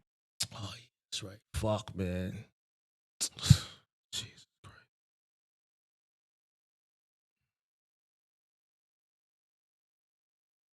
I want to be Here's the thing. obvious. Even if you get the commercial insurance, the van is still registering your OG name. Right. So I And still want to be able to run it. I don't like that, because if something were to happen, that shit is in her name. Right. And I don't you know, I don't know how long you've been watching me, but I'm against that shit like the plague. For sure. You dig what I'm saying? Because I've only been watching for like 2 months now. yeah, But I say, I was like, even when you ain't been live and shit, like it just, it rerun a bunch of your old shit. So I'm real tapped in. I'm in tune. So it's like I said before, like if I would have came across your content, you feel me, months ago when I was really thinking about it, I wouldn't have jumped right off back type shit. so you need to keep the post office job, bro, and do what you can. And even if majority of the money is going into paying off the note, I would just aggressively pay it. But I'm curious to know what the deal is, so I can help you come up with a strategy on how aggressive you should probably be paying a note. Sound like, man, you need to be focused on all the money that's coming in should just be going to the note. You got to double and triple up on that thing, and that's probably what you need to do. And for a multitude of reasons. Hold on, a multitude of reasons. Yeah, go ahead. It's not like you in a bad deal. 2, the fucking van is in your mom's name, which that's a no-no. We got to get that shit out of, because you need to get it paid off, right? So that you can get the title, so that she can sell the van to the business, so that the business can register the van. You can't write the shit off. You dig what I'm saying? Because she bought the van. You didn't buy it under the business, right? We need to get that shit out of her name. So we need to get the title. We need to get it transferred over to the business. So you got to sell it from her. The business needs to buy it from her. Need to get commercial insurance on it from there. So you need to pay it off so you can get from under that interest, and you need to pay it off so you can get it from out of her name. So you need to, whatever you doing, you need to aggressively pay for that van. Okay, see, another thing, like I got my girl, she do like we both in the post office, right? So what I had her do is, and I just thought of this just to, build the account up just in case we run into issues and shit like that. But she go do Uber Eats and shit like that. All I need from her is $25 a day, and that shit goes straight into the business account. That shit covers expenses on the truck, the note on the truck, insurance, all that shit. Just Go into the business account. Yeah. Okay. Yeah, so I got her, you feel me, her apps that she used, I got it hooked up to the business account. So when she get paid, it goes straight in there. But we don't touch none of that money. That shit just go in there to pay off everything for the truck. It's strictly truck expenses. Right now, I got like $7,300 in the account, just So how waiting do for you do every your taxes payday. then? If her gig money is going into the business We just account, started this. We ain't made enough to file taxes on Uber and all that. you start this shit. But When did you start this? what, with the truck? Since I got the cargo van, Yeah. this was about last month in January. Well, not January. The beginning of February. About February 9th, I want to say, somewhere around that time. So why you got the Uber Eats money going into the business account? Just for whatever, just to keep that shit in, like, you know what I mean? Like, we How much- already got decent jobs. Okay, so why don't you just use the money that's coming into the business account from the work that the van does to cover the cost of the expenses in the business account so you can operate at a loss? Like, why are you bringing money that is not being generated from the business into the business? Those credits that are coming. That's what I'm doing. I mean, the business now. I might be missing you, but the bit like when I like the roadie shit, that's the business. The Uber Eats shit, all that shit is the business. So How is that a business? The Uber Eats is the business, or is the other gig shit that's doing with the van the business? I look at it like all that shit is contributing towards growing the business. Let me ask you this, bro. Yeah. Is the van generating enough money as far as the van to cover the expenses of the van? Yeah. Right. For the gas, Don't put no extra the money car in. note. Don't put no extra money in there. Nah, you don't think so? Why would you do that? Just to build that shit up. You know, I don't know. Operate at a loss. Take the fucking L. See, man, y'all niggas don't know how to play the game, man. I'm new to it. I'm new to it. I've been working. Build it up for what? What you building it up for? Man, just I'm going. I want to do this. I want to be in business. I want to. You bringing more income into a business that money that's being generated over there don't have nothing to do with this van, but you're bringing more taxable income into the business the first year. Let the van generate what the van gonna do and take the L.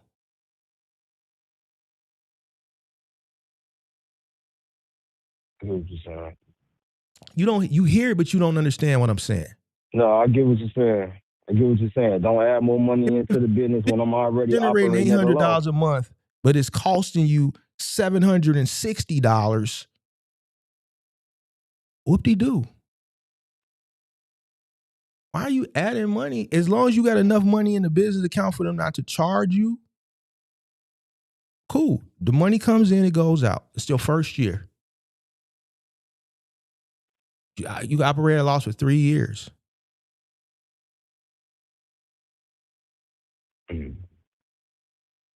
Okay. I mean, you do what you want to do, bro. I'm just trying to figure out why she's saying she's doing the Uber Eats and she's saying it like, okay, well, I'm trying to understand like what did I miss something? Was like a moment, like a moment or something, like it was a reason for that, bro. Like if the business is I feel like if the money, go ahead. And you spending most of the money, all right. What you putting extra money in there for? To do what with it? Man, shit, I think building up payroll once I get drivers, you feel me, maintenance if shit go wrong. Drivers, in your mama name. That's just thinking ahead of time. I ain't thinking about putting nobody in no time. Listen to me. Just listen to me. Whatever the van generates, the income it generates, that's what the income should be. Whatever the money's coming out, right, as far as expenses, then that's what. Don't have extra money coming in unless you fucked up out here and you got to loan the business money. It's the only time you should be putting money into the business. If the business don't need no extra money outside of what the van is generating, don't put nothing extra in there. For what? Only time you put money into the business when you loan in the money business because the business tapped out and you got to take care of something, but then you need to pay that loan back. So because the moment you infuse that business account with money, it becomes a taxable event. I'm taxing So you myself shouldn't really be for no reason. in there like just free. Oh, we just want to build it up. Build it up with what the van is doing. And if the van is not generating enough income, okay, write this shit off. Nigga, we operate the first year at a loss, but you should want to do it anyway.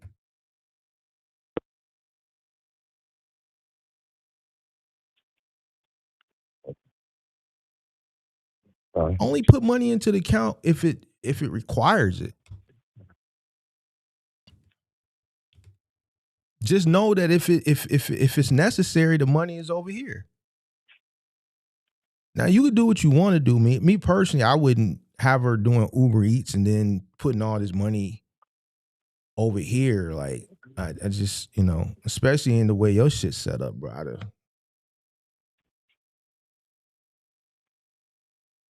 I just thought that'd be a good way to pay this shit off quicker. You know what I mean? You pay it off quicker by working the van and all the revenue that's coming in, sending it straight to the finance company.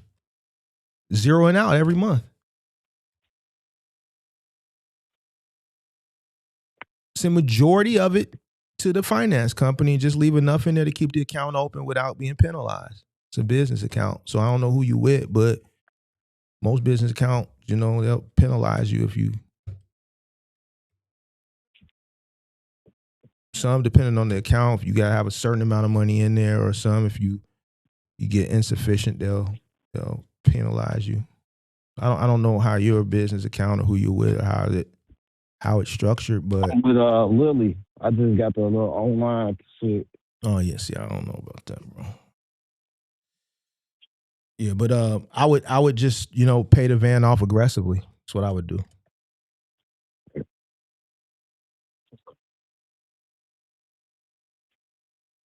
Damn, man, I don't mean to disappoint you being from the crib and not knowing all my shit, bro. No, it ain't a disappointment. It's just I just hate when people jump out the window, bro. Like I don't understand why everybody's so. Yeah. Like, I don't understand what the anxiousness is, and is it social media? Like what's causing y'all people to just jump out the window? Like I don't. Like damn, nigga, nigga, when you from the crib, we drive around the corner 2-3 times before we pull up in the spot. Make sure motherfucker ain't following us, but you jump out the window and goddamn it, buy a van and you can't tell me what you paid for this motherfucker a few weeks ago. All right. Shit like that, man. And not only should you know that, the way you said you wanted to do the business thing, that's supposed to be, I guess, a momentous occasion. You'll think, man, shit, you will remember that shit. All right. That's supposed to be like a goddamn milestone. This shit a few weeks ago. I think you do. I just think you don't want to tell me. I think it's some funny dunny in the game, big dog. No, it ain't, man. Me and OG was in the. You feel me? I just took OG to the lot. Like, hey, look, let's go on and do this, because I had been talking to her about it for a minute. So was she in the finance office, or was you? You weren't in that motherfucker. You couldn't have been in that. We both was in there, but for the most part, she the one talking to him. I know she know the numbers and shit like that. She the one really talking to him. I just pointed out the one I wanted,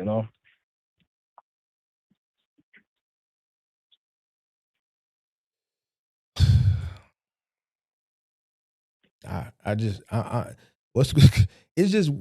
don't say it's weird, it's just, bro, I ain't never talked to nobody that don't know what they paid for a vehicle, bro.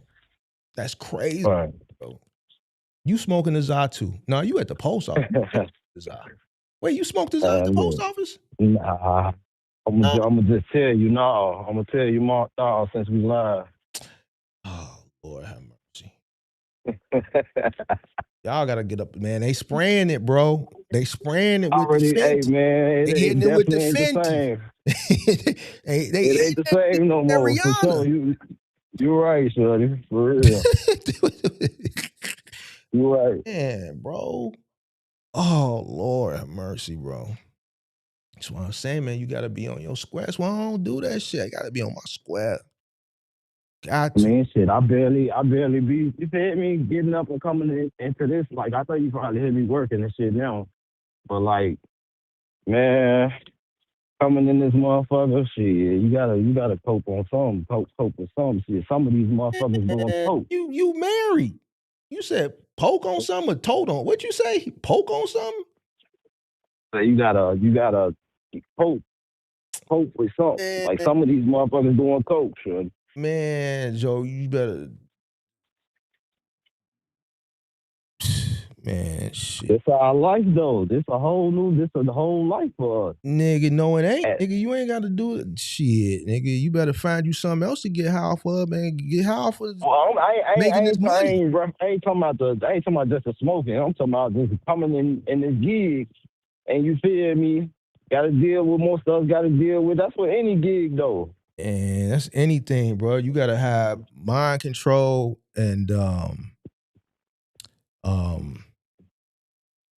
you just gotta have a very strong mentality, and a lot of bullshit. You just need to let that shit move around you. Yeah. Like you can't. See, it's like I was telling Buddy a minute ago. Like you can't. The stresses of life and like you can't try to excuse. Hello. Sorry, my bad. I ain't mean to scare you. You Have a good one. you can't use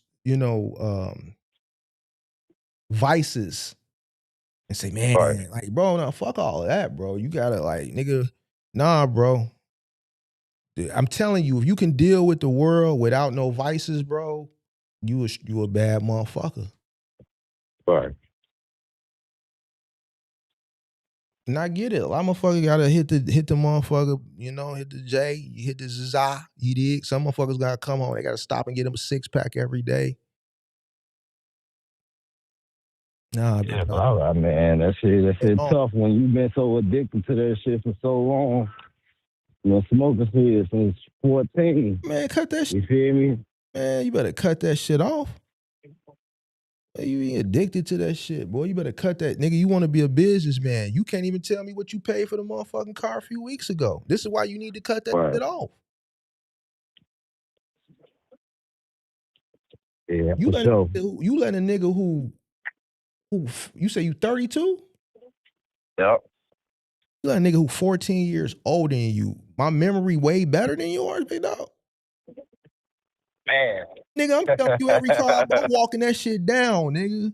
I'm telling you everything, nigga. Why? Because every single one of those situations was a memorable experience, and it was a situation where I had to negotiate, nigga. I'm spending a lot of money. Right. It was a memorable, we black, nigga. You get a new ride, nigga. That's a big deal, dude. Especially back then when a car really meant something, shit. But you went and got your goddamn it, your first commercial vehicle that was supposed to start your business. That's a memorable experience. You're supposed to remember that, but you really supposed to remember because there should have been some level of negotiation that happened during that experience, which should be the main factor why you remember it, and the fact that it was just not too long ago. Right. Nigga, I could damn near tell you every motherfucker I sold my trucks to and how much for. Like I like certain shit, especially when it comes to this bread.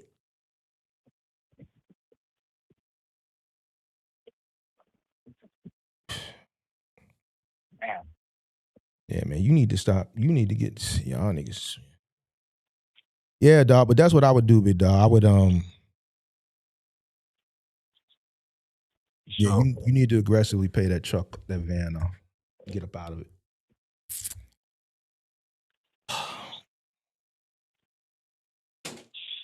Yeah, but that's what I would do. Pretty much majority of the money that you make, I would work extremely hard. And the majority of the money that come in, I would go to paying that shit off.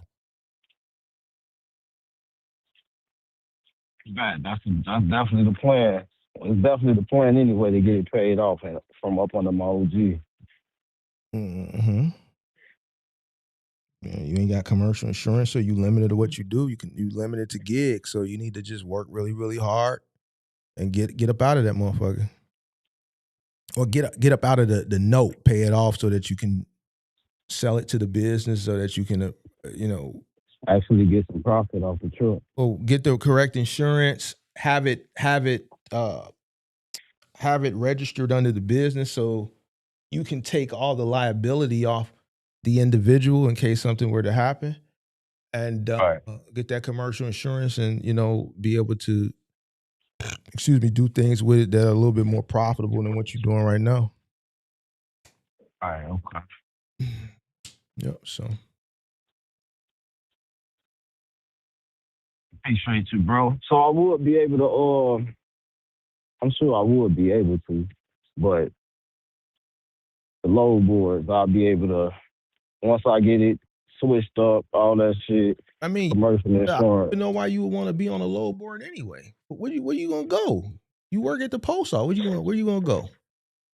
I mean, shit, when I know I got an off day coming up or a holiday or anything like that, take a road, like, go hit one of these trips. Like that's $1,200, $600, and anything like that. Come right back home. 6 hour ride. I don't mind. Shit, I work 10, 12 hours a day. Man, I'll try to find like some local shit you can do in that van here, man. Nigga, some IKEA runs, some small delivery runs, something, bro. I just don't, with the post office, I just don't. I mean, you may, but yeah. I mean, well, obviously, when you get to that bridge, you'll get to it. But I mean, you in a cargo van, so I and you in Chicago. I just feel like that you should be able to find something local to do in those 2 off days that you have. That'll probably be more beneficial than hopping on a load board with limited opportunity because of the vehicle you in and because of the time constraint. Like you gotta be at work. Right. Right. Yeah. A lot to think about, man. I really, I know I jumped out the window and shit. Yeah, you definitely jumped out the window, but ain't shit you could do about it now. But Yeah, that's how I look at it. It's like shit, the damage already done. I gotta, you feel me? I gotta get it paid off. but I it's gotta work get it out my here. OG shit. It's work here. Say it again. You just gotta find some local work that you can do in them 2 days in the van here. Right. Like, shit here, nigga. Like, once you get on courier, you get on dispatch and shit like that, you might be able to pick up some palletized shit, picking some shit up at Johnstone or picking some shit up at Beacon, some condensers or some shit, taking that shit from Willowbrook to 87th, or picking that shit up in Dalton and taking that shit over to Elmhurst or some shit like that you can do in the Sprinter and cargo van from a local perspective. There's plenty of opportunity here. Curry got a lot, and I don't know how these apps are operating now with the amount of demand, so, but at least when you get the credentials as far as the commercial insurance, you'll at least be able to apply to possibly on board. I just see I just see the opportunity being more from a local perspective than over the road, because like you got to be at work the next day or the day and a half. Right. So it's just like you limit it with the space, and you also limit it with the turnaround time. So what, you gonna take something somewhere and then deadhead back because you got to be at work? Like I don't, you know what I'm saying? It's just a lot. I just.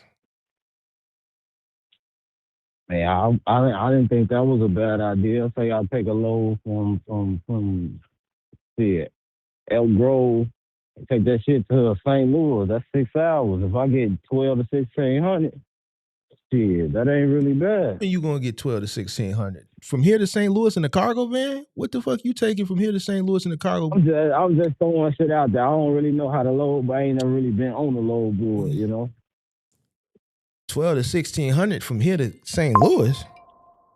I was just throwing something out there. I ain't really, I ain't really for Moving sure. packs. Them packs is shit, nigga. The last thing I remember going from here to St. Louis was for a dresser. I charged that lady. I charged that lady $750. Right. Right. Straight up. So I don't know what you moving for 16 here to St. Louis. You moving them Pinax. But yeah, but see, shit, something like that, like small little jobs, like motherfucker might want a chest or something, taking a small little table or something. That's the type of shit you do for that. Charge a motherfucker $700. You know, them type of gigs. That's how you gotta put yourself out there for shit like that.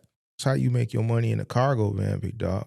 It's Chicago, bro. It's a lot of opportunity. You just gotta put yourself in the right spot. You will have a better opportunity moving and shaking locally in a cargo van on some odds and ends shit than a box truck.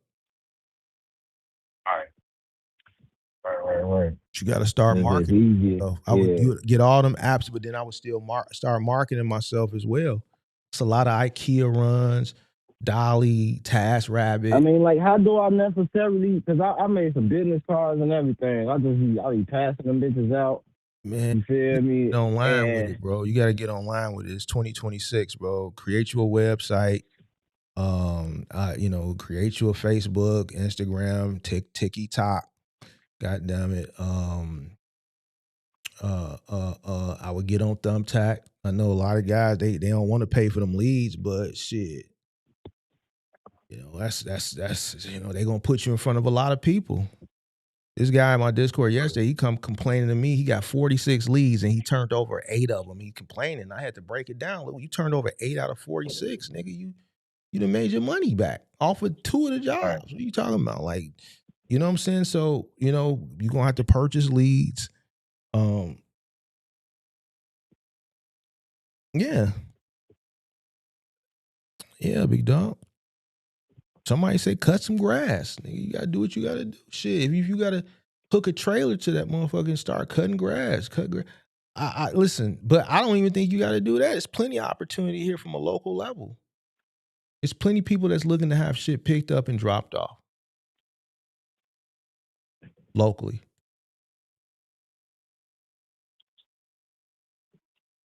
I heard you talking about like T-Force. Would I be able to, like, is that like a full route thing, or would I be able to maneuver that shit with the work schedule type shit, or that shit is out the window? You say what? That I heard you talking about T-Force, and I went on Indeed and But you work at the post office, big dog. You work at the post office, so you wouldn't when are you gonna have time to do that shit? Right. Yeah. And I'm thinking like I could pick up a load early morning and pick up some shit later. I don't know how it works. Bro, it's dedicated, bro. I mean, you go out there to T-Force out there in Addison, bro. The shit is dedicated. Meaning if they give you a route, you run the route. You don't pick the shit up, go to your job, hold the shit on the truck, and then, deliver that shit when you want to. It shit don't work like that, big dog. That becomes your full-time job. I'm telling you what you should do, bro. Like, I know you don't want to the post office shit, but I'm telling you, like, you don't want to let that shit go. Use the cargo van to make extra money. Keep the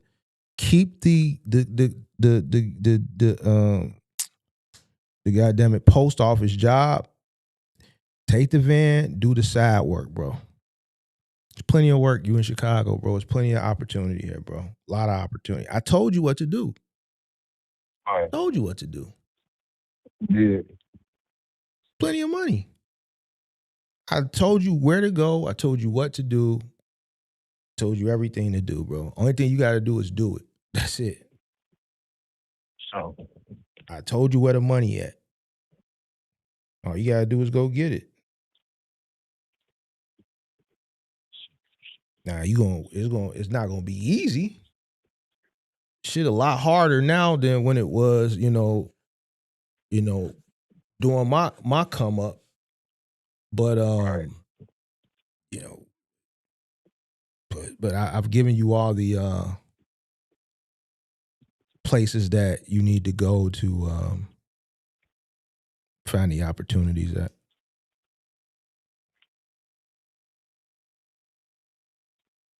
Cut it up. Cut it up. Cut it up. Appreciate you, bro. Hell yeah. When the next day you go live? I don't know, bro. I ain't. I don't know, bro. Y'all niggas been pissing me off. Damn, see, that's what a motherfucker ain't trying to do. I Y'all need don't the listen, game. bro. Y'all don't listen, bro. I done told y'all, especially y'all niggas from Chicago, bro. I done told y'all how to get the money, dog. I done told y'all where to Right. go, what to do, how to do it.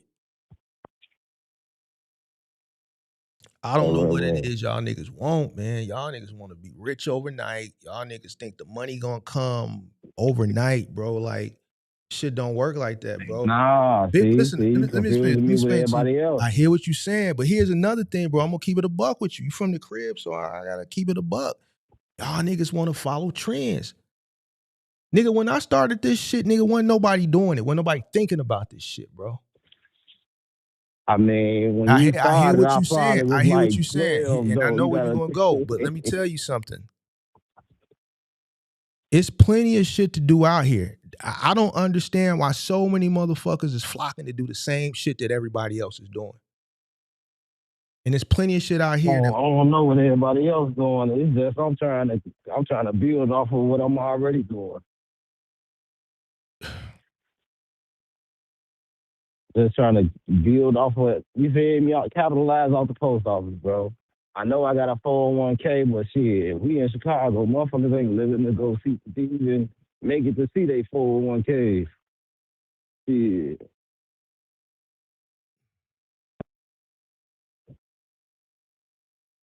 Just, hey, how you doing? yeah. All right. I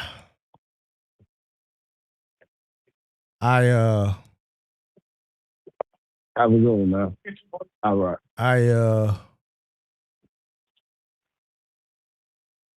I hear you, bro.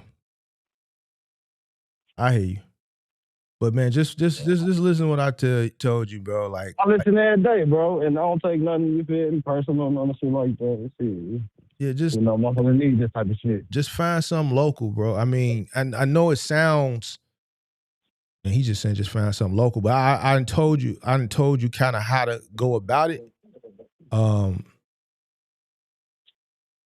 just, your situation, bro. It's like, man, bro, I wish you would have just came to me sooner. Yeah, me too.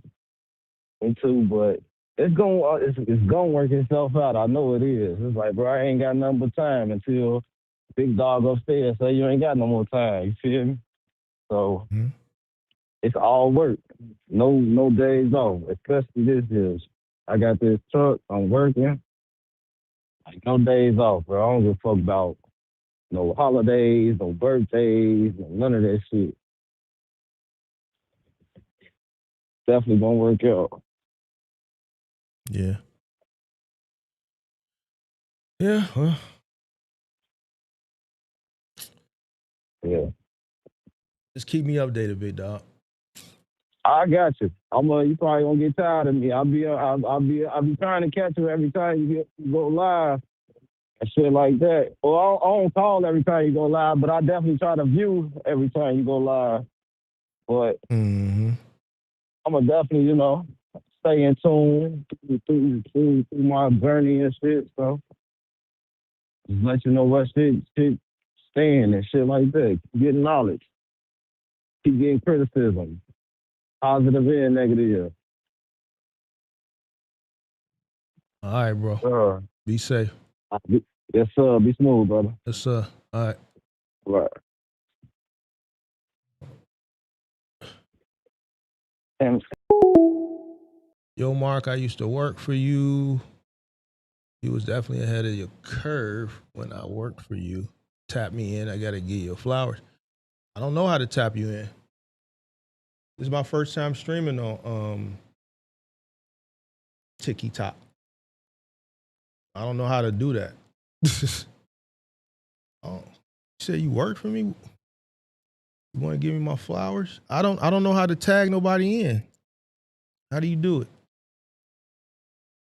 Highlight. How do you do it? Co-host? Yeah,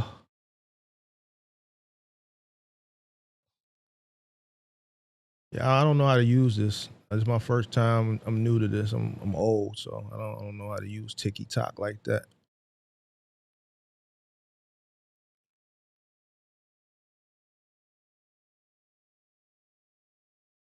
But yeah, man.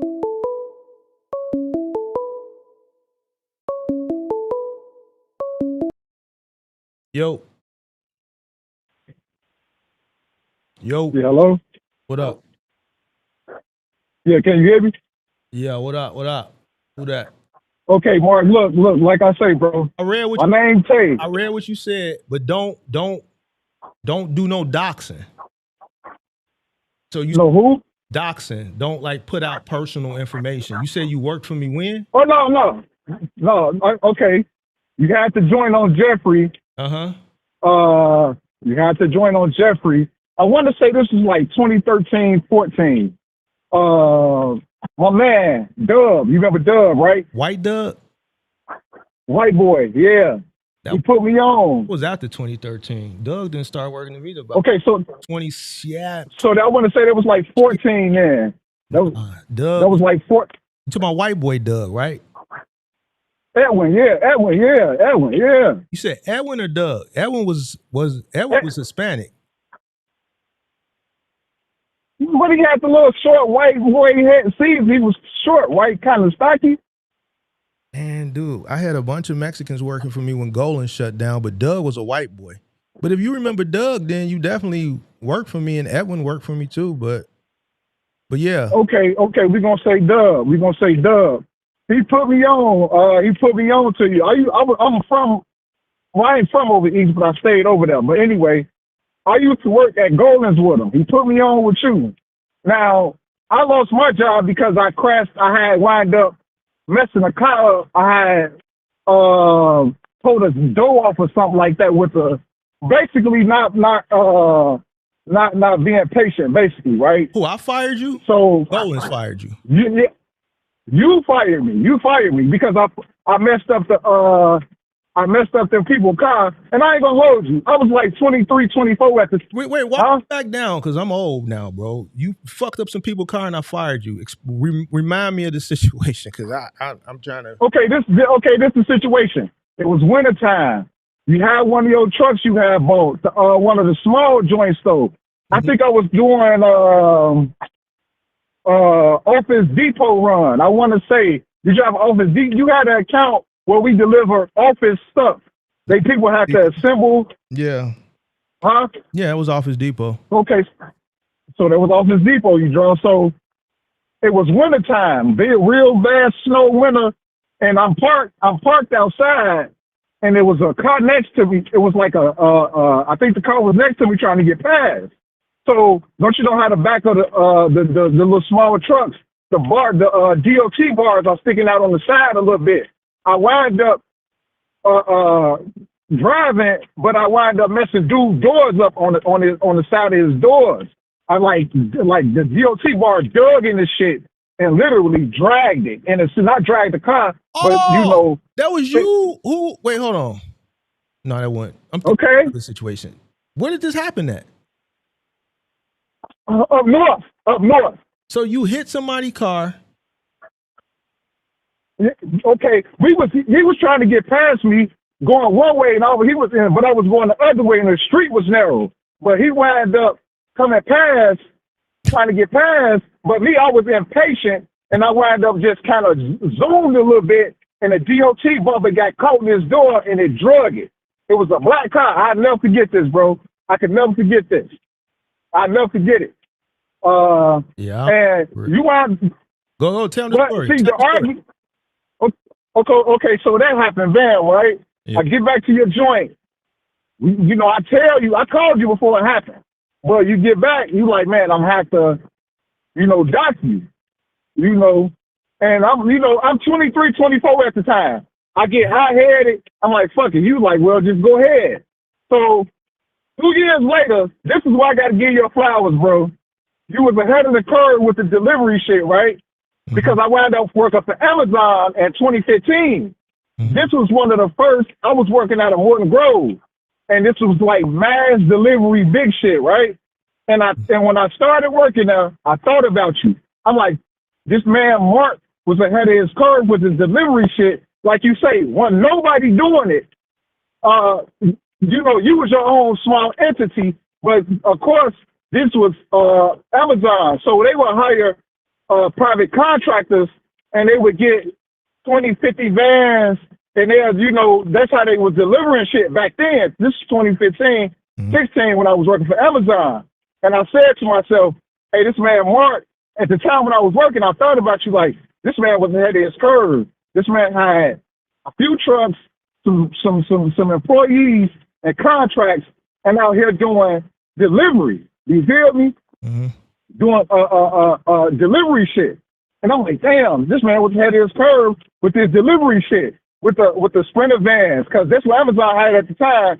Sprinter vans, Nissans, Fords, all that, all of what they got today, that's what they was doing, but you was doing it out of your trucks back in the day.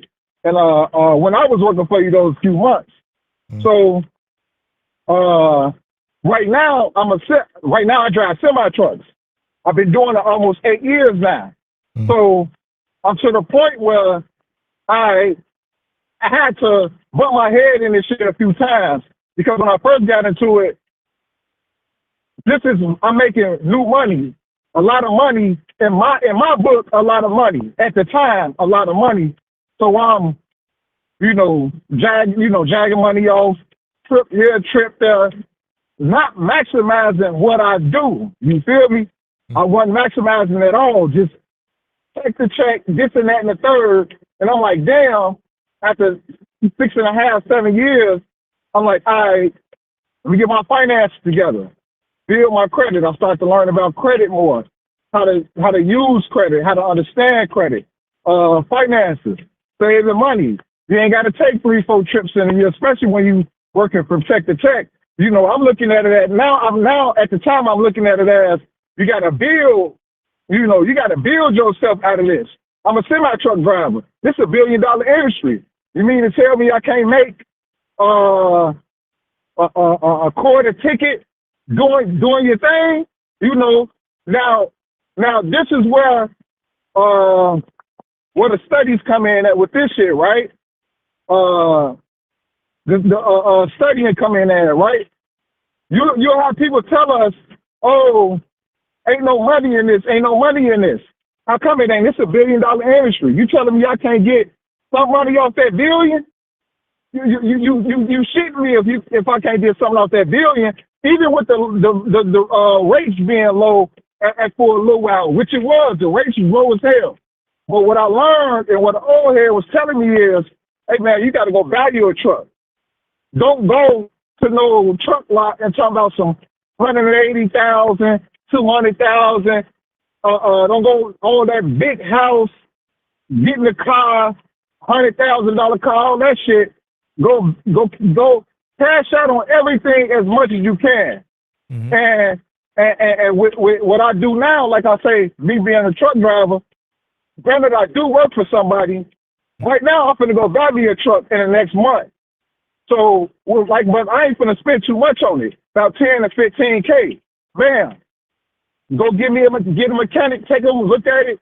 If it's good enough, man, we're gonna fix what needs to be fixed on here. As long as this joint runs, and as long as we ain't gotta do no blowback, overhaul, as they say in trucking, we ain't gotta do it too soon.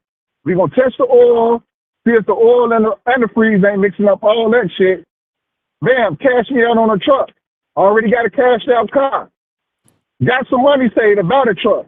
But with transportation in general, bro, just looking at what you do, what you're doing now, and where you at now, and I was like I said, I seen some of your videos on YouTube, all that shit, bro. You ahead of your time with this shit, bro. You was crazy ahead of your time with this shit back in the day. And I'm 36 now. I got a 15-year-old son. He in private school doing this thing here, hooping and everything now, right? But I say to myself all the time, bro, I'm like, this man Mark was ahead of his time with this transportation shit, man. Because like I say, when I worked at Amazon, I just always, no homo. I just thought about you like the man had the trucks, he had the manpower, and he had we was working. I was working for you. Now I ain't gonna hold you back then. But hard work was tough. Being so young. And go ahead. Now, what was you finna say?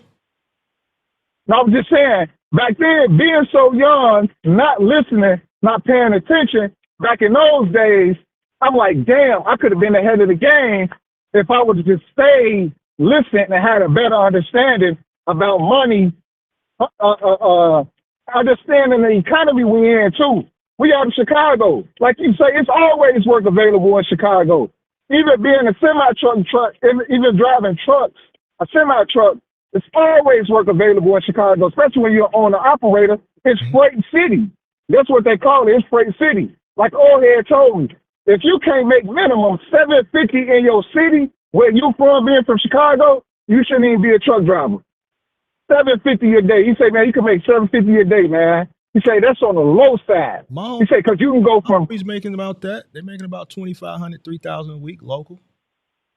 Just doing easy money. Yeah. Working 5 days a week. Am I right or wrong? Yeah. I tell people all the time, but motherfuckers just think I'll be blowing smoke. Like the last brother you had on your call, I'm listening. I'm like, he's not listening at all what you talking about. I'm like, dude, keep your post office job. I work for somebody right now, and I can literally be like, all right, fuck it, let me just go get my truck and do this and do that. No, let me go get my truck, put some little money into it, pay for my own authority, get my MC DOT number, whistle up a trailer, trucking shit, man. And I'm just like, I'm just saying to myself, it come with time though, man. I gotta say it come with time, bro. Because I'm like I say, when I was working for you, I was a hothead. Bro, I'm so chill and laid back now. Like even for women, I don't even like. I always get a woman. I'm 6'6", good looking. I always get a woman. Oh, that shit don't mean none of that means nothing to me no more. I'm like, where is the money at? Transportation, billion-dollar industry.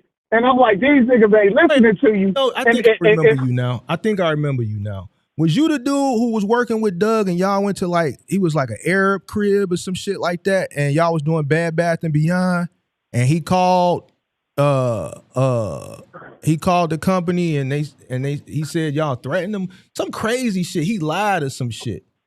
Was that you? Yeah. That's me, bro. To the office, it was you and Doug, and the motherfucker lied, and it said something crazy, but it was a lie. And then the vice president, bro, it was. Called me. That was you. Yeah, yes, it was, bro. I remember that shit. Yeah, and this is why he was intimidated. You was a hothead. Exactly. Yeah. That's why he called you, and that sticks in my head as an example. Because I'm like, I had to learn, like, bro, you too motherfucking tall and big to be getting rah-rah with people. A motherfucker either shoot you out here or call the police on you, bro. Chill the fuck out, man. So, I even spent a lot of time on the road just getting my money because I'm like, this shit kept me out of trouble in general. Truck driving for 7.5, 8 years already. But it took me that long to even learn the truck driving game. Because like I say, you can get out here and run. But if you ain't got no plan, you going to burn out quick. Unless you just want to be a company driver for the rest of your life, which ain't nothing wrong with that. Because you can get 401k, you can get paid real good, this and that and the third. But what I know as a truck driver in Chicago, ain't nobody paying you local. You're going to get paid $1,200, $1,300 a week. That ain't no money. To me, it ain't no money. So that's why I'm like, all right, let me get my own truck. Let me do my own thing. MC, DOC number. Get my insurance up. Because that's going to be a big bill within itself. Putting some down, paying that shit every month. The rates going back up because they getting rid of the non-docile truck drivers. People getting a CDL illegally. Rates going back up right now. Like they saying, coming out of Chicago, make good money, or just running through Chicago make good money. And shit, we stay in Midwest. You got Michigan, you got Ohio, you got Indiana, you got Iowa. It's money all around that motherfucker, man. But people don't want to listen to you, bro. But that's why I say, bro, I gotta give you your flowers, bro. You a black man was way ahead of your time with this transportation shit, delivery shit, bro. Way ahead of your time, bro. So with that, bro, I salute you, bro. Straight up. I appreciate you, dog. I remember you now. I remember you now. When you said 6'6", it just eliminated a bunch of people, and I had to think of all the tall people. And then when you said Doug, I remember you because I'm gonna be right. I gave so many people opportunities. I mean, if you work for me, you knew anybody. Absolutely. I just hired them. You know, I don't think people believe Absolutely. you did that. You know what I'm saying? But I gave everybody an opportunity. So many people came through my doors. I was at Kitchen and Cocktails a couple years ago, and I'm sitting there having dinner, and the security guy walked up to me, and he said he worked for me. I didn't remember him, and he told me a story. He's like, "You fired." He told me the same story. I fired him. He said he couldn't get Office Depot done in a timely fashion. So, because I'm like, damn, what happened? Because it was some knockdown drag outs up there too. So I didn't know how it went as far as firing. Because I'm like, damn, nigga, I don't want you to tell the cook to spit in my food and nothing like that. He's like, nah. Yeah. Like he's like, nah, I couldn't get the route done, and you just told me, like, man, I gotta let you go. You ain't quick enough. But yeah, I remember you now. You used to work with Doug, and y'all used to do a lot of shit. Y'all used to take a lot of freight that I had in the warehouse and deliver it, right? Yeah. Absolutely. Because I remember it was you and Doug that day. I don't know if y'all was in Morton Grove or something, but I got that call, and something happened with you, Doug, and that customer. And I knew the guy was full of shit, but I don't know what happened as far as, but I'm like, bro, Doug is white. So the way he was explaining it and the way I was explaining to the corporate people when they called, said that's impossible because one of the guys was Caucasian. I forgot what exactly was said, but I responded like, well, this guy is Caucasian, so I just don't understand what a racial thing, because it was a racial thing. And I'm like, well, one of the guys was fucking white. And it was okay. Look, go ahead. Okay, so my bad. I didn't mean to cut you off, bro. But even I vaguely remember it, but I do remember that. I remember Dub even telling me, like, bro, you black, bro, you a tall motherfucker. You got to be cool talking about anything. Like, bro, you aggressive, which I was when I was young, bro. I was real aggressive. You know, just like. Macho, like not knowing shit, bro. Like you got that high testosterone at 23, 24 years old. You know, you out here doing what you think is right, but it ain't it. You know, you ain't thinking like, hey man, I'm working for somebody, I'm representing this man's company. Let me be on my best behavior, man. Just in general as a man and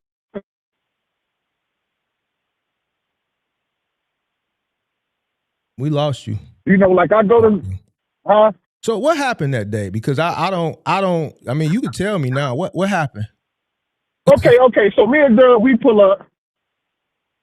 I ain't gonna hold you. Like at the time, me and my ex, we was arguing on the phone. So I already had this fire in me. Like, motherfucker say anything wrong and me look at me wrong today, I'm on. I'm ready to smack him with some shit, but I was on some like moving lethargic type, moving slow, not really, on my D for the day. I'm not moving like I'm supposed to. And my man, rightfully so in a sense, like he why your other coworker ain't doing what he's supposed to do. Dub warned me twice about that. Like, why do you say, bro, he asked the questions about you? Because I'm on the phone arguing with the bitch outside on the truck. Now, we don't talk no more to this day, but I'm arguing with the bitch on the phone outside. So, I'm right all loud as shit in these white folks' neighborhood. So, he's thinking, I'm guessing the Arab dude was just like, like, that guy, like, scared and all that shit. So instead of him being real with you, like, hey man, you got one of your workers out here, he's arguing on the phone with this girl, this and that and the third. You know, I'm not saying nothing directed towards him. I'm on the phone not doing my job. That's what it really was. So, you know, I guess he took advantage of his privilege, his Arabic privilege with some money, and he just got, you know, he twisted the story up, basically. That's what that was. Yeah, that call, and I don't see, I that call made it all the way up to the vice president of Bed Bath & Beyond, and I was in a conference call. No shit. Yeah. I was still in the office. I believe that was a Friday evening.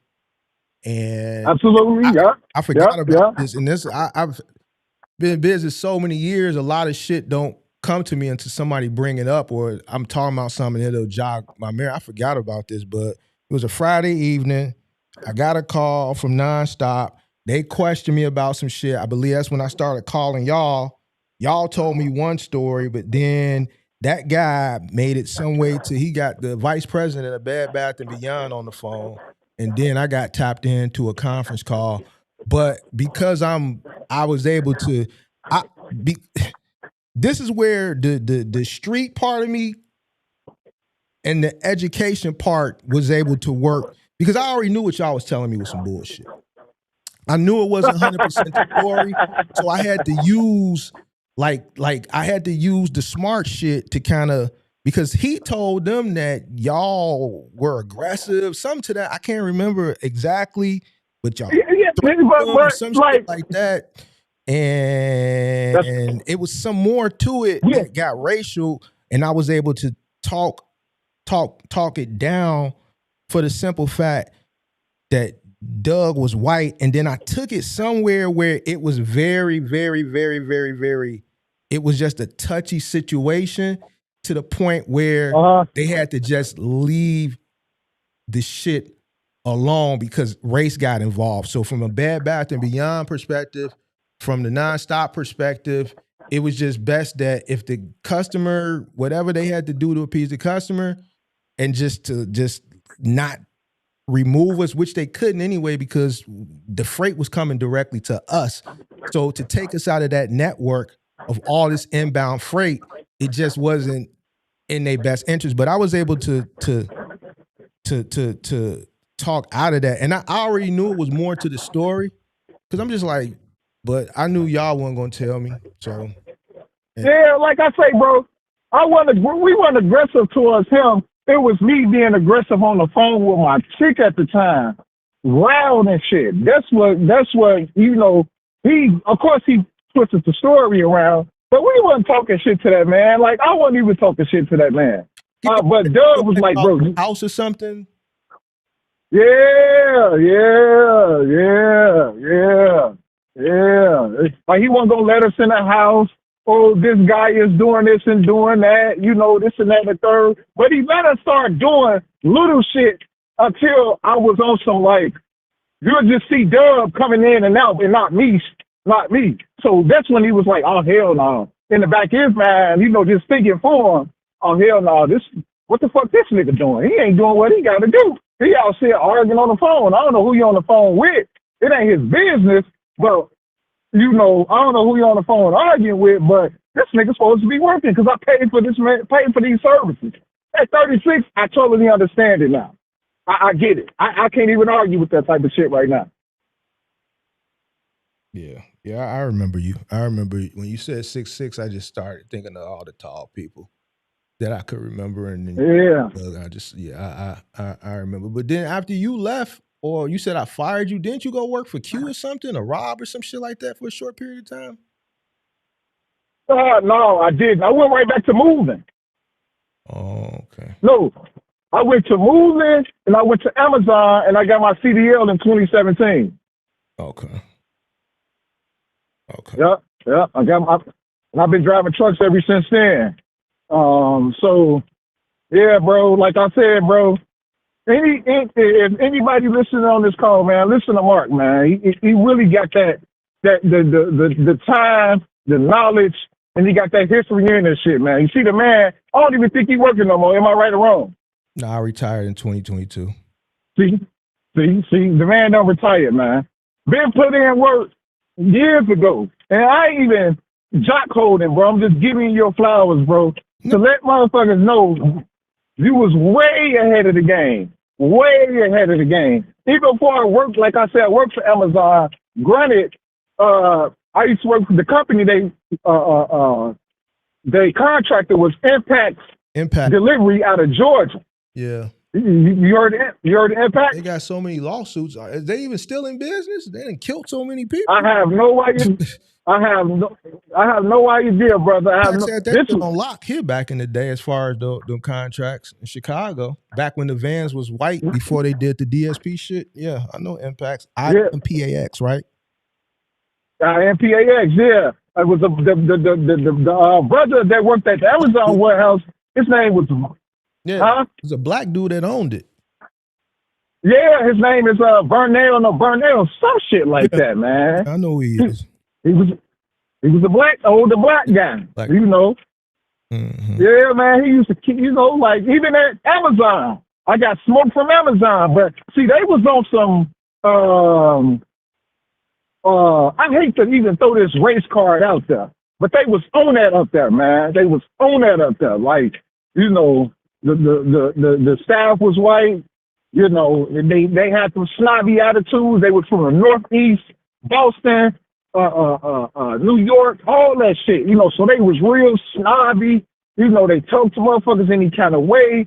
And then it's crazy, right? Talking about the one out there. I tried to Morton Grove. Bro, yeah. Yeah, it was a different culture with Amazon back then than it is now, as far as a corporate executive perspective. Yeah, in the facilities. Yeah, I don't know how it is now. It's different now. It's different. Oh, it's different. I ain't know. When they approached me, everybody that I dealt with from Amazon, from when I did take the meeting to do the deliveries, and even when the middle mile people came to the yard and came to the office and approached me, because they came and visited me. Two white guys came and they propositioned me some routes coming from Joliet going to Wisconsin, dedicated routes. It just wasn't enough money. But yeah, it was a different culture back then because they were still building this logistics network, what we see today. So yeah, it was a lot of corporate people that didn't live today, man. That was positioned here to build that network in this market. So yeah, I know what you're talking about. Okay, understood. Yeah, they're a monster right now, man. Monster. Like, but I would never, I can't do Amazon, man. But like I say, man, people, man, listen to Mark, man. Transportation is $1 billion industry out here, man. $1 billion industry. It's enough money for everybody to make some, go around, this and that and the third. If you're going to do the van, the Sprinter van, the straight truck, CDL, it's money and all this shit, man. You got to listen to people like Mark, though, because he will put you where you need to be. And that's just like straight facts, man. Like, listen to the brother, man. If you got you a 9 to 5 right now, keep it and keep hustling. How did you find me? I just popped up in your algorithm. You was like, damn, that's Mark. Yeah. Look, you just look, bro. Crazy shit. I'm on YouTube, and I'm just looking for, man. I'm looking at owner operator. No. I'm looking at owner operator this and that and the third. So my boy one day talks about Sprinter vans. So I goes on YouTube and look up Sprinter van and just look at what's to this. You pop up. I'm like, oh shit, this is Mark. I'm like, oh shit, this is Mark, bro. I used to work for this man. You started just popping up. And I would look at your YouTube videos. I would look at some of the live feeds you would do, some of the I hate to say it like this, some of the niggas that ain't listening on the live feed trying to tell you what to do, and they ain't even did it yet. And I'm just like, I be like, damn, like, bro, like, as an older man now, I'm like, damn, niggas really don't be listening or don't want to pay attention to the nigga that got the money. Like, I ain't saying you got to kiss a nigga ass, but you got to really listen to a motherfucker that's been through this shit already. Like I always tell my son, I've been your age before. That's my best I've been saying to my son, hey man, I was your age before. So you can't just tell me anything, big dog. I've been through this shit already. I was a hooper. Yeah, I didn't probably get as far as I wanted to because I didn't listen and I wasn't coachable. So what we gonna do today is you're gonna be coachable and you're gonna listen. And that should start with me, you know. But yeah, like I would just watch your videos, bro. And I'm like, damn, G, these niggas really don't be listening to my man. My man really got the juice in this shit. But I take it as today, being from Chicago, you from Chicago, we both from the city. Everybody want to be their own boss, or everybody just want to move at this expeditious, fast-paced level. And I'm like, bro, Rome wasn't built overnight. That's something I have to understand as a man. Rome wasn't built overnight. My nigga, you 36 years old. By the time you 50 and you doing what you doing, you could be straight. You ain't even got to drive a truck like that no more. But I genuinely enjoy doing this shit, though. Like, on an everyday basis. Driving through the challenging weather, you know, being smart, pulling over, going into the weigh station. Oh, we want your paperwork. All right, here you go. I take pride in that. Oh, let me see your logs. Here you go. Shit, I take pride in that. I love what I do now because it keep me out of trouble. Like I said, my son go to private school. I put money in the stock market, and I'm gonna get my own truck soon. So all that just growth, bro. Just growing as a man, you know. And like I say, bro, just what you doing right now, bro. You even ahead of your time right now talking about the vans and shit, right? Because ain't nobody on YouTube really talking about it like that.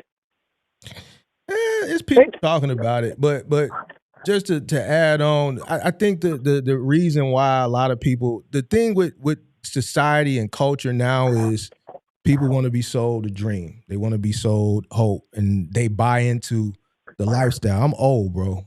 You know, I'm older. I'm approaching 50 years old. So they didn't work you that way, man. You ain't never gonna be approaching 50, man. Yeah, bro. I'm 46. Damn, you 10 years older than me. So you was when you was 36. I was in my early 30s, going into my mid 30s. Yeah, that's crazy, bro. So go ahead. Go ahead. No, go ahead, bro. Go ahead. So go ahead. So what a lot of these motherfuckers want to see now? They want to see lifestyle and shit like that, but bro, I'm not finna bring you into my personal world. You can either take the information that I'm giving and use common sense to comprehend what I'm saying, to understand. Like a motherfucker that's given this type of information, he has had to done it on a high level, even though I've done showcased this shit. But you know, motherfuckers want to be sold. You know, they want to see the Rolls Royce, they want to see the Bentley, they want to see all this shit, that and the third. You dig what I'm saying? And that's what they gonna get. Okay, fancy car, him. Yes, we're gonna listen to him. You dig what I'm saying? So, versus the information that's coming out your mouth. So a lot of people, they just say like, oh well, we don't see it, so we ain't honor it.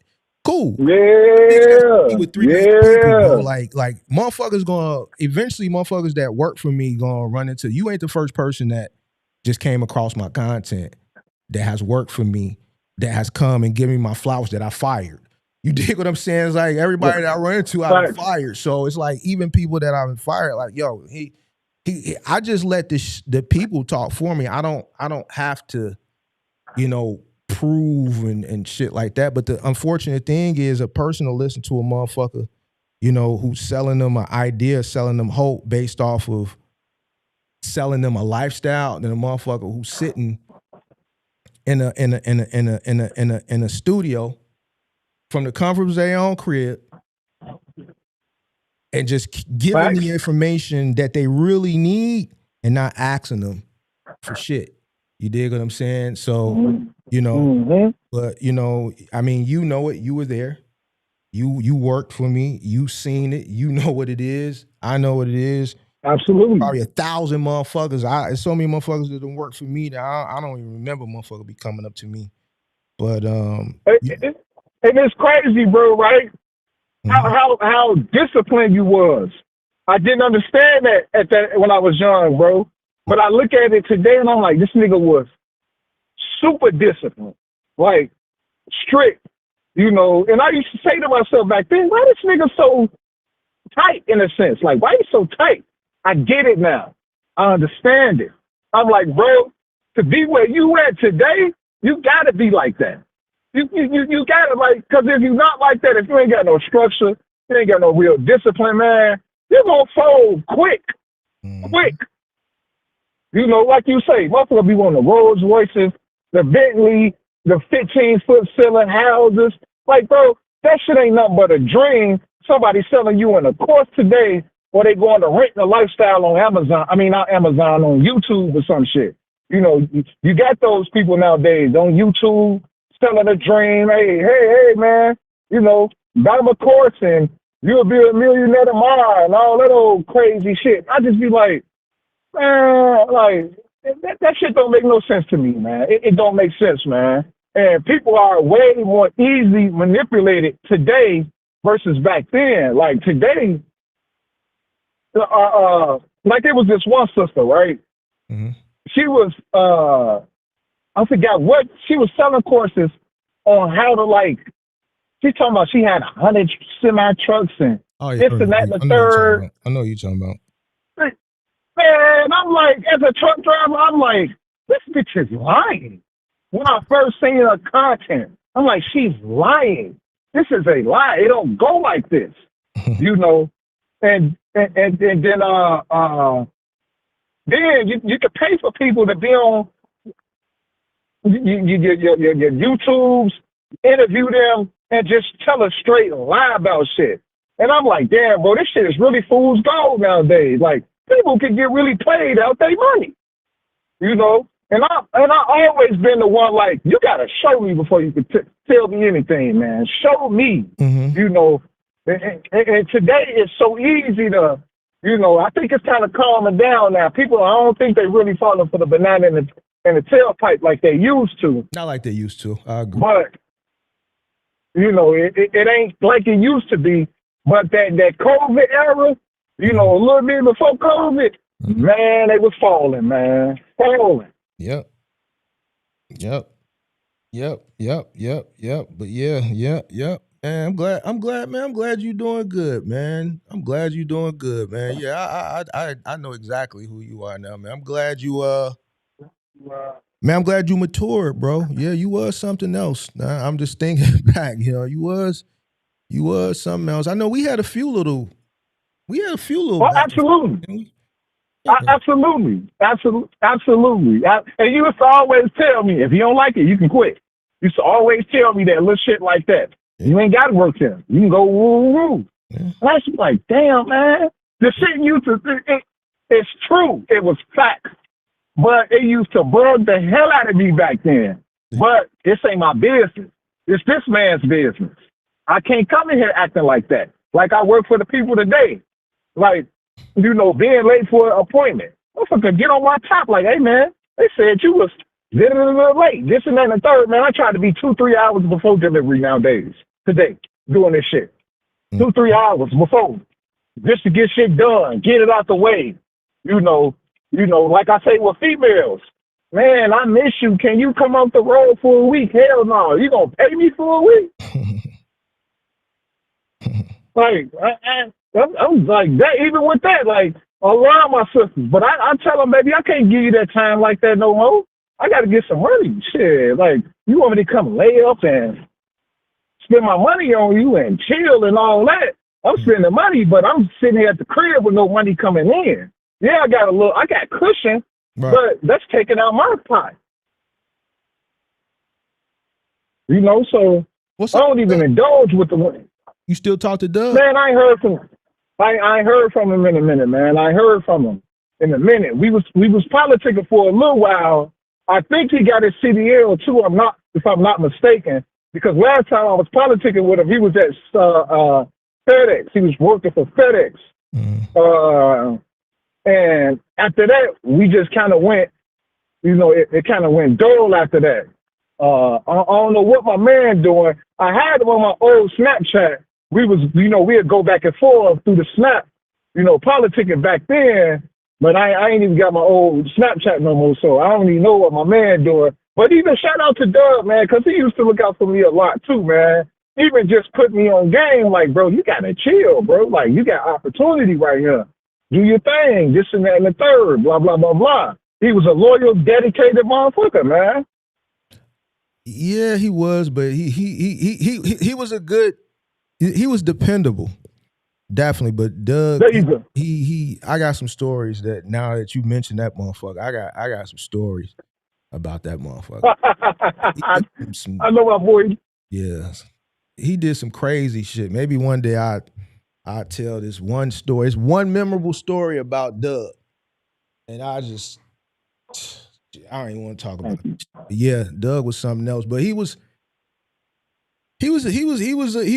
reliable. But most of the people that was back then was reliable. And but yeah, I appreciate you for recognizing the discipline, and it's good, because I be knowing, I be like, I haven't had one of my employees hasn't seen my content. It's been a minute since an employee of mine has just randomly come across my content, but I know eventually it happens because it's happened, before. It just hasn't happened, and it's been like 2 years since somebody, a older employee, has just randomly come across me. But I Right. had you matured and you a lot of the shit that you probably thought I was just an asshole and this, that, and the third. Like, I had to be like that. Yeah.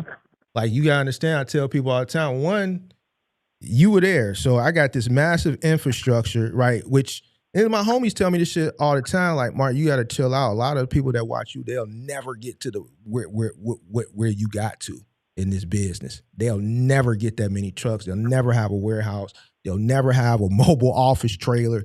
They won't get that. So you got to understand that you different. Now me, I'm thinking like, shit. Yeah, bro. You really is, bro. You really different. You 101 on some real shit, bro. On some like black man shit, bro. You really 101. Cause I ain't after you, bro. And at the impacts, I ain't never seen no other black man do it like y'all, bro. And that's just real shit. Yeah.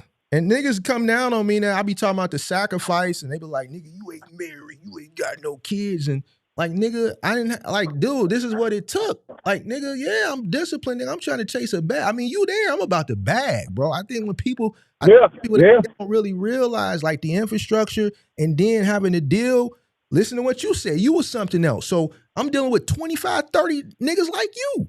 Some niggas worse than you. Yeah. Some niggas not as worse, but I'm dealing with a lot of black men on the east side of Chicago, and I got to stand on shit. So I'm dealing with 25, 30 different personalities. I got the trucks I got to deal with. I got the freight I got to deal with. I got the customers I got to deal with. I got the contracts I got to deal with. So it's like, I can't. And we in Chicago, so like this ain't middle America. Everybody on that. You dig what I'm saying? So I gotta everybody's on that. Right. So I always gotta be stoic, and I always gotta stand on business. I can't really show no weakness. That's why you like, nigga, if you don't like it, nigga, you can quit. You see what I'm saying? I gotta stand on, because the moment I let a motherfucker get the leverage over me, nigga, I've lost my company. You see what I'm saying? Yeah. I understand. Absolutely. You know what I'm saying? So, I can't never nigga show no nigga like, nah, I need you. Nah, if you don't want to do it, nigga, then go on. You see what I'm saying? Yeah. So yeah. But that's why I had an exit plan, and that's why, because shit, nigga, by 2017, 2018, I said, nigga, 2025, I'm out. Pandemic came, that gave me the opportunity of a lifetime, bro. So I did 3 years, and you a bad motherfucker, man. You a bad motherfucker. I walked out on top, bro.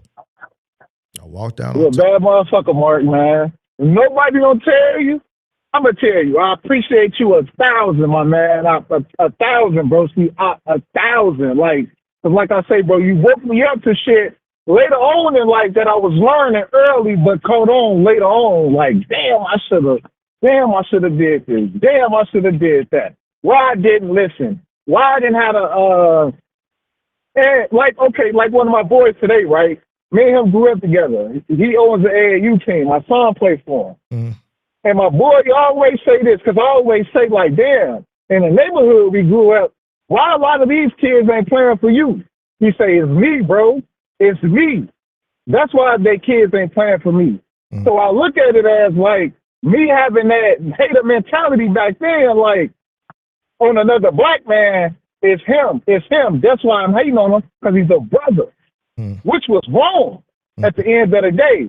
But as a man now, I'm like, hell no. You got to salute them brothers like that, because they far and few. Like I told you, you one-on-one, bro. You and the other brother that own Impacts. Them the only two brothers I know that own mass transportation companies, delivery companies and shit like that. I don't know nobody or other black man that did that shit before. Not one. Yeah, man. Appreciate you, though. I appreciate you, man. Because I don't know, like, no doubt, man. Does that work for me in the past? I know, like, because I didn't have some knockdown. I didn't have to fire some niggas aggressively. So, I'm, you know what I'm saying? So, I appreciate you for tapping in, bro. I appreciate you for just even, maturing and even come back. I gave a lot of brothers opportunities back day. So even with this, where you just landed right here, as far as the crab in the barrel mentality, I dealt a lot with that back then. I'm not saying that that's how you approach the relationship with me, but I don't know, you probably seen it if you can recall back a lot of them. Absolutely. Worked up. Hey, look though. They ain't fuck with me like that. And I understood that. Let me ask you this. Yeah. Let me ask you this. What's up with your brother? I remember your brother, bro, and I remember like he wasn't like, Yeah, I felt like he was like real street. Yeah. See? Yeah. Back then he was like that. Yeah. Yeah, nah, he's 40 now. So okay. Before I left, I made sure he was set up. He's has a nice cushiony position. Remember we was doing the U-Haul shit? Yeah, absolutely. Hell yeah. Hell yeah. I leveraged my relationships with there, and he's corporate. Okay, broski. Yes. Okay, see, that's love right there, man. Him, I made sure he was tucked away. And tell you, he doing good now. He done calmed down a lot. Obviously 40. He got a daughter now. She should be 6 this year. And so I got a niece, and he done, he calmed down. He 40 now. He got a nice cushiony position, and and he doing good. So he was fake a hot head too, wasn't he? He's still a hot head, but he ain't nowhere near. Nigga, I went to a club or something a few years ago, and motherfucker, I didn't have no pull. This how much terror this nigga ran just on the over east. Man, the bouncer can't. Hey, you tell the brother, come to the front. I'm like, he's like, nigga, I know your brother. You look just like him, nigga. You come to the front. He's like, nigga, your brother's something else. Yeah, man, that nigga was something else, bro. That nigga was something. Yeah, bro. I remember your brother, bro. Yeah, my mother was just him being up there. That kept him out of trouble. So my mother was very appreciative that I was able to even keep him up there the little hours of the day that he was up there to kill. Yeah, he was something else. But now he doing real good. I made sure before I walked away, I had him. I tucked him away. He good. He good. He real good. Got his own place. Got his own crib. Good cushiony job. Own house. Daughter. He good. He good. Okay, that's what's up, man. I love to hear shit like that, man. I love to hear it, man. Mm-hmm. Yes, sir. Yep. Yeah, man. But like I say, Mark, man, appreciate you, bro. 1,000, man. All love from over here, man. And whoever listening to Mark, listen to the brother, man. He know what he's talking about. And this ain't no funny shit. The man know exactly what he's talking about. Transportation, $1 billion industry, man. Listen to the brother. And with that being said, Mark, salute, man. I appreciate you, brother. Appreciate it. Just tap in with me from time to time. Let me know you straight. Is this your number? This the number when I'm on the stream, but yeah, you could text this number. If I don't respond, I bet I will. Not on the stream, but when I'm on the stream, you want to call in or you want to text this number, you can text it. I'll see it. I definitely will, brother. Salute. All right, man. Be safe.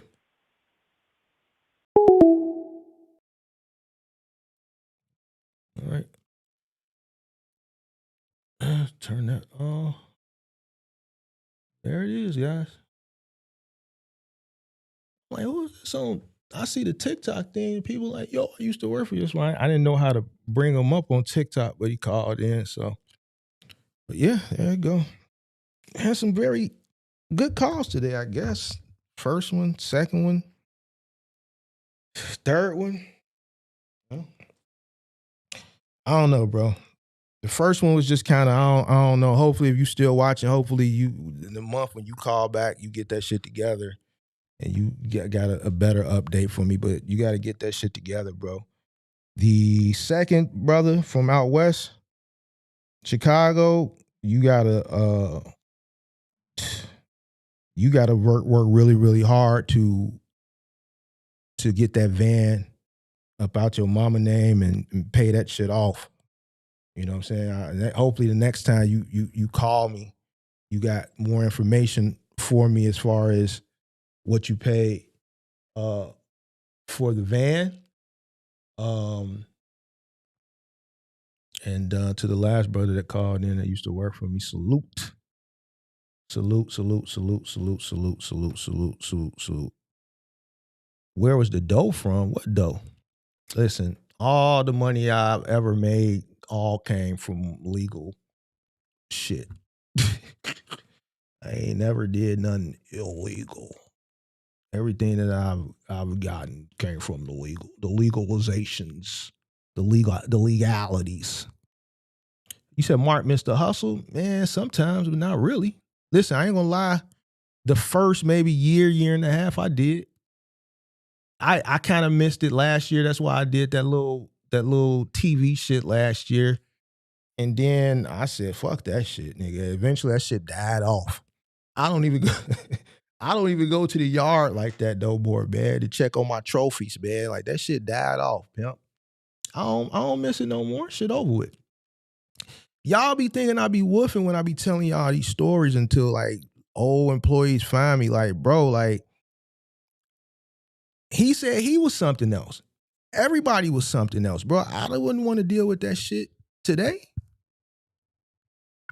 I wouldn't want to deal with that shit today. That's why I was telling the brother early on when things are going and everything is flowing, is going well in the business, have you a plan and an exit plan and make sure you do what you're supposed to do with the money. So whenever you decide that you want to go, you won't never have any regrets. You don't never want to go back and be like, I wish I would have did this and I wish I would have did that. No regrets.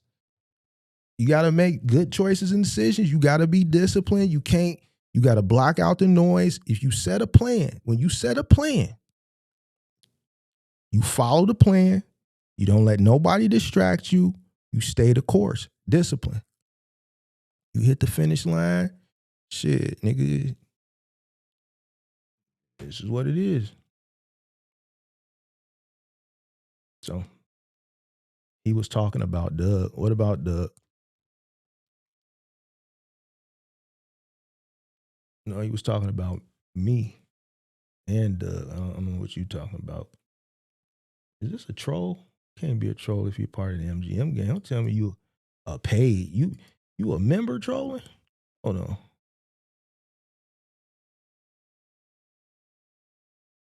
I know who this is.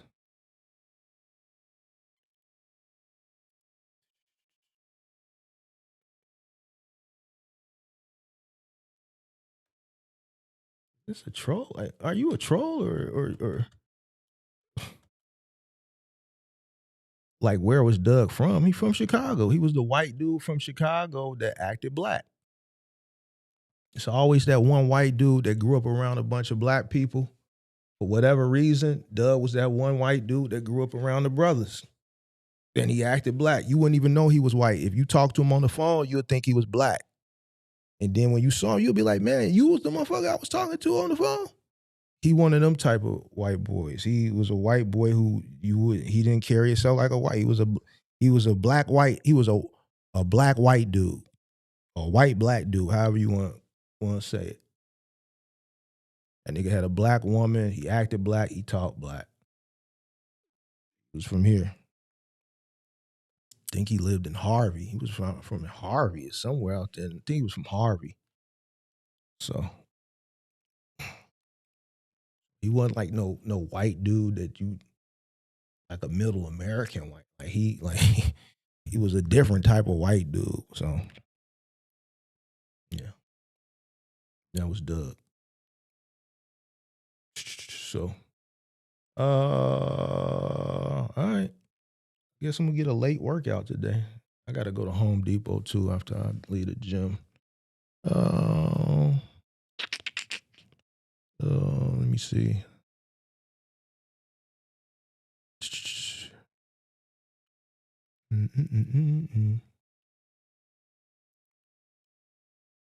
Somebody asked about Kirk. I ain't talked to Kirk in months. Maybe like November or some shit like that. I don't know. I don't know what happened to him. Excuse me. All right. Guess I'll go into Discord. I did Discord once, so I gotta do one more Discord conversation. Maybe I'll do it today, maybe tomorrow. I don't know. All right, y'all. Till the next time, I'm out. Peace.